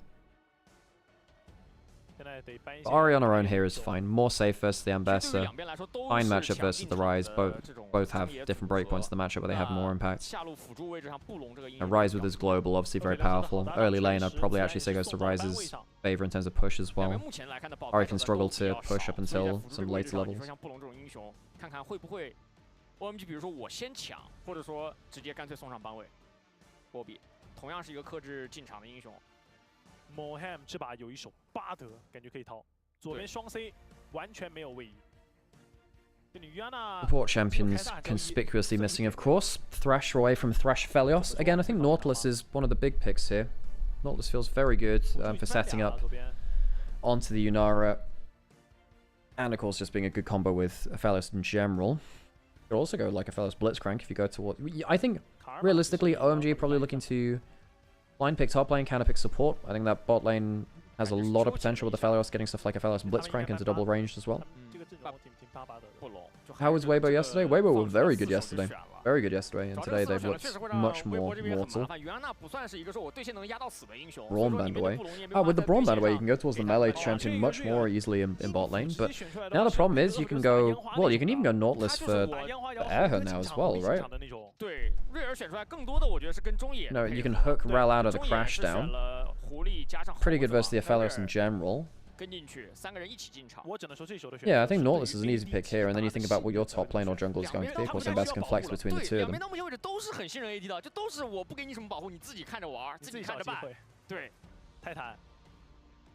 泰坦走下来，现在要揭晓答案。这个朗姆到底是走野还是走上？上单这一块的话，还有一手赛恩。Alright, time to see where this flex pick ends up. I'd imagine it's Ambessa jungle and then a blind pick top laner, but room for maneuver there. Or anything better into the Wukong matchup you could go towards? You could go Aatrox. Aatrox is also a flex here. It's again been missed in a lot of this. Hey, thinking about the Cassante. Casante's pretty good into Ari. Ari doesn't really do much against a Cassante, really, unless you build Leandries, which she doesn't really want to do into this comp. Well, I guess you could. Leandries isn't bad here. Ooh, we haven't seen a Yorick for a little while. Pretty good into old Kasante. 因为他是要打团的。对 Aatrox has been conspicuously missing from today's games, despite the fact it's very, very powerful. Rek'Sai would give you the pushing lane into the Kasante. Decent threat onto Yunara, who can struggle to kite away from Rek'Sai if she gets in melee. Rek'Sai gives you the winning lane early. You get to push him. Very little can stop a Rek'Sai from just shoving your stuff in. AD carries can actually. If I play something like Quinn, I'm pretty happy into Rek'Sai. 还是看谁的先手能够打得更好一点，能够找到机会一点。但上一局来看的话，微博我觉得唯一值得去注意的点，就是在越塔的过程当中一定要处理。There's our full comps. OMG have more damage. Weibo have good ways to ping out the immobile backline. Frontline probably in favor of Weibo just because Kasante is a champion, really. I think I prefer OMG's draft, but it's not that. There's not that much in it, folks. There's not that much.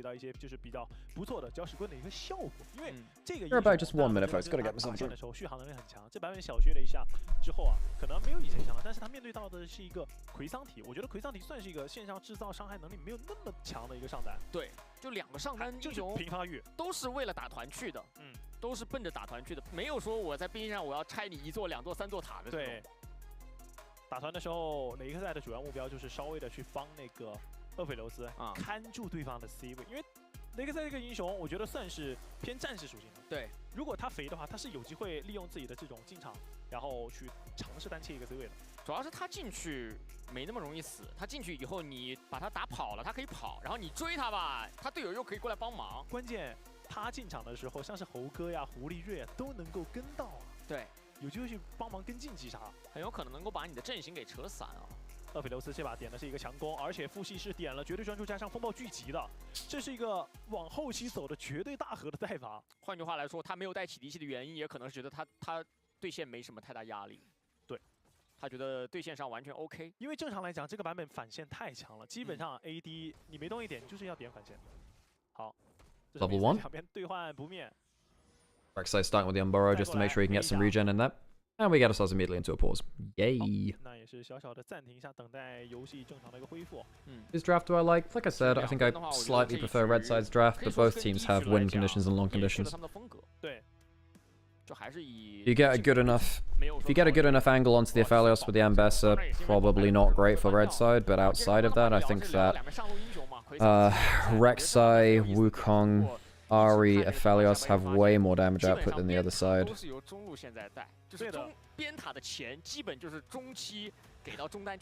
Back into game. Nice. In terms of the consistency of the team comps, well, OMG have got enough engaged between, you know, Gravitum, of course the Rel, Rek'Sai, Wukong. They probably find it easier to find a fight. You know what, folks? I think OMG might end up getting the hang on a second. Charm started, level 1. There's a phase rush. Xiaohu's dead here. Xiaohu's dead here. They need to flash just to make sure that the kill comes in quickly. Goes to the Wukong. Oh, that's a bit of a problem. Now, Haichao starts with the charm early on, but he's going to get level 2 fairly quickly anyway. An early teleport from Xiaohu to make sure he's in lane early. Now, he might be able to punish the charm start by Ahri by getting full control of the lane, but to be honest, realistically, Ahri's not going to get pushed to level 1 anyway. Ah, we get a Taeyun swap. I get the AD carry tank swap. Rek'Sai doesn't like playing against AD carries level 1. The Umbra really doesn't help you, and Yunara is very good in 1v1 early on.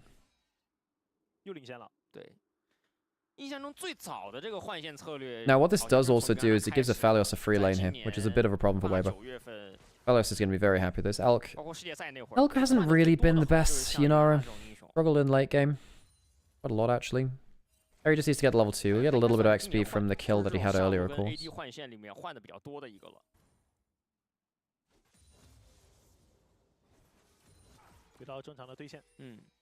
Well, it would be so on brand for Weibo to lose what should be the most one-sided game of the day.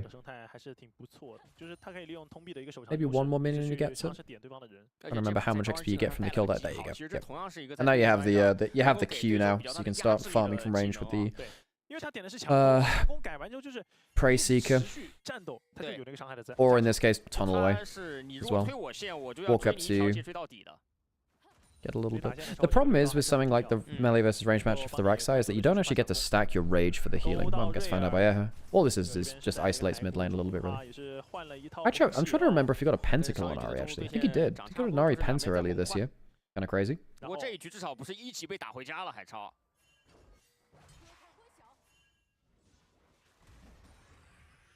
话说回来，这个雷克赛这边的日子就不好过了，本身就缺了线上的回复，还要被 Elk 一直单线去压。 Yeah, he got an Ahri Penta in Split 3 of this year. I remember casting that. It was wild. It was wild. Came out of nowhere, too. One of the few Ahri Penta... I think it's the only Ahri Pentakill I've ever cast. We don't see them that often in pro play. Ahri's not highest damage champion. Often explodes one target, then maybe roll through for another one resets, but doesn't often finish off the whole 5. Ahri is so happy at this point, though. Getting a free lane as an Aphelios versus a... Hang on, does the charm land? Oh. Left it for quite a long time, though. Quite dangerous play there from Haichao. Not loving the way that he used that charm. Getting the... Hang on a second, now he has to flash out. Jed is now left in there, too. Has flash. Charm should be going off the cooldown in the next few seconds. There you go. Charm flash away there, too. Flash away from Xiaohu and Ehe. Someone is intact from OMG there. They used the heal from Mom, and that was it. Sam not run. No, Sam's going to see. Sam is going to see my grandparents down in Wales today. Apparently, they've been stuck standstill at a traffic accident for 40 minutes though, so they're having a fun time there. So nope, just me on my own lonesome for 3 series today for our yep, today's Demacia Cup games.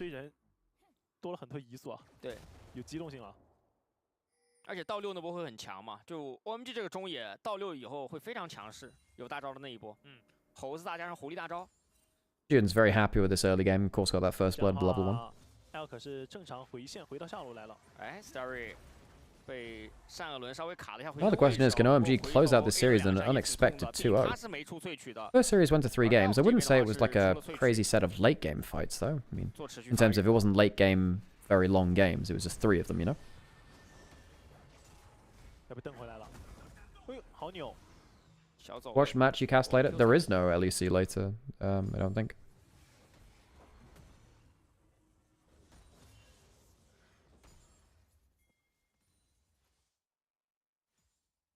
The only bad matchup here is the Rise and this Ambassador can cook. Rise isn't a bad matchup for Ahri. It's fine.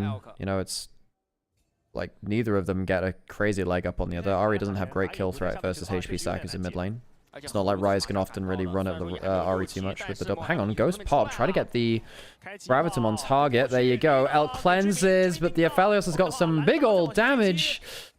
Starry forcing the flash out of Elk. Great 2v2 coming through from Starry and Moam. A lot of people forget the threat of an Aphelios running at you with the extra movement speed. Post Roa, Ahri doesn't do anything versus Rise. Ahri can set up for the rest of her team very well into Rise. If in fact Rise, if they activate the... Hang on, stopping the recall. Zerka was looking for the old... Hang on a second, Haichao has actually failed. He's going to flash out. Haichao still probably kills here. Tries to get the all out. It's not bad from Zerka actually, all things said and done. Probably dead either way though. Haichao, can we finish the kill now, please? Can we finish the kill now, please? Please don't get Cassante. He's out of mana. Zerka lives. Haichao walks into melee range and forgets that Cassante has Omnivamp. Haichao, you don't give them free auto attacks. Also, failed to get the ult damage over the wall because didn't have vision there. Bad mistake by Haichao. Should have been a free kill. And Zerka walks out alive. Great outplay by Zerka. 然后一直点那个不灭的血。换句话来讲，感觉是狐狸这个英雄是不是也是有点伤害上？ When season starts, well, I'd like to cast LEC, but I haven't been contacted about it yet, so we'll see whether that comes to pass. And then LPL has no official broadcast, but I'll stream it here for as long as I've got the energy for it. See what makes sense financially, really. Level 6 for JJ. Ahead in XP compared to Juan, who does not get the smite there either, didn't have vision on it. 而且这样是有一个等签的领先哦。 轻的，不过姐姐是先靠到中路台的，但这个血量狐狸很危险。 Level 6 for Starry. There is one for Elk there too. Could cast the Midnight Visual to get the chakrams running, the hook away. 如果 Q 到的话，红梅刀刮一整圈，二哈应该是要。 There's a Cullen for Elk to help him with the laning phase a little bit. 1 second, folks. My door is ringing. I've got to go get the doorbell, so I'm going to leave you unattended for just 1 minute. 这组最后是被9汉抢下来了，而且猴子也到6以后，在野区上至少有跟朗姆对拼的资本了。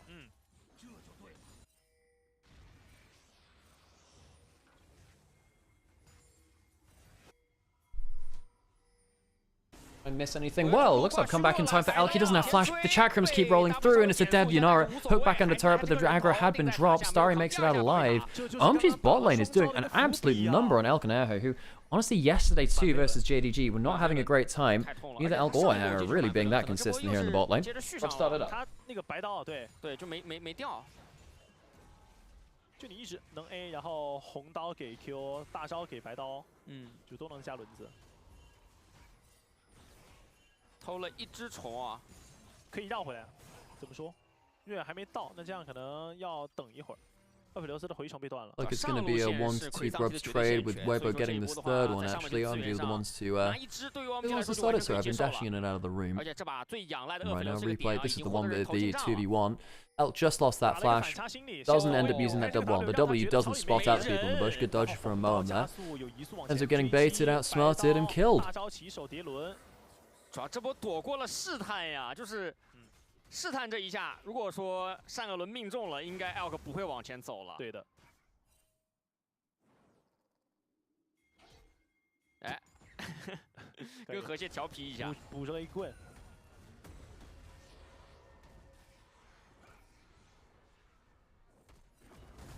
这样的话，两边在对着发育，右边的经济主要还是集中领先在打野还有下路方面。主要奥克莎还没好，而且相反，疾跑马上要好了。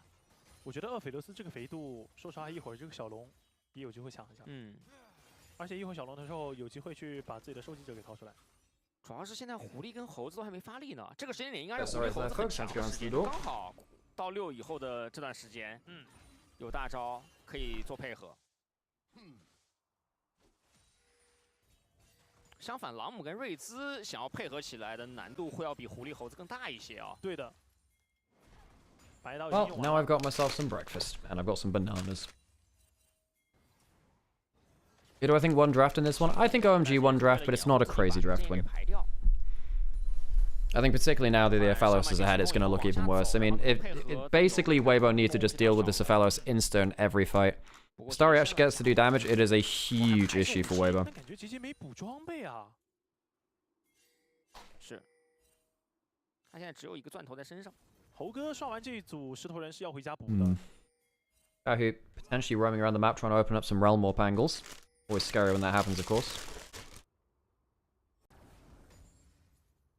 上路线是回推回来的。Time is it here? Well, it's about 12 o'clock right now, just before it. 猴哥回家再掏了一个耀光出来。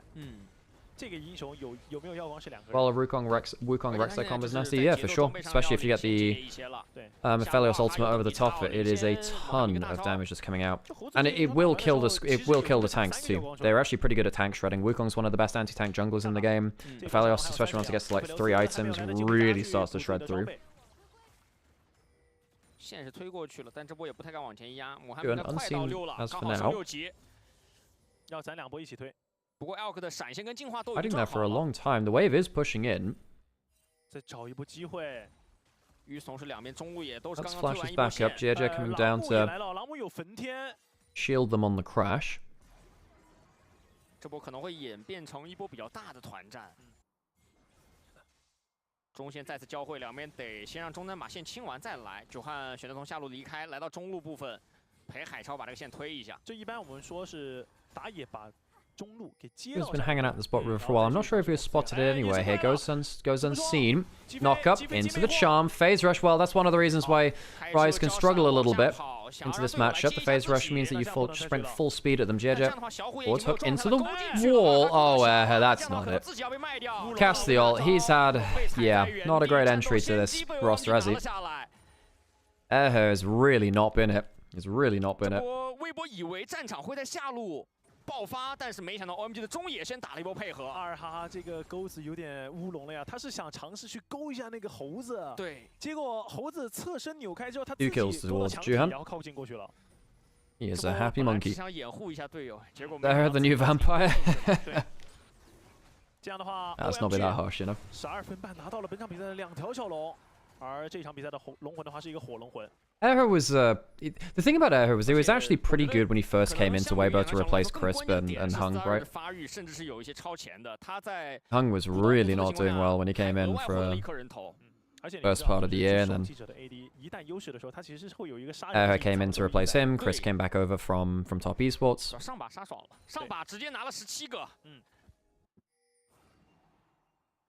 My thoughts on the EDG IG matchup? Well, IG's playing with so many players which we've not seen together before, and IG have dropped a lot of, well, Mako and the Shy are taking a break, so we don't get to see too much of them now. Maybe just the audio gone off of this. Huh. Interesting. Okay. Well. Yeah, no, I guess the actual stream volume on the actual browser is gone off. That's weird. There you go. Audio died from their stream for a second. A break for, I think it's for the first split in. Okay, looks like their audio on their side of things is going a little bit strange. Well, I'm walking down towards bot side river, contesting vision with... Sorry, pop the ghost there. And just run at the Aphelios. I think if Aphelios gets ahead of people like that, very few people can out DPS the Aphelios in situations like this. No, Rookie is playing. No, Rookie is the... Rookie is the remaining member. Gala's gone to JDG. Jeje, well... You have Wei, I suppose, right? You have Wei... well, actually, I'm not sure if Rookie's playing today, folks. I'm not sure. I don't know. I'm confused a little bit by which rosters are playing. Jeje will find out the three-man unit here. Jumping forward. Cyclone not cast just yet. Redemption coming through. She'll hop a little bit. Storm and a teacup. Magnet Storm. Forces the flash out of Erho. Value Assault. In cast.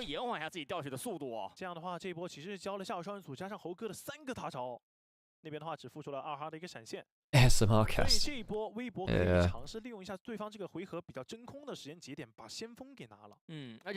One of the better compliments I've had is my voice puts people to sleep because like they'd listen to me in the background in like late at night or something like that, which is pretty cool. So if you're on American time zones, obviously these games happen quite late on. Go ahead, because I used to do fairly similar with a lot of the Korean casts back in 2013, 2014. Is OMG's win condition. He's one of the easier people to catch off for sure. You can't really catch out the Cassante in the same way, for instance. Herald focused down. Again, Weibo really needs to get on top of Star. He doesn't have his ultimate for this fight worth noting. Getting down to low HP, it should... Well, it might come down to a smite fight, it's still Major. Okay, that crushing blow in has the Q. Doesn't manage to pick up the eye of the Herald, though. He might be able to go in with the clone. Chooses not to, so it's just going to be a denial of the Herald. Remember, the eye doesn't stick around that long anymore. The objective's going to go down. OMG to get the smite, and they get the feats of strength with it. Don't actually pick up the eye. Yeah, can't quite get that. I wonder whether Juan could have gone in for it and then cloned or flashed out. Depends on how valuable he considers his own flash and stuff like that.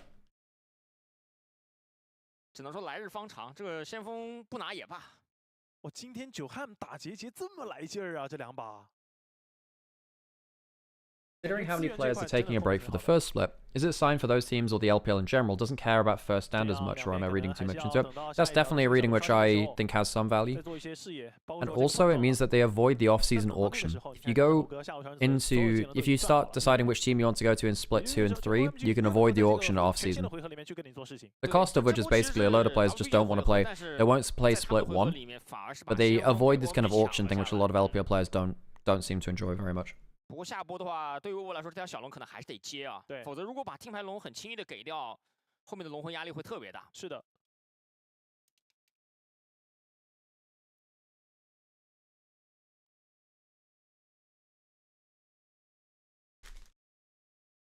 There he has himself the Titanic Hydra now, as the Rek'Sai. Big break point for that matchup. 1,000 gold down on Zika though. Actually, I didn't track really how that happened, but the Cassante's been getting a lot more out of this than the Rek'Sai. Rek'Sai's meant to be very happy with this. Doesn't seem to be here though.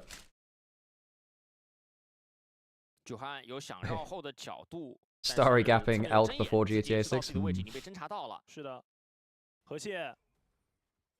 Major patches incoming? Yes, we have the preseason patch. Juhan. And a clone away. Still caught out by the point and clicks. Xiaohu getting damage on the side. Mom goes in. There isn't that much damage over the wall though. Where's the Aphelios? Not here. They might kill the Wukong. Not sure about the rest of it though. It's a full 5-man group up from Weibo. They'll get 2 kills onto the jungle support. Aphelios hitting the mid turret. Rek'Sai hitting the top turret though. OMG not unhappy with the tower damage. No, Starry's actually pretty happy with that. Starry gets some gold up from up there too. They do get some good gold off of the Wukong though. Now, do OMG feel like they can walk down and contest this? I mean, they did just have a teleport away from the Santa. They won't get the smite. I actually wonder whether they could have fought that, you know which players got signed through the auction in the end? No, I don't actually. No. 而且只有1件套啊！你要是个3、4件套，感觉是可以这样玩的。对，你6神这样玩绝对帅。对，6神这样玩直接秒了。6神这波3个人死加1条龙死。没错。 Both junglers are world champions, same as yesterday. Jie and Junjie were both EDG world champions in 21, and Juhan was on DRX, yep. 像风暴狙击这样的超级大后期符文。是的，顶一下，骚扰一下。哎，这边又被留住了，抹黑。 Patch onto Moen, but I don't think he cares too much. Yep, crashed down over the wall. They don't have the damage to solo him out at this point. 上波技能都已经交了很多了，这波没有必要让瑞兹过来，就是放弃那个下路的兵线过来打。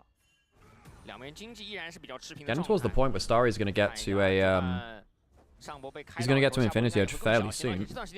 I say fairly soon. Like his second, he's got the BF sword in, which is the big component of it, right? 是他知道，像 Elk 包括杰杰上一波也在团战里面都交掉了自己的闪现。是的，他们打团的时候一定要好好的去记住别人这些比较关键的召唤师技能。嗯。即将刷新热打函，厄斐琉斯这个英雄是有快速 rush 远古资源的能力的。 Surprised that Harry has fallen so far behind in the Rek'Sai versus K'Sante matchup. Should be fairly simple for Rek'Sai to get ahead of and stay ahead of. Then again, Zerko's one of the better top laners in the LPL.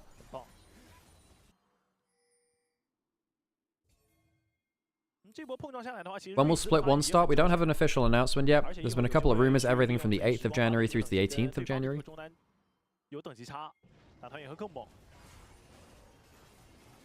We don't have an official announcement yet, which is a bit annoying, not going to lie. 现在2就是每一波确保下路单线的这个瑞兹的3鸟槽。 I think this year it started on the 12th. Normally it starts around the 18th. It was quite early start this year. Although we know that a couple of teams are dropping out of the LPL. RNG and FPX will not be competing in LPL next year, I don't think. Isn't Junjie technically not a world champion since he didn't play at Worlds? He should be considered one, really. He was very important to their team at points. 不管是做视野还是说碰撞，肯定要是在这个厄塔韩周边好一点。嗯。 上路雷克萨已经把商业塔给带掉了，继续往前去逼近一下2塔的位置。也知道 WBG 现在是重兵在下半区。瑞兹有踢，瑞兹来防。 I mean, if you have someone like Reckless being on the World Championship trophy and stuff like that, it makes sense, right? No, but Junjie played a lot in he was like 10-1 in LPL summer season. Yeah, he was all over the place there, you know. He didn't play at Worlds itself, but he did get them there, you know. 应该挺快的，对。No, OMG are playing LPL. No, Peter, I don't know what you heard there, but RNG and FPX, they're not. You might have heard OMG when I said RNG. RNG and FPX have both left the LPL.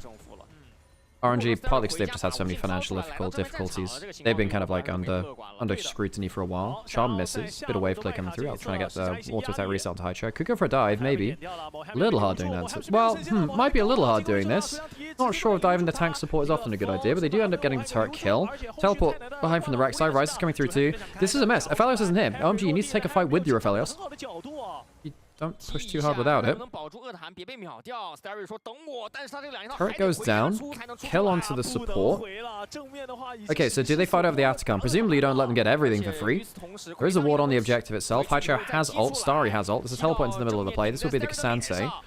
Okay, Atacon's going down below half HP. Good hook on... Oh, you shouldn't really give him a free hook like that. Remember, Weibo getting shredded by the objective itself. How much can Starry do? How much can he do? This needs to be on the Aphelios. This needs to be on the Aphelios. How much can he do? Good charm onto him. It's probably going to be an objective secure, but how much else can they get in there? Atacon goes down. One kill comes through. Zeka might die afterwards. Reset's coming through. Can't quite get himself out as Xiaohu, but he gets Elk out in his place. 2 kills for Atacon isn't bad. He's just going to die, though. He flashes out. Definitely misjudges that. Can OMG get the bot lane turret? I think they can. OMG don't fight. Well, they don't get the objective. They do get 2 kills after losing 1 beforehand. Weibo come out ahead of that. 结果上来说，微博还是把握住了这一波 ，Starry 没有回家出到2连套的时间节点，对，把这个恶塔给打掉了。因为你看这个厄斐琉斯身上的这个钱，还有那个装备，其实兜里绝对揣了很多钱。对。但这波团 OMG 也很冷静，就是他知道正面如果说冲进去去碰撞的话 ，Not a great tunnel from Harry. Allows Shahu to get out. 就打对面的前排。Sorry, tried to space things out to make sure that Zucker couldn't flash ult him. I think he played that pretty well. 对，只打你2个前排嘛，剩下3个人，其实我感觉走就走了。Back into live, Dragon's up. OMG could get themselves soul point. Does have flash for a flash engage if it comes to it. Infinity Edge is there for Starry. He's very powerful. 不过 Starry 这一波是变成了红白刀，但这个刀打团其实会面临 But he doesn't have flash or ghost. The positioning for this next fight much harder for Starry. There is a flash Ambassador ult. There is a flash Nautilus ult. Much harder for Starry to play. 红刀还是接近满配，有48刀左右。 Crazy that RNG and FPX left are the most prestigious orgs other than EDG.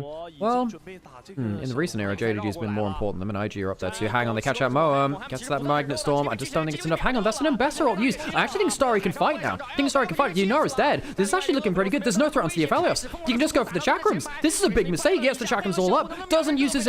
he doesn't use his Severum ult. He should have used that for the healing. Big mistake by Starry. Tries to get the Chakrams up for the damage. Now that everyone's in melee range of the Cassante, Harry's got himself a fair amount of damage. It's still all out. W charge full up. Good damage there. Ends up being what? 4 for 3? Can OMG stick around and take the dragon? Maybe not. I suppose Rek'Sai could. Rek'Sai's pretty good at taking... Well, kind of she is designed to be a jungler, right?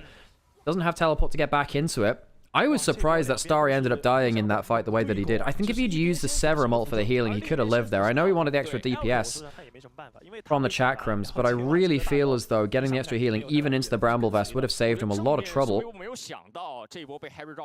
don't understand Aphelios at all, but were they good friends, guns for a fight? Yeah, look, Aphelios isn't that complicated, folks. Red-white is like your low-range DPS combo. Your red gun gives you a lot of healing, and your Chakrams are better the lower range you are, basically, and they get stacked up by the red very well. I guess that the feed's getting a bit of trouble as we go through the replay. But basically, Starry, towards the end of this play, ended up using the Chakram ult and not... So actually, we get it right here. Right here, uses the Chakram ult instead of the Severum ult, which would have given him the healing, I think, to outplay there just about. Didn't quite work there. Dragon still alive. We're probably going to have another go at this. A lot of summoners are down. Ultimates are coming back up. Weibo into bot lane river first. Again, it's all about whether you can get onto the Aphelios. Now you've got rifle turrets, which is very good again, actually, for the Aphelios. Gives you the long-range DPS combo. Harry into the back line. Charm onto the double carries. Very good from Haicho, actually. And Starry's untouched. Again, Zucker trying to get himself into position for an L out. Brings out Harry a little bit further, but that's probably not the play that they want. Double kill coming through for Haicho. Dipping in and out. L goes down. Starry's still untouched. He gets himself a triple kill. A full house between the Ahri and the Aphelios. 3 and 2 between them. They can go towards the Baron, and they can get the Dragon afterwards. A massive win for OMG, who are upsetting Weibo in this series. Starry, untouched in both of these last fights, really. Haicho 6-0-7, gone towards the Cosmic Drive second, has the Dark Seal at 10 stacks. He's having a great game for himself. Baron's going to go down. Do they give up a Dragon for this? I mean, they might not give it to him, frankly. Getting the Baron can really change things around. I don't think they care about giving, you know, an extra Dragon over to Weibo if it comes to it. Please don't die, Moham. They'll get it, and here we'll go into the replay. So... Harry over the back things, forced the flash out of L, and then really well played from Haicho. Gets a double Q, Blackfire Torch onto both of them. Q goes both ways. Starry is completely untouched at this point. And because Harry and Haicho go in so deep, Starry is just completely untouched on the backline because everyone else is having to play defense. Very well played from the side of OMG. Good team fight from them. 10 stack, there we go. Medjai's for Haicho. Medjai's gaming for Ahri. We'll love to see it. 这样大龙拿完再拿小龙 ，OMG 现在已经起势了，感觉现在气势如虹啊！你看右边全员经济领先，这加起来经济差。The dragon's taken by OMG. Well, that's going to be third dragon for them. Very happy with that. 书已经读起来了。这个时候有一个全屏播放，您已被海超标记。这个真标记了。Did they really just ignore the Aphelios to kill the Nautilus? I think by the time they had that choice, it was pretty much game over anyway in that fight. Lord Dominates regards up for Aphelios 2 now. Oh, Starry is so fed. This is probably just a 2-0, folks. What can I say? OMG have just been the better team today. Charm very close to hitting that. If that had hit, that would have been a big problem for Xiaohu. Another turret and bot side taken. And they break open the base. Zucker's waiting for... trying to get himself an objective bounty on top lane turret. Very good play there from Starry in terms of just onslaughting the tower. Charm, this is not good. The Nautilus goes down. Well, Zucker's in the middle of things too now. Right into a Cyclone. That Sante's not a tank. Charm hits onto the rise. The Infernum explodes them. The Mega Infernum bomb, courtesy of Starry, brings Weibo back down to terra firma. OMG will... yeah, they will 2-0 Weibo. Weibo Gaming, consistently inconsistent. Beat JDG yesterday, lose to OMG. OMG 2-0 in dominant fashion, might I add. Hey, great game from OMG. Great series from them. Starry is a player you got to keep your eyes on. Starry is a good player, folks. Starry is a good player. Been enjoying watching him quite a lot.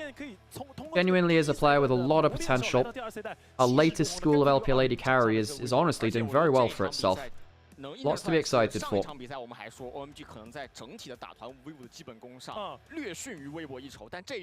I say that line doesn't apply anymore? Well, Zeref, what do you make of them beating JDG yesterday, then losing 0-2 to OMG today? So, you tell me, are they inconsistent? Because that beating what we consider a top team and then losing what we consider a bot team, I would consider that consistently inconsistent to me. I think that line is perfectly relevant, as always. I don't get your logic though, Zeref. 里面 Harry 以及 Starry 两位选手回应了所有的质疑，在这局比赛里面打出了接近完美的发挥。他们的选角，他们每个人要负责到的内容，在这场比赛里面近乎是完美的。虽然说他们中间也确实被二哈找到过一波机会，对吧？断了一下这个小龙的节奏。 Dude, you can't just come here and say that line doesn't apply anymore when you didn't watch one of the 2 series which was relevant to that statement. Come on. Come on, that's... yeah. 我觉得 Harry 的这个2波的绕后，加上 Starry 团战的完美发挥，都挺值得这一票的。说实话，其实作为一个厄斐琉斯的专精爱好者，我是很想把票给他，因为他打出了就是厄斐琉斯想象中的那种。 烟化的画面在最后一波的时候嘛，就是远距离，然后蓝刀大招接一个闪现 Q， 直接瞬间把 AOE 给打出来秒掉一个。但我觉得这一场比赛就是最为关键的还是 Henry 的2波绕后，一波绕后是跟队友一起击杀掉了 Alk， 然后另一波的话又是直接干脆利落的帮助团队打了一波灵幻舞出来。But the thing is, if you go off their performance last summer, which again was up and down, and I think also applies to that, this is an entirely new roster, so. 当然，超这把发挥的也很亮眼。海超，我觉得这把首先。And wait, hang on, you're going off of last summer. They beat anyone's legend in playoffs and then lost to everyone else, Seraph. How does that not count? Is that the same Juhan that was on DRX and GX? Yes, it was, yeah. They literally beat anyone's legend, completely capsizing the bracket in summer playoffs. Weibo is still the same Weibo, folks. 我觉得这也是，其实前面在选那一手的时候，我们说奎桑提跟塞恩嘛，奎桑提比塞恩优势在这里，他的团战残局能力是要强很多的。对，对，我说要打到后面的时候，你明显感觉到 OMG 的所有人。 AL was bad in summer? No, Zeref. At the end of summer, they were very good. They were bad at the start of summer, very good at the end of it, and then lost to Weibo in the first round. This is just revisionist. AL were bad at the start of summer, and then they were like clearly at like a top 2 team going into playoffs. 高额的加速效果，而且可以频繁触发蓝刀作为副武器的一个爆伤害。你看落地之后那个奎桑提根本扛不住，这里又是一个蓝刀，大招转蓝刀 Q。Start of summer you're right, but end of it no, absolutely not. 但是没有用啊，你后排的 AD 已经被秒了。好，最终的 MVP 是给到 deserved MVP from very good from Starry. Double MVP for Starry, good stuff. 来自于 AD 的 MVP。我记得 OMG 当时就是。 在 Starry 的第一个赛季的时候，就在 LPL 的赛场上拿下了非常好的发挥，而这一局来到了这个对于 OMG 来说 ，Who's even playing for IG versus EDG? I actually have no idea. All over the place. 很亮眼的表现，期待 Starry 在明年的赛场上也能够继续的大放异彩吧。而且我觉得就是在当前这个版本有那么多的 AD 或者说比较好用的功能性 AD 能用的情况下，他还是选择了相信自己，拿到这种后期的大核，而且这场比赛的熟练度完完全全是证明了自己是有能力操纵使用这种英雄的。 好，与此同时，我们也聊了非常的多。我们先把 OMG 的 AD 选手 Starry 请出来跟大家打个招呼吧。Hello Starry。Hello。Double MVP for him. He had a really good day today. The guy's great. Hello， 大家好，我是 OMG 的 EDG Star。是的，那也是恭喜你们啊，2-0的一个成绩，然后战胜了今天你们的对手微博，能不能跟大家分享一下此时此刻你以及全队目前的一个心理的一个状况、心情什么的？其实我自己就还好吧，然后因为我赛前也想过今天可能会赢，然后队友们就非常激动，非常开心吧，队友们的喜悦可能胜过自己啊。然后在自己这块的话是预料之内的事情，意料之中的胜利那我有一个特别想问的问题，就是第2局厄斐琉斯这个英雄的选择嘛，那也是相对来说比较出乎意料的。虽然说也知道你是厄斐琉斯特别。Which team was he on last year? He was still on OMG. 会考虑去选到厄斐琉斯这个英雄呢？因为就是训练赛中，其实我就打这个厄斐琉斯打云安娜这个线表现也挺不错的，然后就这个英雄比较自信吧，就不管对面是谁我觉得都可以选。训练赛练的，你要在赛场之上用出来才是真的。因为就是因为之前训练赛积累了非常多的一个胜利的样本，或者说手感火热的样本，才有了今天正赛的一个发挥。是，那我也特别想问，就是你去使用厄斐琉斯，也前面提到很多打线的时候，包括打团的时候表现都很不错。你觉得这个英雄如果让你总结它的使用要点的话，有没有一些特别可以给屏幕前的召唤师们分享的使用要点呢？这个英雄就是首先对线一定要稳住，然后要敢打敢拼吧，然后打团的话一定要注意自己的位置，然后这英雄的闪现比较关键，就闪现一定要不能乱用。那为了能频繁的这个使用召唤师技能，之前有一套流派是带起风的秘籍，你怎么看？其实那套我自己也有玩过。怎么说？前面伤害有点低，感觉不太好。伤害太低了，不适合自己发挥 ，Starry 就得完爆的，还是得拿强攻打对线，感觉才是真正的道路。那最后一个问题，那毕竟我觉得作为这一次的德玛西亚的征程，你们队其实表现蛮亮眼的，我们就不问什么哪些地方可以提升。你们队包括你自己，对于这一次德玛西亚的征程的目标，最终是到什么样的一个阶段呢？就先不谈那种很远的目标吧，我觉得就先把这个第2阶段打好吧，每一场我觉得都有机会赢。好。脚踏实地，每一把都发挥出自己最好的状态就好了。对，那也是感谢你接受我们的采访，预祝你以及你们队在未来的这个比赛里面都有更好的一个发挥吧。感谢你接受我们的采访。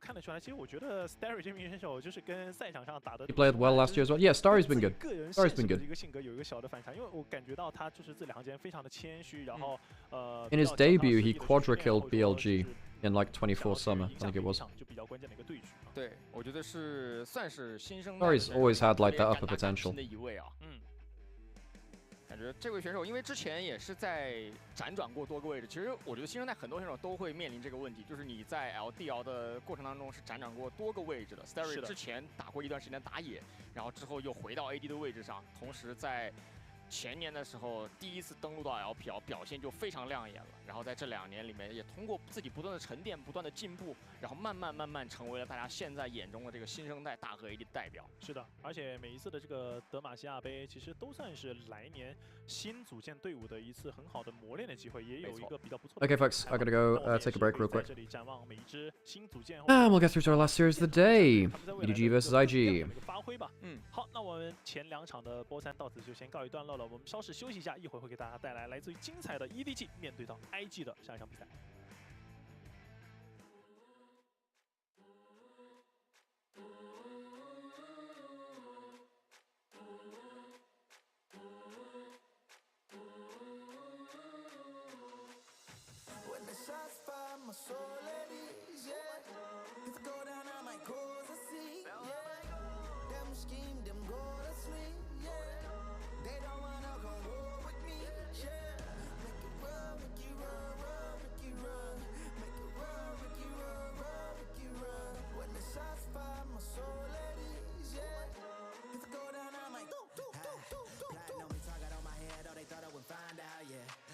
Joking, I ain't been 100, how do you sound now, yeah? Oh, you better focus, I'm locked and loaded. This ain't a game, you can forfeit. We back your trophies, better not get coffee. Starving, the other team was dinner, now they garbage. We mobbing, y'all really goofy, that ain't not a problem. I'm cautious, I've been on these snakes, just the garden. We novice, operations down in my apartment. They blocking, OG with the K, ain't no stopping.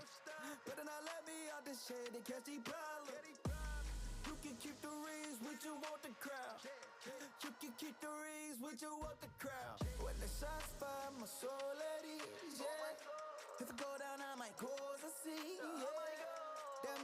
them go to sleep, yeah. They don't wanna come war with me, yeah. When the shots fire, my soul at ease, yeah. If I go down, I might cause a scene, yeah. Them scheme, them go to sleep, yeah. They don't wanna come war with me. I don't think that LPL has any bad ADCs right now. I'm not convinced by Ryan, Bayer. Yeah, I'm not convinced by Ryan and Bayer. Guy is a bit all over the place, but he's okay at points. Botic's not great either, honestly.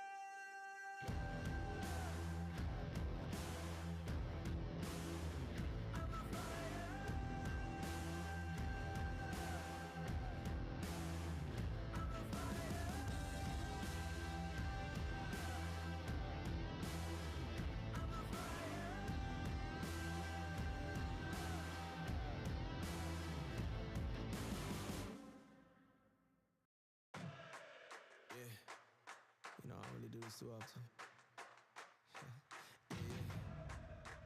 I'll be good for real. Just watch.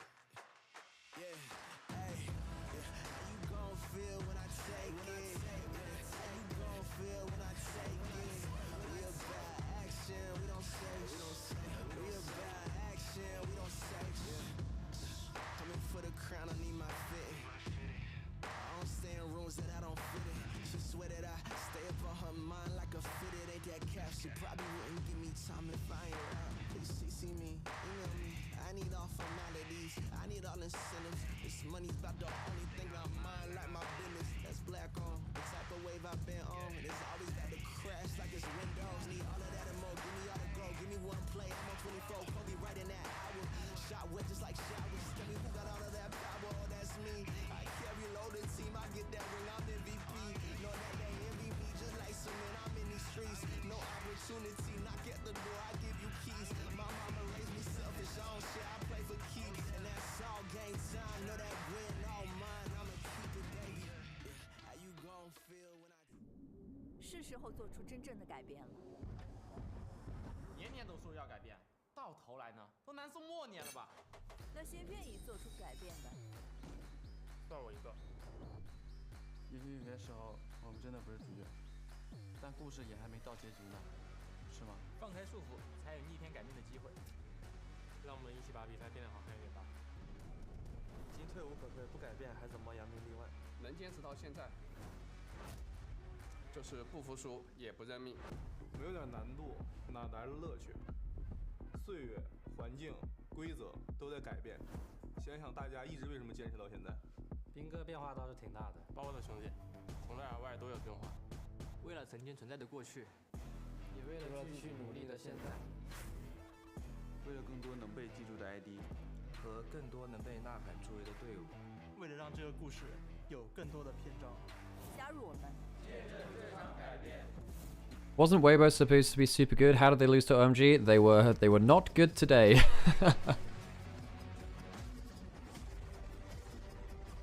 Okay, in terms of someone's asking about like bad AD carries in LPL over in Onivia chat. So I think the carries, the ones which I'm not as convinced about. I'm not as convinced about Assume, but I don't think he's bad. I think he's mid. I think that Chayo is mid, I suppose. 1xN is good. Sorry's good. Bout's actually pretty good. Ryan's not great. Baya's not good. I don't think. I don't think Photic is good.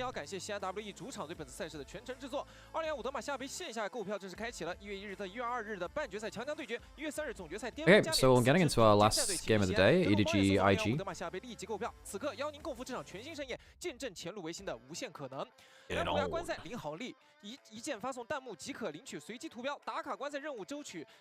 Yo, you can win the Dawnbringer Ribbon statue? That's cool as hell.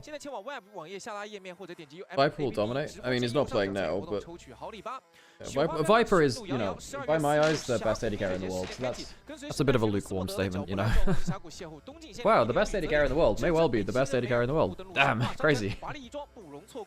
欢迎来到格温的简简尖尖塔，准备好被数不清的可爱格温包围吧！全新英雄主题神话级棋盘现已上线，内含小小格温梦幻泡泡联动彩蛋，贴满格温。Photic had good splits. Good. No. Okay, so hang on. If you're gonna be accurate about Photic, he had good half a split.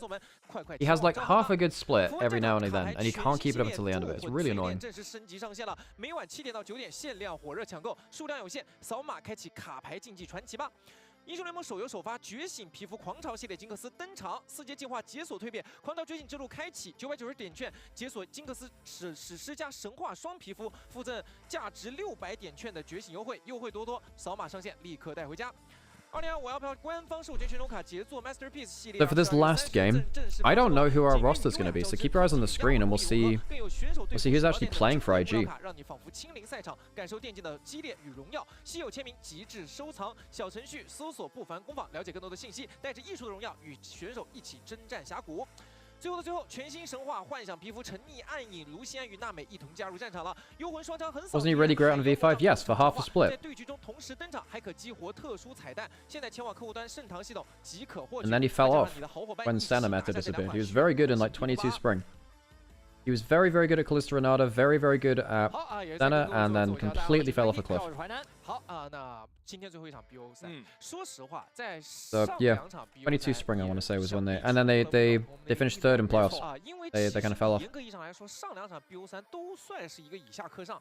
小爆冷吧？对，因为你对于第1局的老干爹来说，他是从第1赛段升上来的队伍，而 NIP 是作为，毕竟我们在 Then he finished third in summer, so it was worse than they did in spring. And then he finished 5th, 6th in summer playoffs, and they didn't go to worlds. 因为 NIP 昨天也是一个打满落败，而在刚刚 OMG 跟微博那场比赛里面，也是以一个2比0。This is the same roster that we know for EDG. No surprises there. 气势如虹啊！那看一下今天第3场 BO 3的对决了 ，EDG 这边的首发名单，朱德章。 And let's see who's playing for IG. Let's see who's playing for them. Over away, Renato's not rookie playing. Rookie's not playing. So we're expecting Rookie to come back in spring, but the rest of this team should be the same. Sorry, for winter, rather. Dude, everyone's just going to school today. What the heck?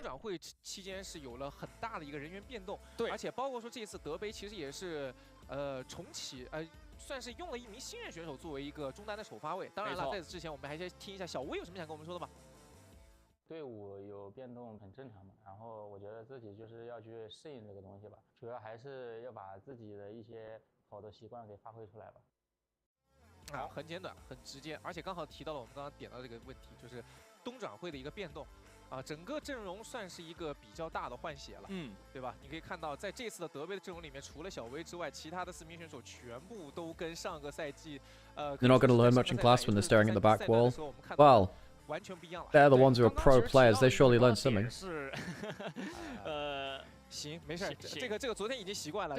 他是昨天我跟他说，我说你把那个兔耳朵换掉，他说好，他说他还有更多的，可以明年再换一个。结果今天上来不光是兔耳朵。 边框还加了点点。I wonder if Sobro is good. Yeah, me too. I don't really know Sobro that well. 我们可以继续聊关于 IG 那个问题。主要是刚想说，小威这边他在自己在队伍里面的定位可能也做了一些转换。 I've seen maybe a couple of games of him as I've been scouting through different 运营的队伍 boards. 变成一支可能他要来承担更多的指挥责任、当大哥的这样一个队伍，不知道他能不能够把这个点给胜任好了。你这么一说还真是，对吧？原来是这个半途加入的插班生，没想到才过了短短几个月就变成了这个班的班长的感觉。因为现在真正的班长这个 Rookie 是没有出现在德杯之中的，所以现在无疑小威是这一次德杯 IG 的班长。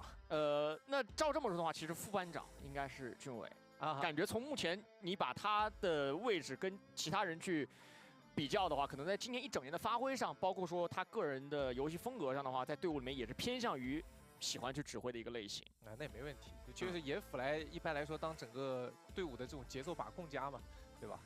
那在这种情况下要看看，首先一个是 Fotic 选手，毕竟他此前是在上个赛季。Okay, so there's a post on Reddit which is kind of funny, which is what's the funniest summoner name you've ever seen? Someone says they've got the name Morgana Freeman. And they've got friends' names, got Tom Clench and Zed Leplin. What? Okay. 对于两支队伍来说吧，那当然肯定是 EDG 的。There isn't a crazy amount to analyze about the situation, folks, besides the fact that IG, pretty much everyone's new on this roster. 做了一个比较大的更换。其实说白了，对于 EDG 来说，他们最大的一个。So Renard used to go by the name Lime. He was playing in LDL, you know, all the way through this last year as well. Didn't do great at Asia Masters, sadly, with themselves. Wait, he had a jungle called Coward? Are you kidding me? Why would a pro player ever call themselves Coward? What? He was an AL youth for 2025. Year before that, he was on EDG youth. How long was he on EDG youth for? Wait, he was an AD carry. He used to be an AD carry. No, that's not true. No, he was called Coyote, and then he was called Lime, and now he's called Reynolds. This is his third different name. What? Okay, fair play. But I've not actually seen any gameplay from this guy. Coyote we know, Dway we know. Dway's good. I like Dway. We have, oh my god, we have Wei and Dway. No, no, no, we've got a whole year to go through of Wei and Dway if Mako doesn't come back. Don't do this to me. What do you mean they're called Wei and Dway? This is worse than Wei playing as Wei Wei. Xiaohu and Xiaoshu. The question for IG is whether their players come back from break midway through this year. 他是勇于站出来的那个人，那没问题。他的伤害占比，那个数据其实说明了一切嘛。而同样对于 IG 来说的话，在这一次的德杯的名单之中，其实大家也看到了2名新鲜的血液，对吧？对，2名新任选手。你其实甚至包括像俊伟，也不算是这种在 LPL 上打了特别久的选手了。但是无论是像他们对于他们来说，上单的 Soboro 还是中路的 Renard， 都需要德杯去进行一个磨练啊。那马上比赛开始。 Okay, first draft of our third series today, EDG, IG, Nico Bandway, no surprise, Jace, Rumble, Ariana. So we still have Azir, Yunara, Kiana, Aatrox, Zahan. Poppy as well has been pretty high prior recently. Yeah, if we have Wei and Dway, can we get Wei and Dway? We shall see. Syndra Bandway, oh okay. Huh. Well, I can't say I know that much about IG's mid laner's champion pool, Renard. Again, he's gone through a couple of different names. Go check out his overall stats, actually. Maybe he's just been playing well on that stuff in the old Scrim bubble. I mean, EDG have a team which has been playing together more. Apparently, Renard is a big Hui player, interestingly. Ari and Hui. Yunara first pick in, Leave. Big player of that. Of course, EDG rejoining EDG. EDG, the one change they made to their roster was bringing Leave back in on the outgoing player. Aphelios, not a surprise to see that locked in on the other side. Fotic is a good Aphelios player, actually. He is a good player of that.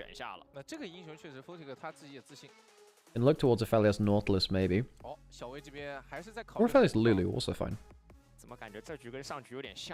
So many Wukongs today. I'm surprised to see that come through. Of course, the Kiana was banned, but I didn't think that Wukong was that crazy once. I mean, I suppose once Kiana and Jace are gone, maybe it's easier, but I would have thought Aatrox is better than Wukong on the whole. Oh, Xiaohao Lee Sin, please. He's so good at it. Not good into Wukong, but he's so good at it.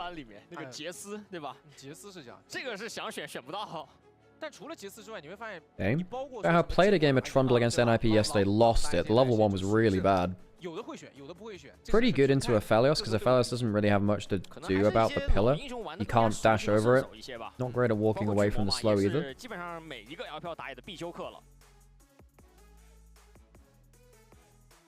那看这一手是中还是辅？ Because like Aphelios is probably thinking about going Ghost already, and it needs it at this point. Okay, we're Is that a championship slight bug or is it a graphical bug? Are we still in draft? Are they restarting it? Yeah, Thresh also also in there too. Yeah, for sure. Thresh is the more defensive option for the Aphelios. Naught is the more aggressive option. 所以我感觉第3手大概率是要选一个法师出来。那这个板子上面，我觉得像刚刚提到的岩雀，包括沙皇，都是不错的选择。 其实如果说是现在这个，就以左边的目前看到的，就云安娜加上巨魔这2手的话，第3手如果再选岩雀，会比较的吃力，因为主要还是在于你中野之间没有一个稳定的配合，然后再加上你如果想要去，在辅助位上补出像牛头或者说泰坦这样的英雄，会比较麻烦啊。 就基本上选不到那样好用的一个辅助啊。是，我们也刚刚收到消息啊 ，EDG 的打野选手小号是没有选到对应的英雄，所以说我们重新拉起一个房间。这很正常。哎，这个用过比赛服大家也都知道，有的时候那个它是会卡一下，重新拉起来就好了。那我们今天应该是稍后就重新拉起一个比赛房间，然后继续。刚刚其实有提到就是。 对于 IG 的这2位新选手来说，对吧？有了解的观众朋友们可能知道，就 Renard 对吧？现在顶替 Rookie 作为德杯首发的这名选手，其实也是来出道于 EDG。对啊，他是 EDG Y 的一个选手，然后后来也是包括跟随着 EDG Y 出征过这个亚洲大师赛。Well, it's good timing though, because my neighbor's got to come pick up a package from me, so good to do this now rather than an important one. All right, be right back in just 1 minute, folks. 获得一些这个荣誉的，而且包括对于他个人来说，据说他比较擅长的都是些偏刺客类型的一些中单那个法师英雄。新人中单选手，好像我看70%、80%都是这种以刺客出道的，很少有那种以传统法师出道的选手。现在，很正常，因为为什么呢？你 rank 里面刺客好上分，排位环境对，就是你在打排位，你确实你首先得上分，你有个好的分数，你才能打职业，对吧？而你上分，你往往其实有的时候你就得。 打那种就是玩那种好带节奏的英雄，对而刚刚提到的，除了像 Rena 这位选手以外，另外一位在 IG 这边的新人选手 Soboro， 你要说他新人吧，年龄确实不大，21岁，但是你要说他是个老将啊，他已经有了5年的征战经历了，在 LCK 的次级联赛打了3年多的时间，然后辗转之后又来到了今年的这支 IG，算是经验非常丰富的一位小将，是。 但是我们往往这么说，就是你登上顶级联赛嘛，对，那次级联赛的那些东西，只不过是你过去练功的一个练功房。是，从你登上顶级联赛的那一刻开始，你就是顶级联赛的新人。对。 就可能那才是你真正被关注、被记住的那个时刻。 Real good, cool. Right. Well, that's a very convenient force for me actually. 因为他毕竟顶替的是德赛的位置。当然啊，那对于他来 Of 说 course, we are partway through the draft. I don't know whether it was a bug in the picks. I mean, if it's just remaking the draft, I would imagine it already would have happened by now, so I'm not exactly sure what's happening. Normally, it doesn't take this kind of long to sort things out. Might be a peripheral issue. 而今天可能大家更加着重关注的，除了2位小将的对线情 Always got to consider those things. 很考验对线基本功的。除此之外，整个团队的协同。 That panda. 合适以及整个队伍的 tired 协同 leave. 性能否做好，我觉得对于 IG 来说 Same, buddy. Same. There we go. Back in the draft. Great timing. So we're back into this point. Let's see what changes. So Kiana was banned last.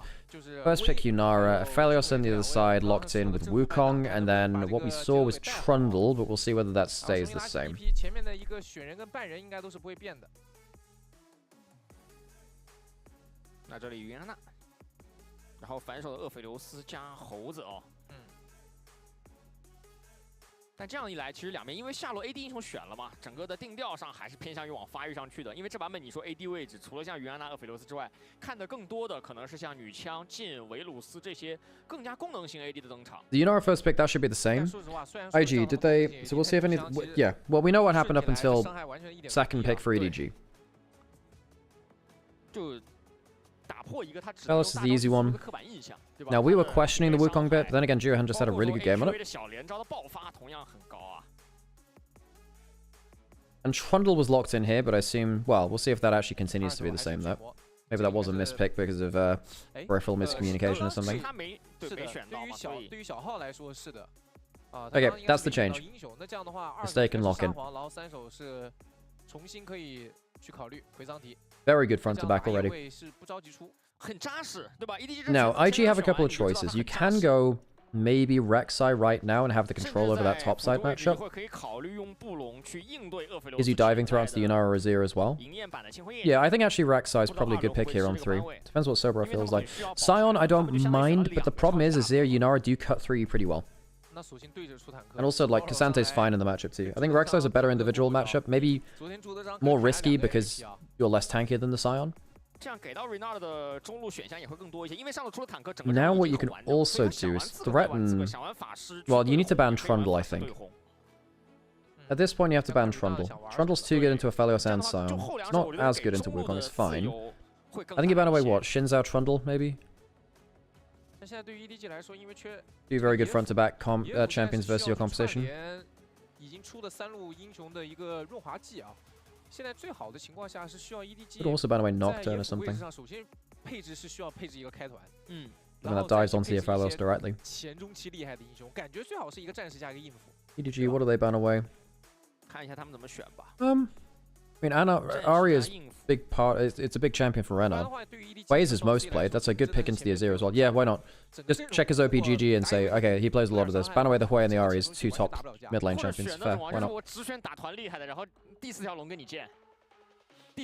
There is value to just say, ban away and you players comfort picks. Why not? Yep, Trundle's a good ban. Trundle is a good ban.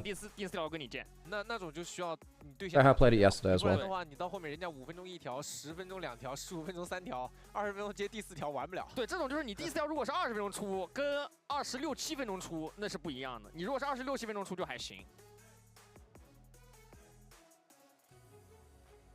看一下 EDG 怎么选择了。 Do they ban away that Hui? Hui's pretty good versus this comp in general right now, unless you want to go towards something like, again, that Nocturne in the jungle, which... Actually, no, even that would be not great for to go into Hui. Yeah, I think Hui's a good pan here.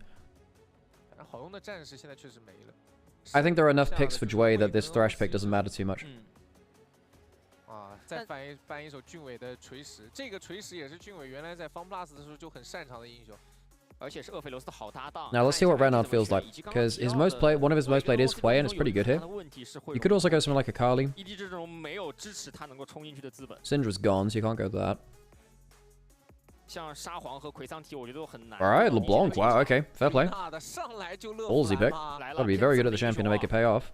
Angel is a very proficient Azir player. Malphite is pretty good versus Aphelios.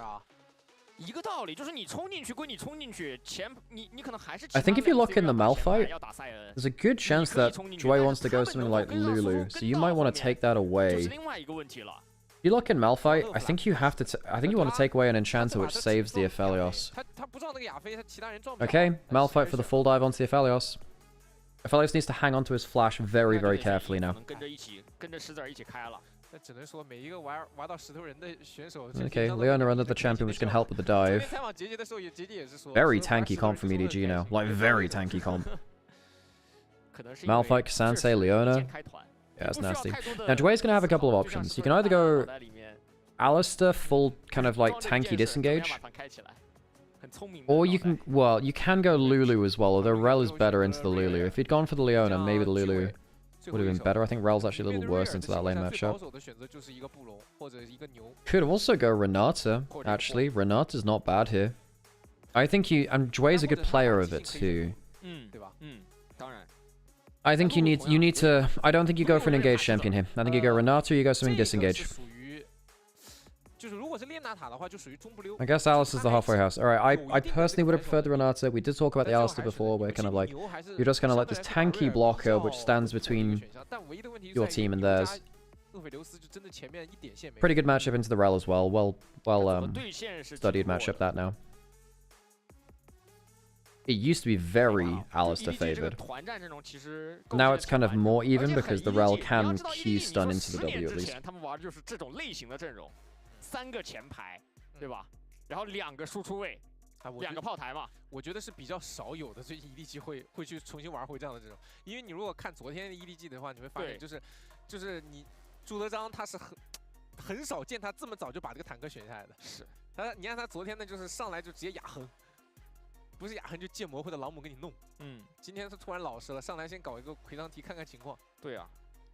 Okay. The Malphite is a great pick into the fellas. I don't like this LeBlanc. I think the LeBlanc is not high damage enough into this team. The LeBlanc is going to do damage for about 10 minutes and they're doing nothing. I'm really worried that the LeBlanc is going to do nothing. 能不能把前面的节奏给扛起来？因为现在基本石头人虽然说带电刑啊，但是你其实说是带 Okay, 电 into 刑 the game. 但是我看 I think EDG massively outscale. I think that unless Photic gets ridiculously far ahead and also holds onto his flash very well, or Renard just massively outscales. He's gone for the first strike, actually. Renard gets like a massive lead. I think that this mid lane pick gives a lot of issues for IG. I would have preferred the Hui. It's a high pick chance for it, like pick percentage for him, and it's good against tanks. I'm not a fan. Not a fan of the LeBlanc. Very risky. You played Malphite jungle yesterday, GG, and it looked awesome. 这个面对 Angel 对线打成怎么样？主要乐芙兰这个英雄是个方。 What is that IG lineup? Well, they went to Worlds, so they don't have to field their full roster. 肥的时候，他可以出一本杀人书，然后 We expect Rookie to be playing. The rest of the roster should remain the same for Winter, and then after that we'll see. 肥的时候就是完全没用。但你看他这把真的很自信啊，他上来直接来了个先攻。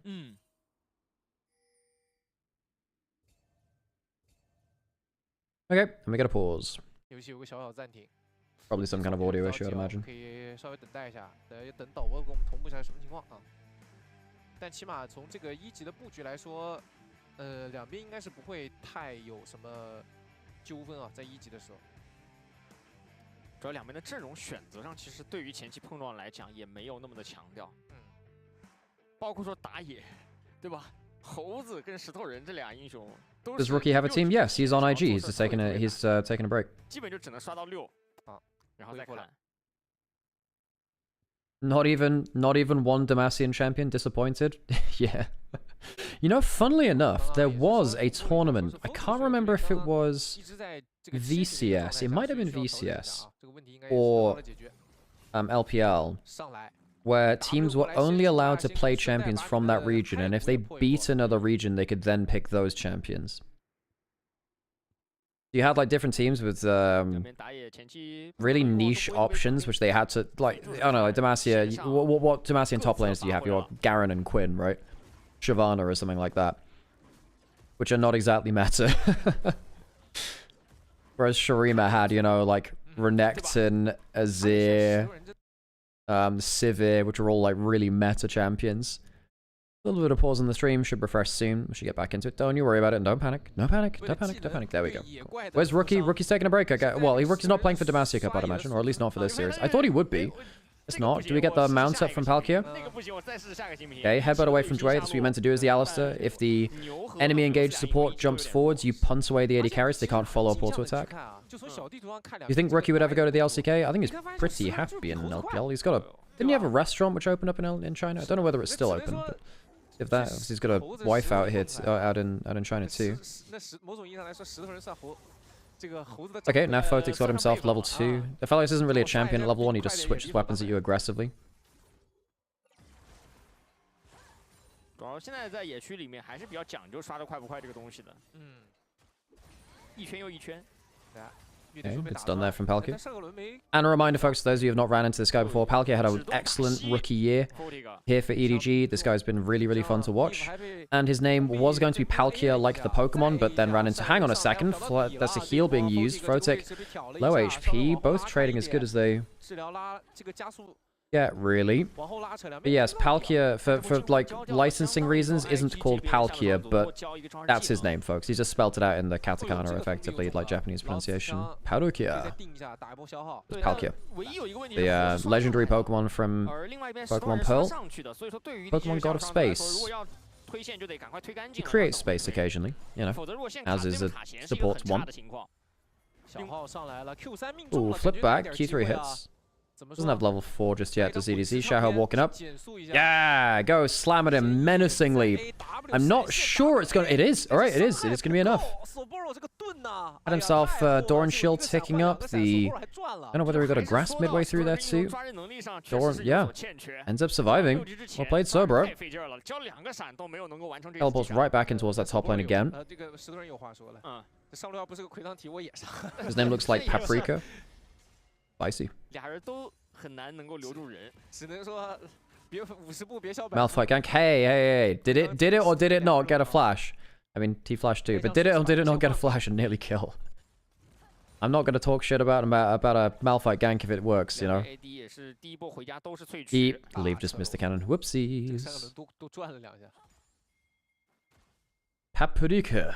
这种时候是无奈的，你只能看着那个冰钓干着急。Yeah, I can vibe with that.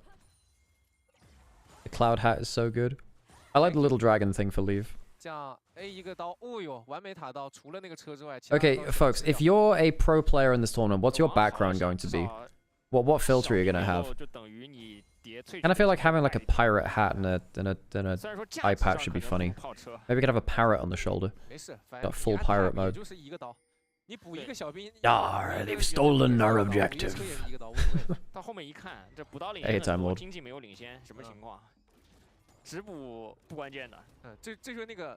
ZDZ on weak side. The problem for ZDZ here is the wave is pushing away from him, and there are dangers to that because despite the fact that Xante is remarkably hard to kill, he doesn't have flash right now. And yeah, now the wave's pushing away from him. Well done from Photic and Joy there, actually. Photic taking aggro. Does get the 3-weapon switch. It's quite dangerous for ZDZ. And again, the wave's pushing away from him. Even with minion aggro being tanked by Photic and Joy, the wave is still pushing away from ZDZ. So he's going to lose like another 10 CS, by the way. You notice that ZDZ is backing already, so he's like, well, I fucked it. I can't approach that wave. But Leave is going to swatch down there too. Palkia will come with him. ZDZ has to go topside and collect that wave, all because Photic and Joy have the wave pushing into them, and they make sure the ZDZ can't get access to it. If the wave had crashed in, they probably would have kept the lane assignments for like another wave or two. They choose not to. This is basically just trying to save some CS. But the problem is, Leave and Palkia, they're also going to be denied some minions here. Plate goes to Sobro. Yeah, well played by Photic and Joy. Well played from them. 但是谈话间这6分钟出头啊 ，IG 已经是把电黄龙给拿了下 I 来。 haven't really seen much happen in this mid lane. He misses everything there. 而 Renard 明显在 Reminder that Angel is a world champion. Not world champion, sorry, world finalist in Suning 2020. And you, part of that was basically his Akali Azir were really, really good. And his LeBlanc was really good too, actually. 看看能不能有那种来去自如的。 Malphite Electrocute. No, it's still going to be tank Malphite. It's just a damaging room in the jungle. I know that a lot of the time Malphite goes like press the attack in solo queue when he's tank, but basically Electrocute is a similar thing. It's just, you know, you get access to Ultimate Hunter and a couple of good runes, basically. Which draft do I like the most? I like IG's draft. Sorry, I like EDG's draft more, but we'll see what happens with actual gameplay. Because I don't think that LeBlanc is going to do very much later on into the game against Cassante, Malphite, Ral. Precision tree is so much better. I mean, for solo queue, yes. For pro play, I mean, Ultimate Hunter. I mean, I guess you can go Ultimate Hunter secondary anyway. But this allows you to go to Inspiration secondary, and you feel pretty happy about that. You don't care about the precision minor runes, really, as Malphite.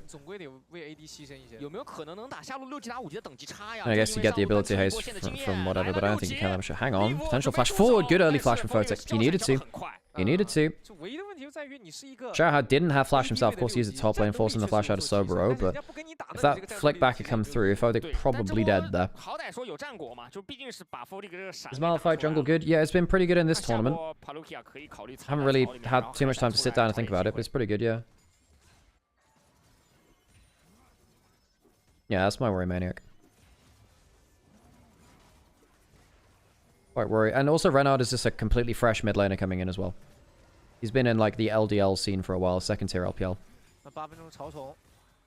And my worry is that, you know, he's up against actually quite a coherent team. EDG won great in early game versus NIP yesterday. 2 ganks, 2 flashes. True, although I'd argue that was Palkia getting that one, but yeah. Well, actually, again, who am I to doubt the power of the Malphite gank? Well, he has level 6 now, so it's actually kind of powerful. 1 grub taken by Wei. Was Wei the only player remaining from the world's roster today? Rookie expected to come back in winter. We're not sure what's going to happen with the Shy and Mako. They're taking a split off at least, and I guess we'll see what happens after that, right? They were having a pretty good time there. Renard flashing away from there. Alright. Was exhausted too, if I spied that correctly too, from Palkia. I don't think this LeBlanc has gotten enough done. You have to be a lane bully as LeBlanc. You want to control mid lane. Get a 10 to 20 CS lane, leading and make the most of it. I don't think that they've done enough on the LeBlanc, honestly. Sobro's doing pretty well up here. 10 CS lead on the Cassante. Of course, a lot of that's kind of from the play made by Photic and Dway to deny him a lot of CS under bot lane. In fairness, a lot of that is not due to Sobro, but just as a team, IG have denied good CS from ZDZ. First, there's a 10 CS advantage onto leave, but Photic's not... Yeah, he's not unhappy about his own laning phase either. He's got a color caching in, same as leave.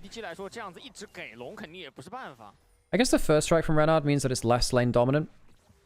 Now, one of the things about first strike is it helps you particularly post one item, farm up towards 2 and 3. It's not very good early game rune anymore. It's pretty good in mid game. It also empowers stuff like Liandry's, but I don't really think you want Liandry's in this. Well, I mean, LeBlanc is not a Liandry's builder. She's too bursty. She needs too many other things. I don't know. I think this LeBlanc could be a bit of a negative towards IG. I know I've said that a lot, but a lot of my thought process keeps coming back to it. The actual rest of the team's in a pretty good state. Wukong Aphelios is pretty good. Ludens comes in. The Ludens gun. Did you see, by the way, that on PBE they've reverted Ludens icon, so it's going back to the old Ludens icon, which was around since what, season 5, which I'm a big fan of. The Ludens gun, I don't know, it's whatever. The other one was way more unique in terms of I liked its look a lot more. Purple item is back. I wonder if they'll revert it to the old sound effect too, because old Luden sound effect was so satisfying. Also, old static shift sound effect was way better too. Wait, that's a very dead angel, probably. Ooh, just about gets it. One more tower shot would have done it. Close. Pick onto Dway, has the unbreakable will, and it is pretty unbreakable. Fair play. Proved it right. You think he picked LeBlanc to deny Angel? No, because Angel picked Azir first. And I'm not gonna lie, in a best of 3 with the game 3 as a blind pick, I doubt it's a pick away from, you know, game 2. Who do you think is the weakest LPL team at the moment? Well, maybe TT. Yeah, TT or Ultra Prime, really. Hang on, good double knock up. That's a good ult, but it does end up kind of being disengaged away from Dway. It doesn't have the ult, dies there.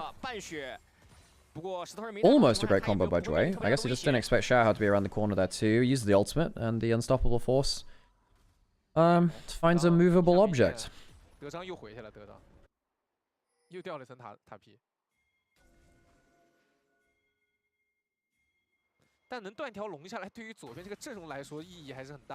We're getting bot scuttle.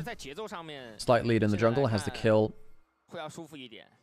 over Xiaohao right now as just the assist.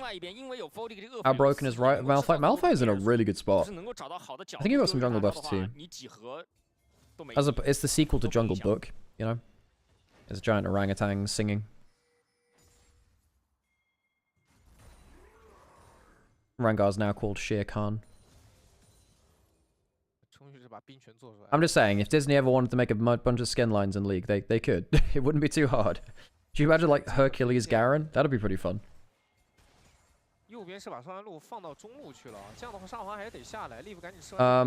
I doubt that'd be a very good idea for me. Spreadsheet. Not that I have an interest in that anyway. I am firmly against betting myself. You can do what you want with your own money, but I don't want to do that. And also, as long as I work within the professional scene, I should absolutely have nothing to do with that. That's a conflict of interest and gets you in very big trouble. If I was just a co-stream, it'd be fine. But because I'm a caster in the right circuit, it'd be a bad thing. I feel like Aphelios can really be vulnerable against Malphite. Yes. Yeah, like Aphelios doesn't have... Yeah, and if Aphelios ever loses Flash, instant engaged by Malphite, and it's pretty dead. Angel going towards Renard. Malphite's coming down. Where's the mind game? Goes back to the return point, has a W. I think he just dies. I don't know, maybe he does make it out. Playing some smoke and mirrors, has a little bit more HP. Leaves coming around, might have to pop the ult to dash over a wall. See where Renard goes. Renard's trying to spout out. Ah, he's spotted. That's a problem. He'll flip back, and I think he'll just die. All right, they managed to cut him down.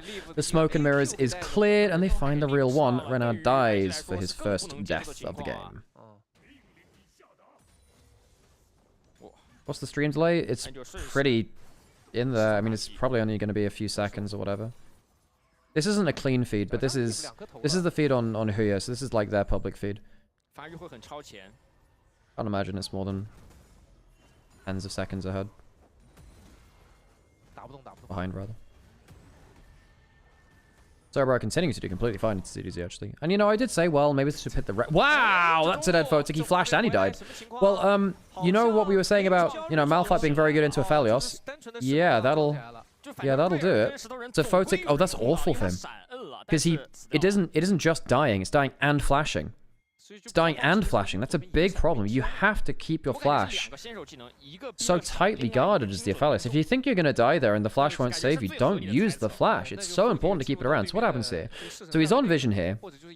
He's recalling, puts a sentinel turret down. Palkia walks over a ward.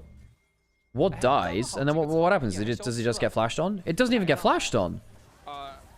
Oh, no. Well, that's the ruler spot, isn't it? Rip. If Rookie was playing, do you think they'd be the better team? Hard to tell, really. IG with so many new members, a lot of them who I've never seen play before, I wouldn't be able to tell you in good faith. Herald started up, Renard. Okay, not bad poke onto Palkia, though. They do get themselves with a Herald. That might allow them to break open first turret.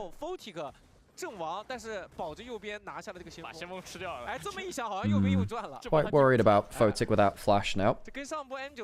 Is it pretty even right now? Yes-ish, but I'd say that EDG, being a better scaling team, having a slight gold lead and also taking away the Aphelios flash is more than what shows on the gold value. Is the Shy playing next season in LPL? He's not playing for Winter, we know that, but we don't know what's going to happen beyond that point. It's up to him, of course.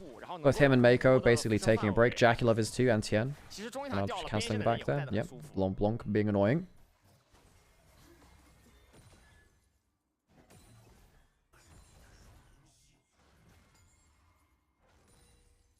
Cole cashed in for Leave, 2,000 gold up now, but what I will say, Leave was 2,000 gold up in a mirror matchup versus NIP, another Nymaera, and he ended up going 2k behind because of his own missteps, really. Rookie's only on break for Demacia Cup. I thought he was going to be playing Demacia Cup, but he's not playing today, so I don't know. I'm not sure. Dragon started, would be second for either team if they get it. I don't think Shahar wants to fly in and steal. Let them have the second one. They might look for a fight, but I don't think they want to look for the steal without a good fight as well. Okay, Dragon goes down. CDZ hitting the top turret. You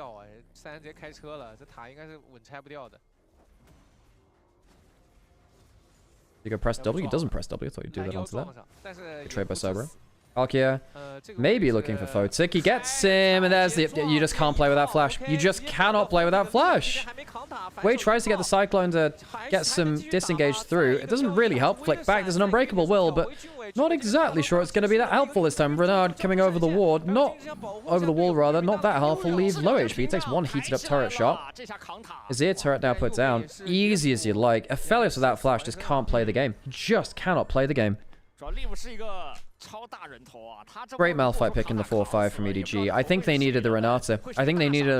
Something to give you the bailout and maybe give you some way to play around it. I think the Alistair was a big mistake on 5 for Jway. 也算是上一波的伏笔，就是 Photic 这边把闪现交掉了。他上波面对对面野辅的进攻的时候交了闪，所以这波 Palkia 跟小号是没有半点犹豫啊，直接开了塔下的 Photic。这也是厄斐琉斯这个英雄的困境之一吧。你遇到这种情况确实是一点办法没有。 Renata or Taric? Taric is actually too slow. By the time Taric ult procs, you're dead. Taric's actually not that great. Taric is actually better as an aggressive champion than a defensive one. Herald into mid lane, take the mid lane turret. Malphite ops back up in 5 seconds. Don't stick around, really.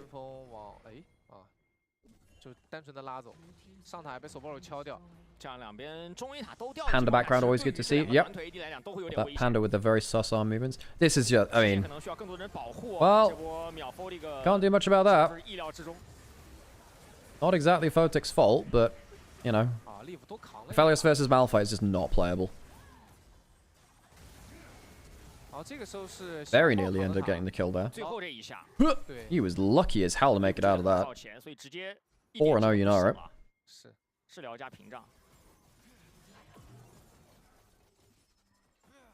Who is Photic? Photic's been around for years. He's been in LPL for years. He was on V5 with Rookie. Yeah, his best year was 2022. 2022, he was one of the best AD carries in the LPL, but then couldn't really keep up that level of consistency, sadly. Is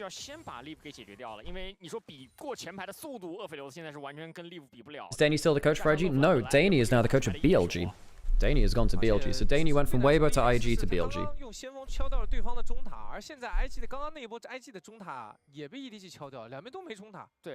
Also, Danny's drafting has been up and down. I mean, you look at World Finals with the red side drafting, blue side versus T1 all 3 games was just not good. Giving Zayas top lane counter pick in World Finals was not good.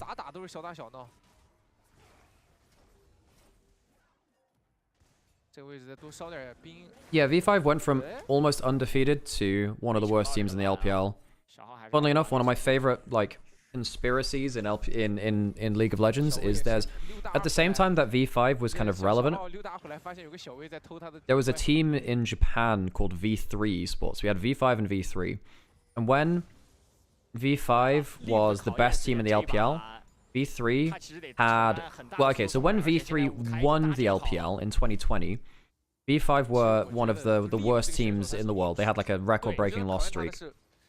And then when V5 became LPL, like best team in the world in 22 spring or whatever, V5 went on to create the longest loss streak in like esports history. It was something like 44 or like 46 games lost in a row. So there was like this inverse, but hang on, he might just die again. He might actually lose his flash here. If he loses flash, it's so bad. Oh, he gets hit anyway. Doesn't matter this time. The problem is he's lost his flash now. He's lost his flash and Xiaohao didn't need to. Wade's going in. Cyclone's coming through. They have the Azir turret. Very good Azir turret. Clone is not the one that hits the real one, actually, so they're going to get Wade. They're trying to look for a fight while the Malphite ult is down, and they just can't find it. EDG so much better strategically than IG here. Not bad from Photic. Gets one back, he's hit back, and the all-out pings him back into the play. Is it enough? The cheese wheel of doom helps bring him down. EDG will die. Ends up being a real mess. What, 4 for 3, all things said and done? 4 for 2, mind me. EDG walking away with a great play. Photic, you cannot walk up like that. This Aphelios cannot afford to walk up like that. Big mistakes by this AD carry. Renard is hiding in the brush. There is a chance he could one-shot here. Get one person. His cooldowns are all up. Angel doesn't have flash or ult. Quite low HP. Can't steal it. I wonder whether he should have tried for a kill instead of a steal. LeBlanc looks useless. Well, yep, that's what we were thinking. Just Aphelios cannot play versus Malphite. Yeah, so yes, my conspiracy was there was an inverse proportionality between how good V3 and V5 were. Like, V5 was good, V3 went on a record-breaking loss streak of all time. V3 won LGL, and V5 were, like, the record loss streak in LPL. So funny, honestly. Oh, that's a nasty pick off of the Q3. Yeah. How do you play this game as the Aphelios, man? And the problem is now he doesn't have flash for another few minutes, and it's not like he's gone something like Ionian boots for extra flashes.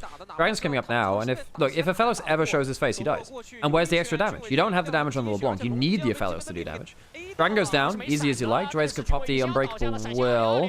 Goes on to leave, but doesn't really achieve that much. Aphelios, like, isn't he just going to get into trouble? There you go. Yeah, he ults gets stolen straight onto him. Photic has to cleanse away. I think he just dies. The Malphite may well just cheese wheel him. Cheese wheel him, Xiaohao. Cheese wheel him. Slap him to death. The Aphelios dies. A solo kill from the Rock in the Jungle. Xiaohao, a great game from him so far as Photic. Yeah, not exactly feeling that great about himself. Cheese wheel him. Do it. Cheese wheel him. Do it. Yeah, there you go. Hit him with the Q, the cheese wheel of death. I think he might die here, by the way, folks. I think he might just die. Gets hit again. He's definitely dead here. Q3 hits him. ZDZ takes down a kill. Renard really achieving very little on the LeBlanc this game. EDG, much better composition from them. IG needed a very strong early game. They didn't get it. Their composition is much harder to play, and I don't think they're playing well enough to justify what they picked. LeBlanc's done nothing. The Aphelios has been out of position too many times, lost flash in very bad scenarios, and it's left the game just unplayable. The only way IG can really play is getting a big fight while Aphelios flashes up, flashing the Malphite ult, and then going to town. He's also ended up built... Guys, he's built a Collector versus K'Sante Malphite. I know it's a good first item, but you just can't afford to do it in this comp either, you know? What's the plan here, Photic? What's the plan?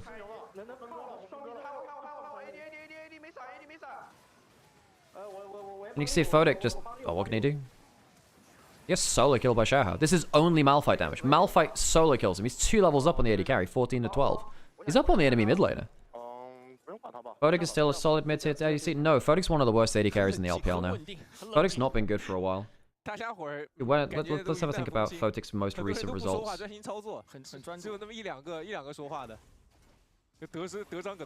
I mean, I know that Photic has a good relationship with Rookie because of his time in V5 and stuff, but he was on LNG this year. Oh god, leave, he's caught out. He doesn't have flash, but he doesn't need it. Pops the ult, gets a bit of move speed in with the E as well. Xiaohao is just walking at them menacingly. He still has ult, by the way. They're gonna go straight to Photic. Oh no, not again! What do you mean he was killed by a jungle support with 3 teammates around him? Get this Malphite away from this Aphelios, it's not okay! Oh, Malphite. I'm so sorry, Photic, but oh god, it's not a good time to be an Aphelios, is it? It's not a good time. What other options does Aphelios even have for first item? Yuntel would be the better first item here, yeah. It sucks, but you have to. There's not much else you can do. The Collector just isn't the stats you need, really. He could have gone Yuntal into... Or he could have foregone the Infinity Edge and gone Collector, Lordomus with the guards. That could have... You need an LDR, like, second, though, really, against this comp. Now, there's a Frozen Heart Thornmail, Unending Despair, Tabby, Frostborn Gauntlet. And then even the Rel's getting armor as well. This quadruple Tabby. Like, Collector is doing you no favors here, Photic. The thing is, it's not even... Yeah, it's even worse than Collector into 3 tanks. It's Collector into 3 tanks, and even the AD carries got upgraded steel caps. But this Aphelios is... Even if Aphelios has flash up... Oh my god, does he just... I mean, he's just cheese-willing them. 3 levels up on the enemy AD carry, 2 levels up on jungle. I mean, this is just peak Malphite gaming. Palkia, God of Space, removes the enemies from his space. Wei tries to dive onto the enemy AD carry, and the Yunara actually does win in that fight. Yep, Yunara went for the upgraded Tabbies as well.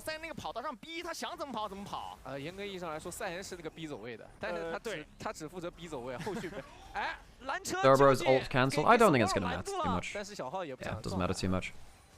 Photic's even going for a Zeal item next as well, which just feels meh. I mean, where is your percent penetration pen? Like, percent penetration pen. Oh, train. Hi there, train. Goodbye there, train. He needs percent pen, Photic does. Massively. Well, he needed it last item. This is like an autopilot build, one which legitimately means you cannot deal damage. He has flashback and it doesn't matter now. Now the problem is, even if he does flash the Malphite ult, he probably still doesn't do shit. This guy still probably doesn't do anything with this build now. It's a big problem. It's a huge problem. Have I ever visited Krakow? Yeah, I have. Back in 2016 for EU LCS finals. Ooh, Dre flashing in. Not a bad ult from Photic. He just doesn't do damage. That was a full combo and no damage happened. Renard flashed onto by the Yunara, just gets solo killed by that as well. They had themselves a 3-man combo with an Aphelios ultimate, and they did nothing. Easy victory for EDG. Much better composition. Xiaohao had an excellent game on the Malphite amongst other people. This jungle support just bullying Photic out of existence. Easy first game as IG, but I suppose that most of their 26 roster, Rookie not involved, demolished in game 1. Photic, you have got to improve off of that. That is not what we want to see. I just can't believe he did so little damage. Like, hello again, I focused on it. We'll put the camera for a little bit. Yeah, not a great game there from Photic. There isn't much to say, folks. I don't think he held onto his flash very well. I don't think he built very well. He didn't have any percent penetration into 3 Ninja Tabby and another full tank who built Merc Treads anyway. Yeah, I don't know. I think the Aphelios is good into Yunara as an individual matchup, but you can't, you know, you can't just blindly walk into that. Do you think it'll be a 2-0 or a 2-1? Well, based off of that, I think it's going to be a 2-0 EDG, honestly. I didn't see anything from IG there which gave me any hope, sadly. That being said, a lot of these players are new. I say a lot of the, you know, a lot of the topsiders, right? Solo laners. I don't know how I feel about Malphite returning to pro play. I like him in an amount. I like him an amount. Yeah, EDG is a decent team. They are a decent team. 16000左右得从德章身上刷的，就两个人的你侬我侬的。中路前面还是小威找了波机会，但确实你说猴子这英雄，他只有在有大的那一波里面能够，最好是有大有闪的时候才有机会啊。但是你就会发现，就是像画面里这种小节奏找太多了，而且小号真的这把就一直在撞人啊。但尽管如此，我个人这把 MVP 我会给 Live， 我也投给 Live， 我也投给 Live。主要 Live 好吧，我觉得他相比于昨天来说成长很多，一夜之间感觉长大了。从这个游戏内容上来说，很成熟。就该打的时候也不手软，然后该注意对面核心进场技能的时候也都注意到了这局。 I get it's Demacia Cup, but are EDG going to become contenders? No, I don't think they're going to be contenders, but I think they'll be upper end of mid-table. Okay, so put it this way. I think we quite clearly have like BLG, Anyone's Legend, JDG as kind of top tier. I don't think top esports unless... I think maybe if Tien joins them, maybe they'll go back to being top tier, but I don't think they will be with Nio as jungle. And then we have like, I don't know, we've got like BLG, JDG Weibo kind of like hang around 3rd, 4th. And I think EDG might be able to push a 4th, maybe? I want to see EDG versus, you know, JDG Weibo. I want to see how they stack up right now, because I think in it, I was kind of thinking this year already that EDG were better than the results that we saw from them this year. You know, they did they go 5 games in their last results actually? Yeah, they went 5 games versus JDG and bowed out in LPL playoffs. They slaughtered WE 3-1. Lost the IG in the upper bracket, then JDG in a 5-game series in the lower bracket. Should I have MVP? Oh, of course he won. Yeah, I think EDG are better than people. Like, put it this way. People will probably forget about EDG's 25. I won't. They're actually a very exciting team to watch. I enjoyed them quite a lot. Do you think LPL would be able to keep up internationally with Genji, actually, even if T1 didn't exist? I mean... Results show that they have done in the past, right? Results show that they have done. MSI 23 existed. They beat every single LCK team but T1 at 23 Worlds. BLG made it to 1 team fight away in Game 5 and 24 Worlds.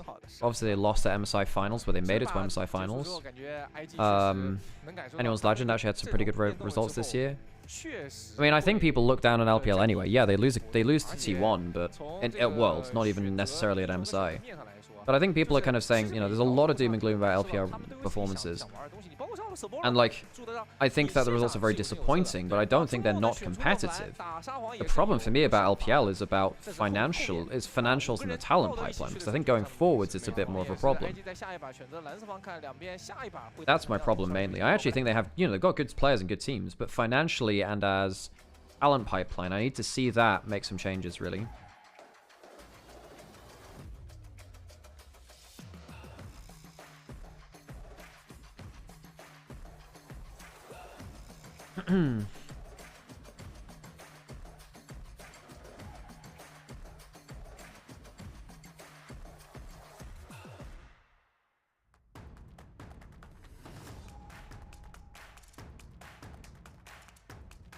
EDG is top 5 in LPL Summer. I mean, I can't remember what they were in 25, but they've been pretty good for... They were pretty good this year, on the whole. Despite them kind of coming through Group Nirvana. I've got a soft spot for them. EDG 23 was a fun experience. I got to cast them live. It was very, very cool. Well, LPL had way more financial resources than LCK? No. No, they do not. Not anymore. A lot of teams are dropping out.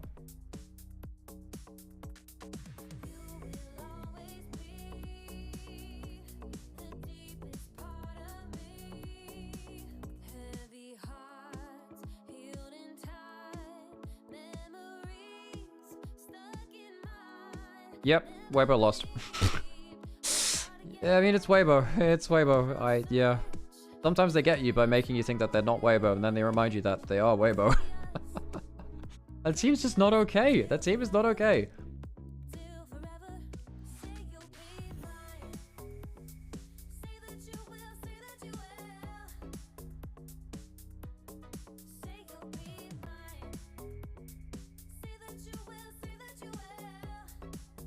What was the reason for them stopping in the richest league? I mean, results dried up. There's a whole lot of reasons. Yeah. I actually can't. Yeah, I'm not sure exactly why it completely went on, but.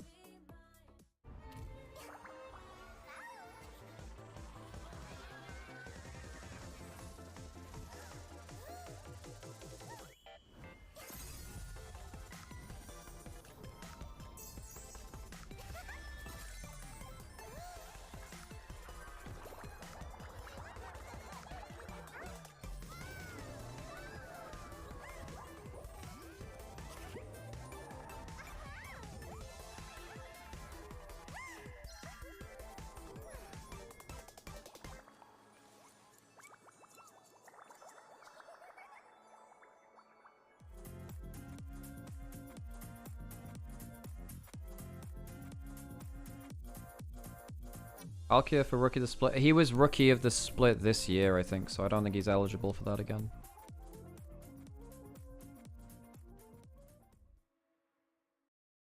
Yeah, I don't think he's eligible for that again, sadly.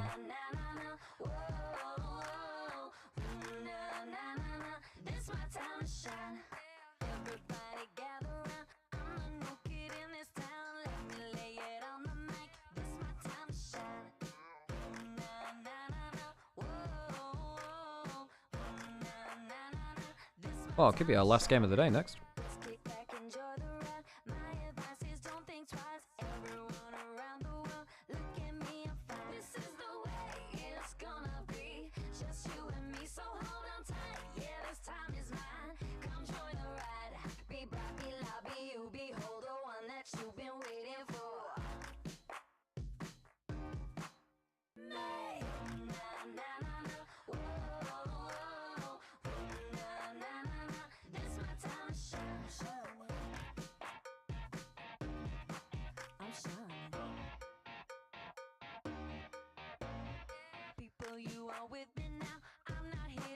You think BLG can have power like JDG 23 had?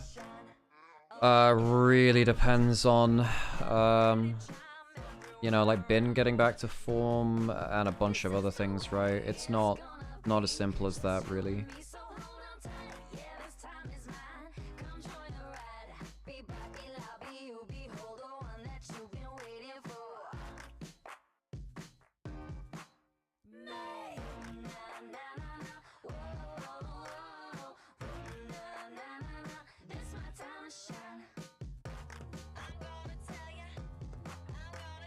Like the coaching needs to be good, the meta read needs to be good. They have the potential, much like last year. Well, this, you know, yeah, they have potential to be, you know, an insanely good team, but they do need to prove that. You know? And they need to prove that they are deserving of that now.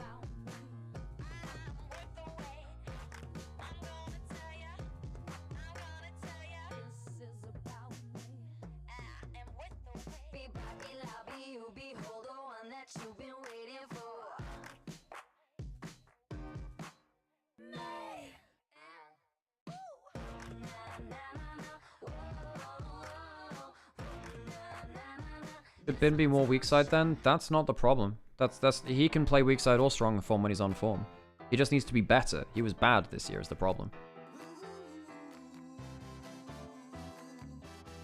Because he was very good on both strong and weak side before. That wasn't the issue.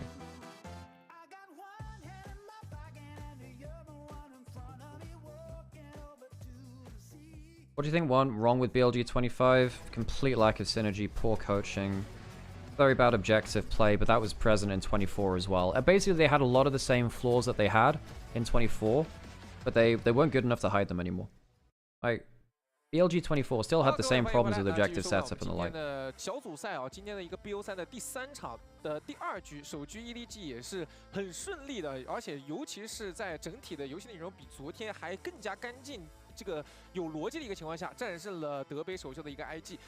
现在毕业不三要来到第2局，就要看看 EDG 能否去延续他们的一个比赛内容，以及还有包括说 IG 能否有所调整，对吧？因为我觉得现在对于 IG 来说，他们一定得有一个。No, it wasn't just the jungle thing, because remember they did that in 24 Summer as well. So it's not entirely realistic to say it was just because of the musical chairs in jungle. That didn't help, but it also saved them in the short term as well. I'm not going to say it was all about that. I don't think that's correct. I don't think that's fair. 看起来两个队伍如果说比这种对线到团战的基本功上，还是 EDG 要占得上风很多的。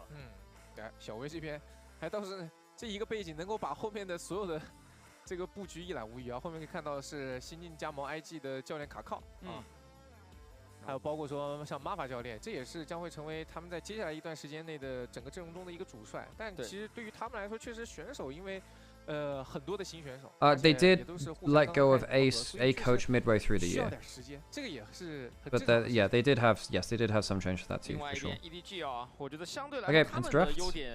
Could be our last game of the day. IG were not looking fantastic in that first game. Okay, Oriana off the table. What do we still have that's up and available? Kiana, Aatrox spring to mind. Poppy, I suppose, has been pretty high pick ban. 然后发条魔灵，另一边杰斯妮口，兰博现在还在外面。我在想这把是不是 Renard 来一把中单法师检验一下，看看这个法师中单打这种水平的对局是怎么样的一个表现情况。What about top lane Rumble as well? Of course, Rumble's in there. We've got Rumble, Kiana are the two probably biggest threats. And then I suppose we start getting into stuff like your Aatroxes. IG will win. I mean, they haven't given me a lot to be respecting right now. Not that they can't. Not that they can't. Of course they can. A lot to worry about in there, you know.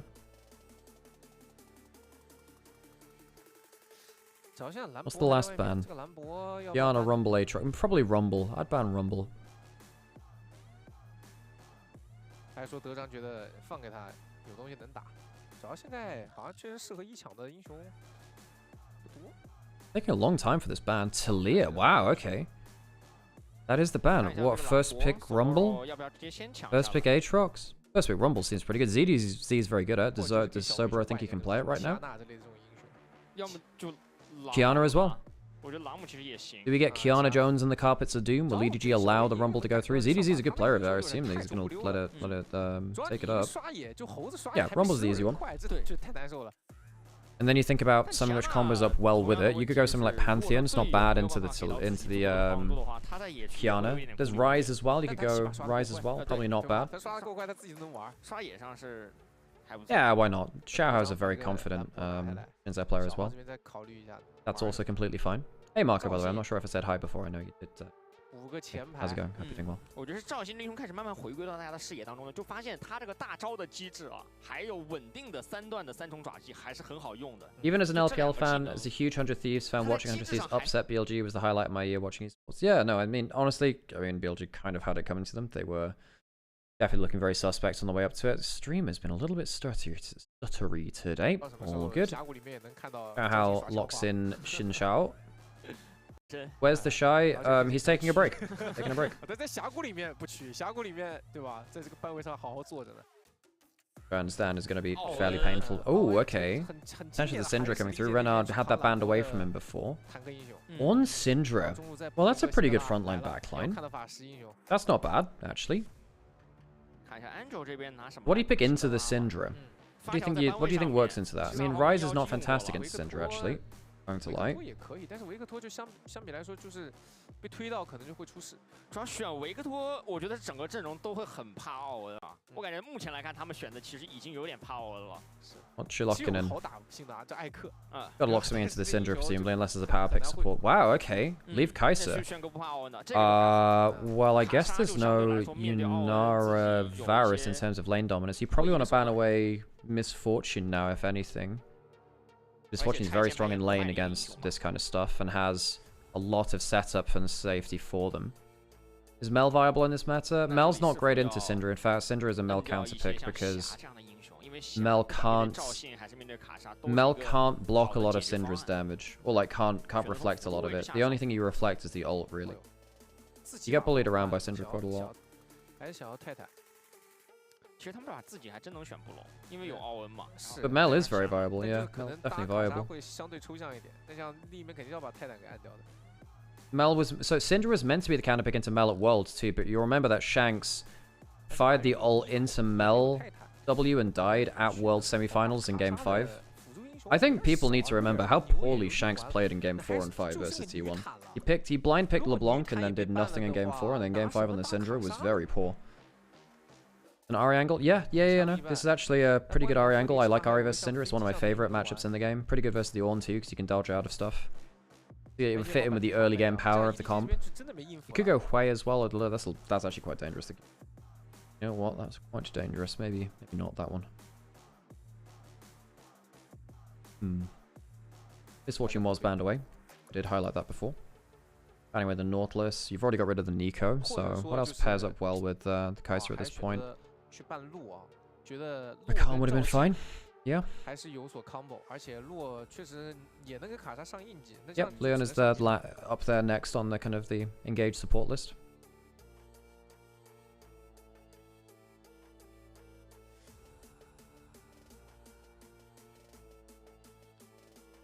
这个阵容两边都还是偏先手和冲阵的。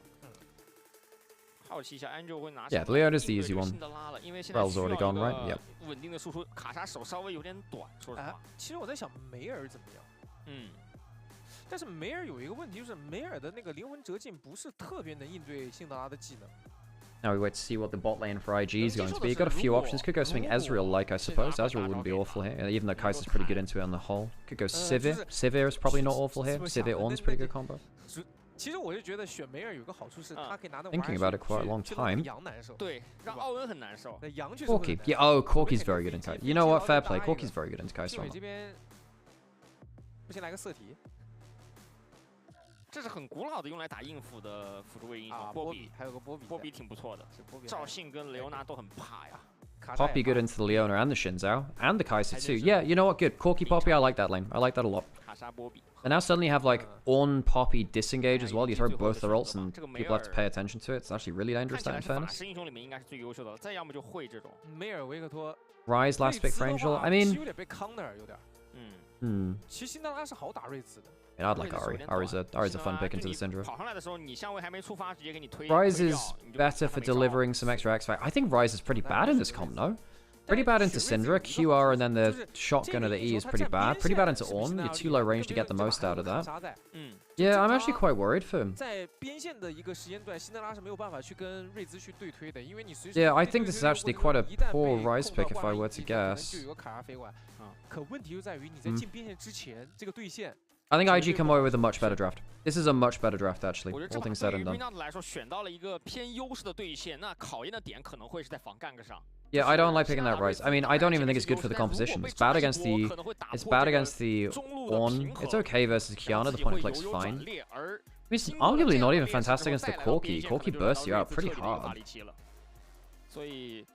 Not a huge fan, folks. Not a huge fan. Going to lie to you. Yeah, Syndra now loves this comp. I don't like that draft at all, really, the more I think about it. Maybe the Kaiser could do some mad stuff, but... Convinced.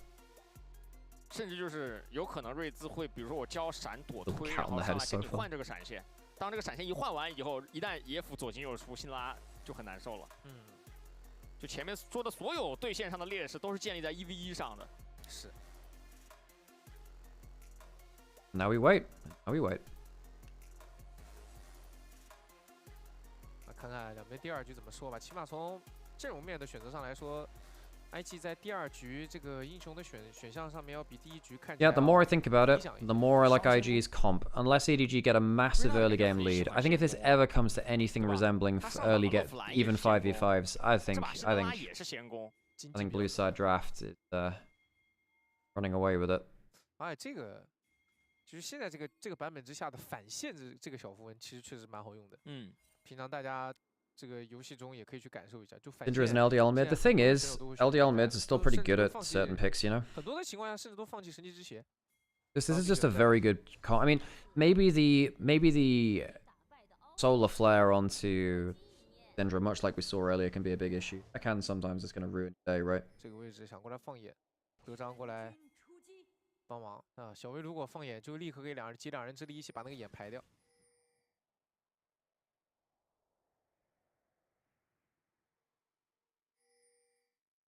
下路 Fodig 和俊伟啊，中草做了眼啊，另外一边 EDG 显然知道自己是防守的一方，直接在后草插的眼。上来先挨一 Q。 Okay, laning phase. 小赚一点。 Angel, of course, one of the more notable Rise players in the LPL, of course, was... I mean, Angel's been a pretty good mid laner for a little while. It's just, he's obviously a player which, you know, people know a lot from that 2020 suiting run to Worlds Finals. Understandably so. He's actually been pretty good ever since then too, really. You know, he did spend some time about the place. He was, yeah. I think that, you know, he got an All-Pro third place team not too long ago. Yeah, the blind pick is only for this tournament. Yes, blind pick is only for this tournament. If this goes to a game 3, it will be a blind pick game 3 for those who have missed previous games in this tournament. Level 1 unsurprisingly won by Corki versus the Kaiser. 而且自己因为身上带了足够多的生命药水，所以也没那么担心。毕竟换的是自己的血，而不是 AD 的血。 Not bad trading there from Angel to Renard. 回家出常见的这种玩法，最早我印象中是盲僧经常这样，就是刷半片野区12刀以后回家先垫个长剑，然后再去刷另外一个半区。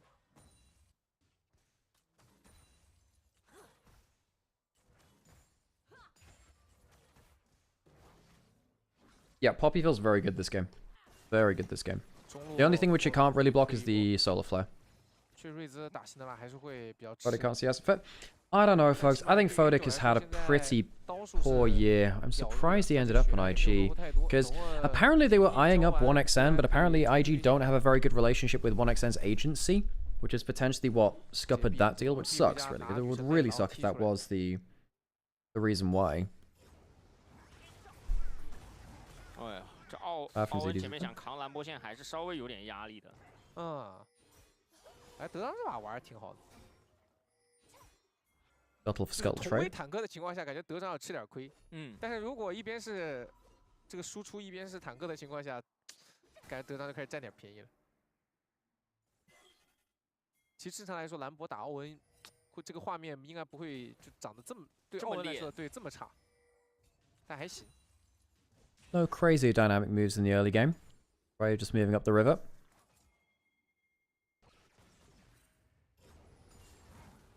Sobro Ornn has a total of 7 games. 4 of them are this year, and he has a winner of 0%. Hang on, wait. Sobro's never won a game on Ornn? What? Are you kidding me? Okay, now that is quite concerning. I'm not going to lie. I did not quite understand that was the case. Leave getting good CS out of this lane, despite the fact that, you know, you're meant to be losing this one, really. But the actual, just the lane of it anyway. I'm really quite surprised by that. 被 WQ 抽一层碎片。这位是在 Q1。 Oh, GOL doesn't show Academy games? Oh, I thought it did actually. 手法还可以啊。 Go find that out. Sobro, what's Sobro's Ornn win rate all time? Let's go have a check. 技能挺准的。 Leaguepedia tends to show it if GOL doesn't, by the way. 在镜头内很多的技能都是中了的。 但从结果上来看的话， Ornn, yeah, he's 1 and 9 on Ornn all time. 1 and 9 on all time. 都换上来了。 That is, yeah, not the best Ornn win rate, not going to lie. And he's quite a key part of this composition. 还在腿上来，那这样 Live 要被小压一段时間。 但这线是过来的，所以说对他来说 Botic using the IG Kaiser against them. No surprises there. Very popular skin.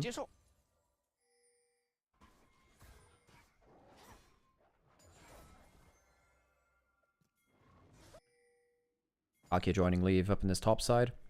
The Australian lines will be farming up. Top line. Just gets worse every time I do it. Okay, Equalizer dropped onto Sobro. Did he hit the E onto him? Good damage.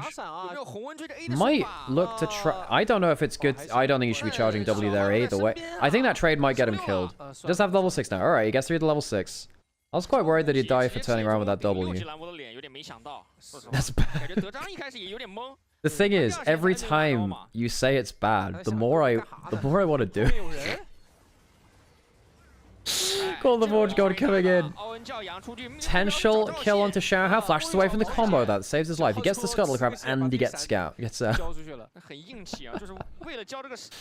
I'm sorry to everyone who's Aussie in the chat. Or Kiwi, because let's be honest, it's a bastardization of both. Oh, God. DDZ doing a good job of really pulling out this Ornn. Sobra's not managing the spacing very well here. Not really. The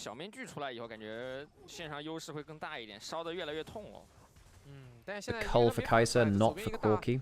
We often do see Corki want to go for the tier, but not want to go for the cull. Doesn't really want to double dip into the scaling items. I like hearing bad accents, please continue. Let me introduce you to a friend of mine called Kira.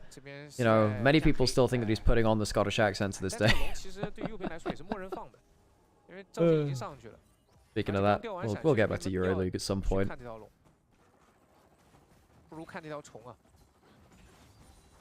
Level 6 hit by the Corki.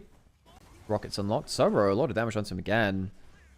DZ has the overheat going. The attack speed definitely helps a little bit there. Yana could potentially be coming down to his lane. ZD doesn't know that or not. Whenever people try to do an Aussie accent, it almost sounds Kiwi. Yeah. Aussie and Kiwi can often blend into the same one for Anglicized speakers.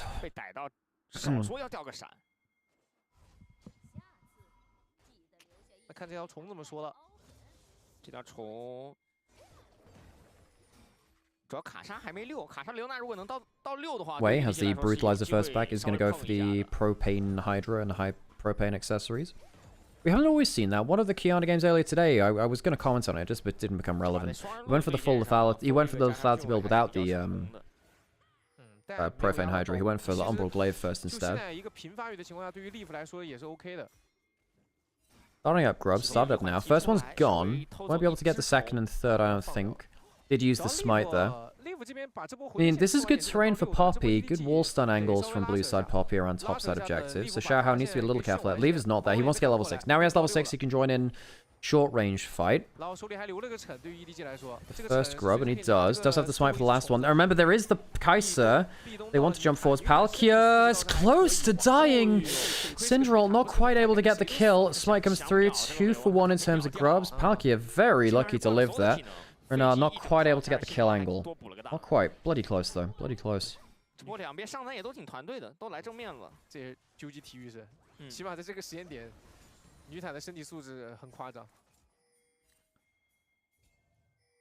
hang on. Leave's just been ulted there.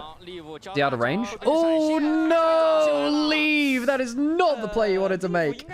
That is absolutely not the play you wanted to make. That is, yeah. That was painful, folks. That was a little bit painful. Oh, Leave. Late to the play because he was farming for level 6. Uses it and his flash still dies. That is pretty disastrous. Come on, man.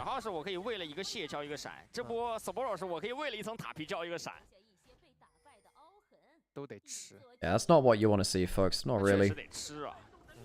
Photic missed 5 CS on the first 2 waves. Wow, I didn't quite catch it. That's insane, actually. Yikes.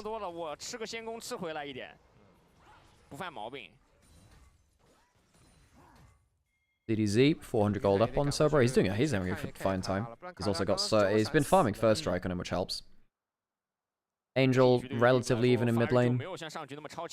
Leave was doing fine onto Photic, and then Leave, you know, obviously just had that pretty awful moment just then.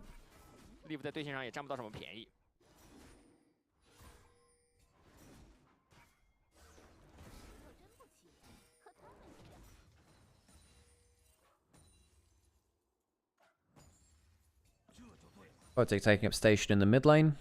Dragon in 2 minutes. Herald a little while off just yet.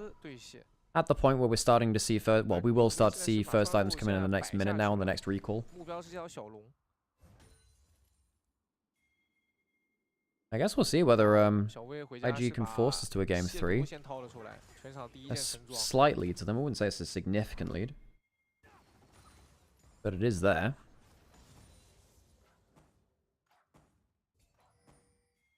Angel waiting to get his 2 stacking items running.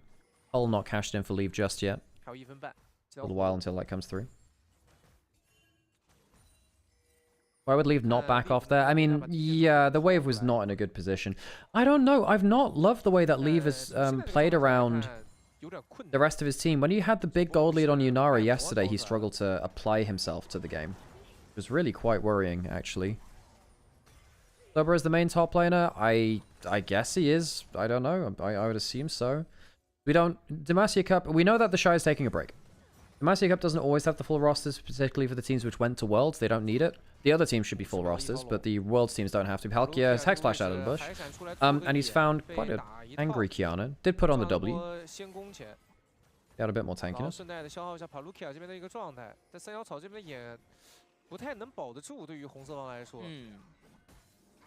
小龙快刷了。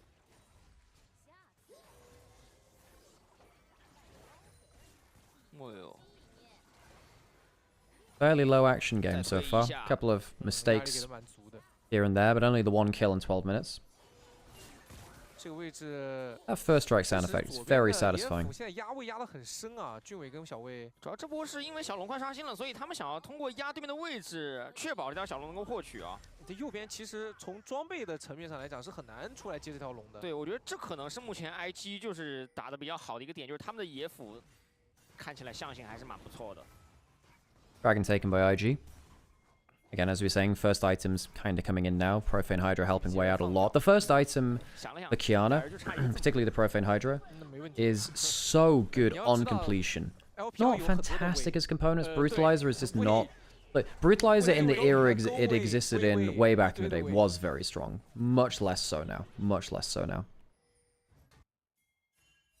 还有 big 位。 还有 Leaguepedia doesn't show anyone else signed for IG yet. I mean, there's potentially time for things to change, right, as the year goes on. LPL did a lot of mid-year changes this year. We had 80 roster changes in total, and a lot of them happened mid-season. EDG, I want to say, had 7 roster changes. 换到中路来，其实这样的话，2条边线都会被压。瑞兹这个时候得去边线了。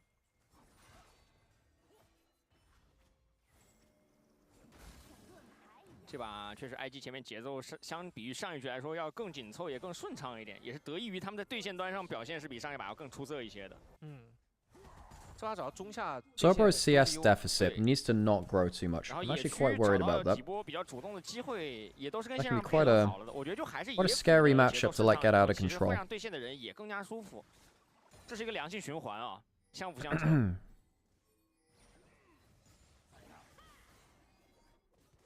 You'll be pleased to know I did an entire Saiyan Sky campaign. Hang on a second, Angel. Gets the Rune Prison. There's a flash on Renard. He might still be dead here, even though it looked a little awkward. I think he's just dead. It's the right play. The right play. Managed to get the Rune Prison on target. Great realm up afterwards. Angel sets up the kill. Looked a little awkward at the moment, but yeah, well, guess you can't fault the results there. 需要这样的节奏，他们必须得在边线压死这个辛德拉，不然的话，这把他们一直会变得特别被动。但同样的，另一边 IG 也是在下路把医学塔拿到手。这样的半区交换，其实对于 EDG 来说，小小的劣势就是德章这条线没得吃，他会稍微的掉个半波兵到1波兵的经验和经济。 上来推一下。 Hang on, I guess I could trade onto Rangel though. Oh, not Rangel. 对，但因为 Angel there. Sorry, at the end of the day, the 3 series days gets me a little bit sometimes. I'm still ramping up into it. And he managed to get, yeah, because he gets the spell flux. He uses the Q for the move speed, flashes, and then gets the W because the spell bounce happen. I mean, really well played. Very good opportunistic play to make sure he could threaten the Syndra as soon as the spell flux landed onto them. Very good though. Okay, Palkia caught out in river right now. He's there a little bit too early. Sober used... Hang on a second, where did that go? Shinzo's out, so there shouldn't really be a smite fight now. Is there going to be an actual fight, though? Renard, not bad. Trades there, doesn't get the stun onto Leona. Equalizes onto a couple. If they walk forwards, they'll have to stand a little bit more into the Palkia. Does not feel very good about that. Flashes away, though. Solar Flare. Think he should be safe. No one's dead. No one dies. Can EDG manage to keep IG away from the inner turret? The outer turret, sorry, the mid lane turret? No. They can't stop them there, so EDG thwarted by a good poppy ult from Jway. Better from IG this time. Better from them indeed. 都被 IG 控到手中。 主要还是落位慢啊！我觉得 EDG 他们不太能接受的是，在对面5个人阵型已经站好的情况下，才零零散散的一步一步趟过来。这样的话，面对波比的锤什么的，你没有视野，很多时候就是会中招。这个位置想对德章动手啊，在反蹲，但其实 EDG 的 EF 也在后面就位了。 哎，正面直接出手了，但是红温的兰博。Hey, that's a very dead ZDZ. Blasted down, ends up being a 1-for-1 though. In the enemy jungle too, Dre has to flash out. Suppose he was there waiting for a dive angle. Double stun from Renard. Blue side just OP this tournament. I mean, I think the first picks have been very powerful, but I don't think it has to be OP. Some teams have chosen red side. I think LGD earlier chose red side, I believe. Especially they did in game 2 anyway. No one's really getting clean plays right now. I guess IG got the clean Herald, but even then, the fight wasn't as good as they would have wanted it to be. 30 seconds till Dragon now.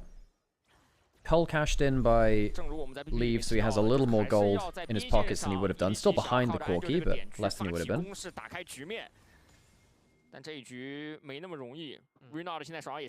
The cat ear headphones are very cute. I've seen a couple of people have them.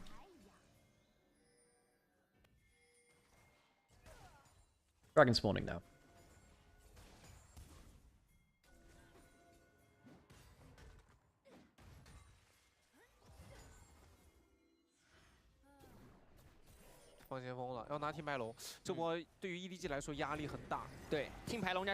Ooh, very good trade there from Wei. Alki's pretty much dead. Xiaohao jumping in, almost killing Wei. Is the equalizer getting? He does, despite the hard work done by Wei. He ends up dying before the dragon. Fantastic turnaround by EDG. I think IG might be able to fight though, even in the 4v5. Maybe Angel caught out. A lot of people in the bush there, no flash for him to escape. Valkyrie going into melee range, Leave gets the kill into Syndra. Fight continues, Xiaoham to retreat, Leave. No ultimate now, does have flash, does have barrier, and he goes forward. He kills down Fote.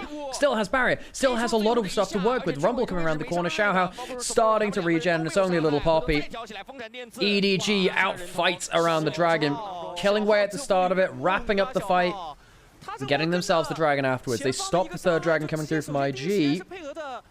Really, Leaf picking up some good amount of gold there. Now he's ahead of the Corki, slingshotting ahead. Dobro teleports top lane, will get himself a turret up there, but EDG very happy with how that went. Gold lead is effectively nothing now. It's like 1,000. Yeah, who cares about that? Initially, I was thinking, well, a fantastic trade onto Leave and Palkia. And then Xiaohao jumps into the middle of everyone, and Wei explodes. Good equalizer, you know, tags onto 3 people. Kills down Wei there.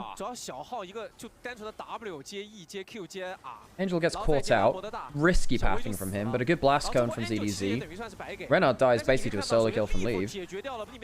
Top tower, Sobro is taking a lot of damage. He'll die to Leave. Leave will die too, though, because Corki blasts him back. Corki, good burst into the Kaiser, flash away from Xiaohao to make use of his ultimate. Palkia goes down to Wei. Oh, really? Well, I suppose he could jump back in, and he does. Equalizer, cutting them off, but I think that one's going to burn him down. ZDZ, good use of the ultimate in this game. Photic escapes. Ends up being a 2-for-2. Leave. Blasted by Photic is 4-1 on the Corki. A better game from Photic in the mid game so far. 4 kills on the AD carry for IG. We criticized him very heavily in that last game, and well, we criticized him a lot for this year, really. 1,000 gold lead for IG doesn't really feel like it's that much right now. It's also worth noting that they have that 1,000 gold lead, whilst also being 3 towers ahead. EDG have not taken any tower on the map just yet, which means that if they do get significantly one fight, there's a lot of gold for them to take across the board. They also have 2 grubs, which means it's easier for them to take it. Atakan potentially being started up here. Do EDG know about it? I don't know if they do. How quickly is this going to go down? Been off the vision for a little while. They're approaching it. They spot Renard. They should know. They should know. They have to let this go now. Rise teleporting up. Not sure about this Swan. Poppy ult could come through. Atakan down. EDG not really good awareness there. Zenith played onto 3 people, but there's the Poppy there. Palkia. That's just not the engage. Felt like panic engage. That one. Leave. Getting blasted around by the Ornn. It's not bad from Xiaohao to go onto Wei. He's dead. Dway on the retreat as well. Angel trying to walk up and kill Photic. 2 for 1, all things said, and a 3 for 1. Dway goes down. Realm Orb to get them back into position. And this is the problem now. IG got the Atacon, but they lost the fight so hard, EDG can start taking turrets. They'll take mid lane out of turret. That's going to be some gold for them. EDG already in the advantage. Even with IG actually having 4 turrets taken, they took a mid lane and a turret somewhere amongst the mess of the last few minutes. IG slingshot into the lead in terms of gold, even though the Atacon was lost. Palkia, I didn't love this engage at first. It's pretty separated, and you know, the Ornn ult comes across the side of it. This is a good start from IG, so where does it go wrong after this point? It's an awesome equalizer. It's an awesome equalizer. Realm Orb, no, sorry, the Rune Prison gets Renard rooted onto the Liandry's Bloodletter's equalizer. ZDZ has been fantastic so far in this game. He's been destroying Sobero on the 1v1. I know that the Rumble often has a good time against the Ornn in the 1v1, depending on how good the Ornn player is. But these equalizers have been fantastic.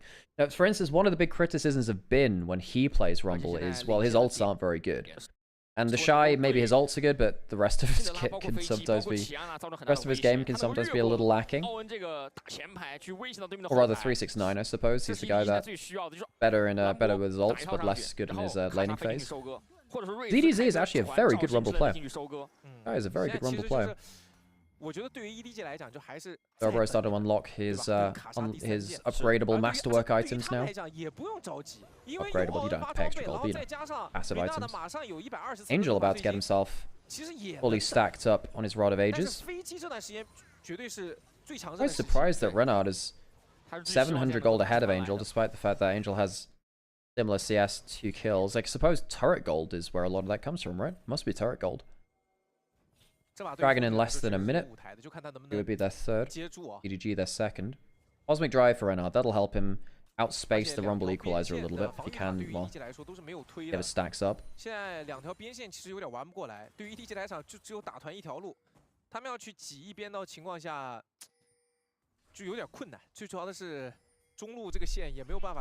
Seekers onto Rumble also important. Means you can use that onto the Cinder ult potentially, maybe even the well, there's a lot of things you can use on actually. Everyone. You can use it on everyone. Seekers is very, very good. Dragon in 20 seconds. Rumble teleporting into a safe spot. Leaf has 2 items. Doesn't have the Nashes for the AP just yet. I don't even know if he'll go towards that. Might even just go towards Terminus. Go more towards the physical damage variants. Angel on the flank, potential of a Realm Warp, opening up another angle of attack. EDZ leashing the dragon. Yeah, IG could shove down mid lane, but the mid lane outer and inner are already down. Way going into the pit. Equalizer is actually pretty good again. Goes onto 2 people, and the Bloodletter's getting crazy value. Angel pops back over the wall. Kiana ultimate's not bad, but he loses the dragon. Angel goes down, but I think EDG are pretty happy to continue the fight. Good Equalizer, gives them a lot of damage to work with. Palkia tanking up way too much, and I think EDG would rather retreat. Losing 2 now. I thought they were in a better spot perhaps than they were. Xiaohao has his ultimate, might need to use it. Pops it, although a lot of people are going to start running into range of the Crescent Guard now. This is a 3v5, but I think EDG might even win parts of it. Leave, gets scouted. That might change things for the better for IG. IG can't quite kill the AD carry. Kai'Sa survives, walks away. Xiaohao will die as well, despite the fact that EDG might have had enough damage to carry that fight. IG just about win it out. They'll walk out with way more kills, despite the health bars all going quite low. IG go about 1,000 gold into the advantage now. They lose the dragon. Angel bad? No, I think Angel was fine there. I think Angel was fine. Angel was fine to go back into it. Upgraded Manamune now for, sorry, Muramana for Photic. I think Angel getting that blast cone back into the play, I thought initially that was fine, actually. What ends up happening here is Palkia jumps in, and then everyone's onto the Equalizer. Angel tries to get the Spell Flux, and then the problem is just this very quick reactions from Dway to get the wall stun. Dway, very good pop ult to make sure that Palkia gets flown out. Palkia overstaying at the end, obviously not fantastic for him. But Angel, if he gets that Spell Flux onto the full Bloodletter shredded target, it's actually pretty good. Palkia's not doing well in the 5v5s though, I'll tell you that. I actually think Leave could have outplayed this too. He had flash, he had ult, gets hit by the Syndra stun anyway. I think he absolutely could have outplayed that. Xiaohao went way too close to the wall though, it doesn't really change much for him. I think Leave and Xiaohao could have outplayed that. They have enough damage for it. Terminus now in for Leave. Yes, he is going for the higher AD build. EDG almost at the Zhonya's break point. Very important for him to have that stasis, really. Leave Q went to the Gromp. Oh, it did? Leave put his Q on the Gromp? Oh, that's a mistake. I'm not gonna lie, because I watched, obviously we watched Asian Invitational as well, and at ASI, Leave was also not as good there either. Despite the fact that his year was largely excellent. I get a bit worried when Leave is not in high pressure games. Sometimes I think that he struggles to take things as seriously. I don't know whether that's me overreading into too much. Now Leaf has no summoners for the next fight. Angel does have teleport. He might have to teleport up now. He wants to get a recall in first if he can. ZDZ has the Zhonyas. IG maybe punishing the back timings. Ult's coming through. They're peeling off of it. Palkia might die here. Flash away from Leona. Does keep him alive. Not bad from Xiaohao. Gets into the middle of things. There goes Leaf. How much can get her? Punted back out by the Poppy. And Angel's trying to try his best either. Wait. Might just try and wait things out as he goes invisible. He dies anyway. A great stasis from Angel as Renard will try and take it back down, but he can't quite kill him. Not quite into the execute threshold as EDG clutch out the fight. IG try and peel off a Baron, and all they do is find themselves in a lot of shit. Renard will escape. Palkia is dead to the turret. So close. 20 HP. Renard, lucky to survive the last part of that fight. IG do not get the Baron. EDG will walk over towards it now. Renard, he should spot out the Leona trying to flank him. EDG know he's here. IG know that they spot him as well. On the pink ward, of course. Baron goes down. EDG now in firm control of the game. And this is going to be a big problem for IG. We were saying again that, you know, IG, a lot of their gold was coming from the towers that they had over EDG. EDG have only 2 towers taken. There's absolutely a chance that they could slingshot really, really far ahead of where they were. Great dive by Leaf. Great dive by Leaf. Dway couldn't get the W on target. So Dway tried to hit him with a W. He manages to ping the ult onto him, which probably did extend this fight, but then Angel managed to get a Q onto the invisible Kiana. Just about survives here too. So close on the damage calculation to kill Angel on the execute of the Syndra ult. 2.4 thousand gold on a ZDZ, by the way. ZDZ on the Rumble, by far my player of the game here again. His ultimates have all been immaculate. Some of the best Rumble, like consistency on Rumble ults I've seen in a while. Dragon's up in 10 seconds, EDG. 1,000 gold up in the power play, it's not crazy. But it's something. I'd like to see EDG kind of open up the map a little bit. They want to take the Dragon. 2 minutes left on the Baron itself. EDG lost 2 mid lane turrets, so that's where a lot of the tower advantage comes from IG. Wei potentially looking to go over the wall. Not able to. Hang on a second, he doesn't have his W there. Pop ult lands onto the Shinzao. So EDG, what are you going to do in terms of the rest of your map setup? You only have a minute and a half left of the Baron buff. That's enough for like one solid push in this bot lane maybe. Has been stacking up. Double stun there.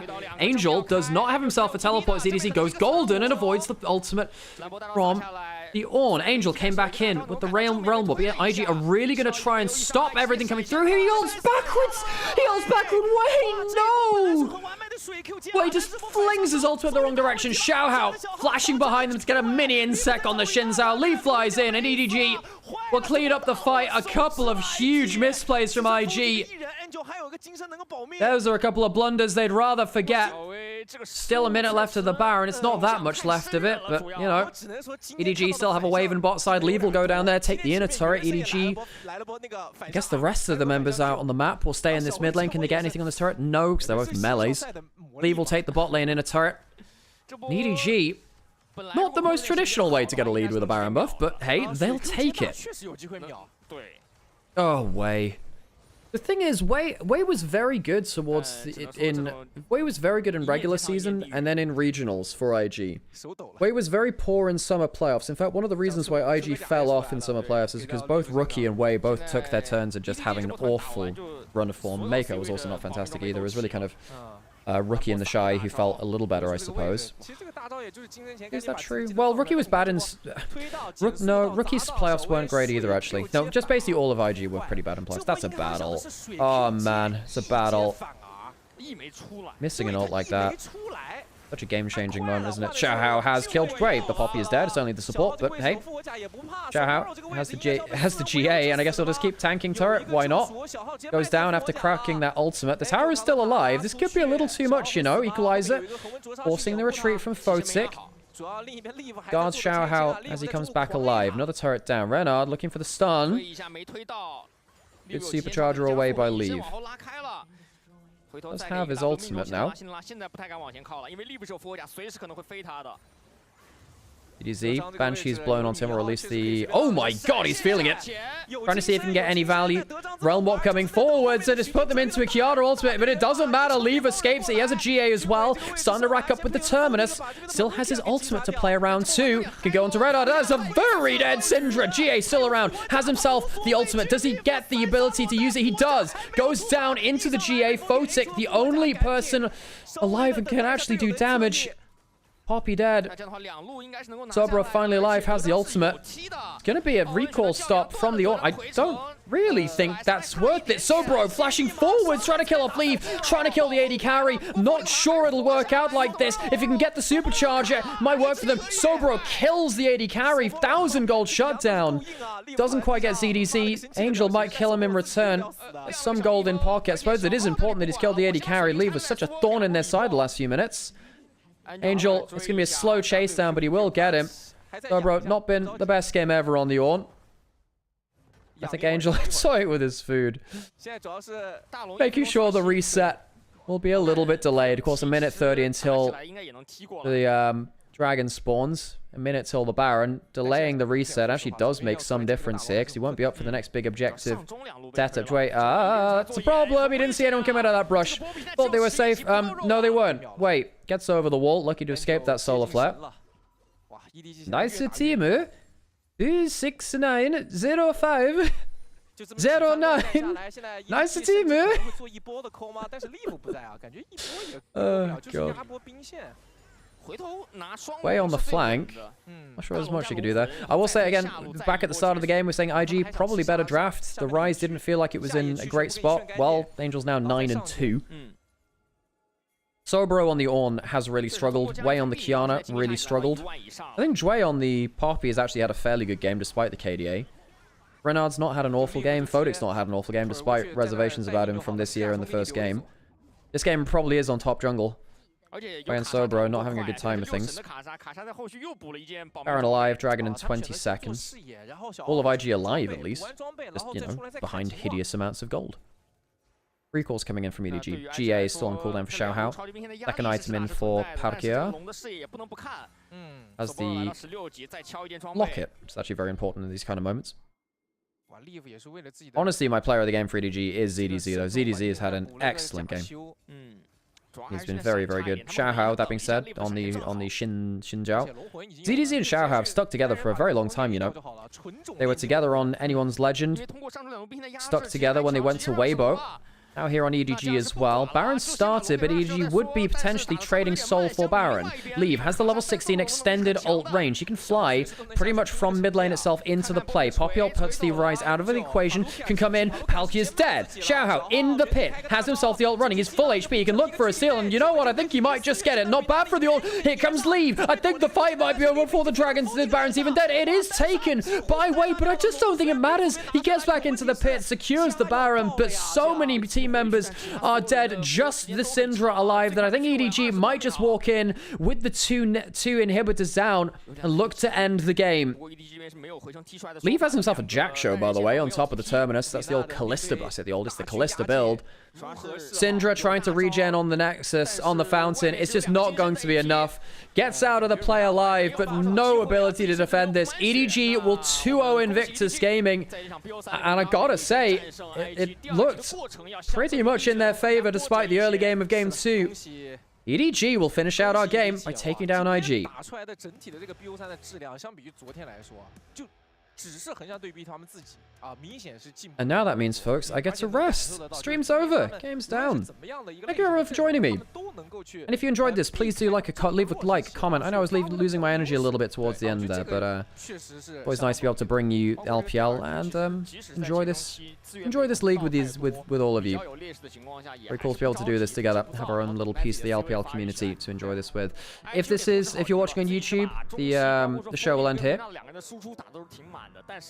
And if you're on, oh my god, Wade is so, guys, Dway out jangled, out damaged Way, the Poppy out damaged Kiana. Okay, well if you're on YouTube, the show will end here. And if you're on Onivia as well, it'll end there. But if you're on Twitch, we will find a place to radio over to. Thank you so much for joining us, and we'll see you next time. 我给德章一票，没问题。我希望他看在我这票的份上，给我一个面子，下次把他那兔耳朵下了。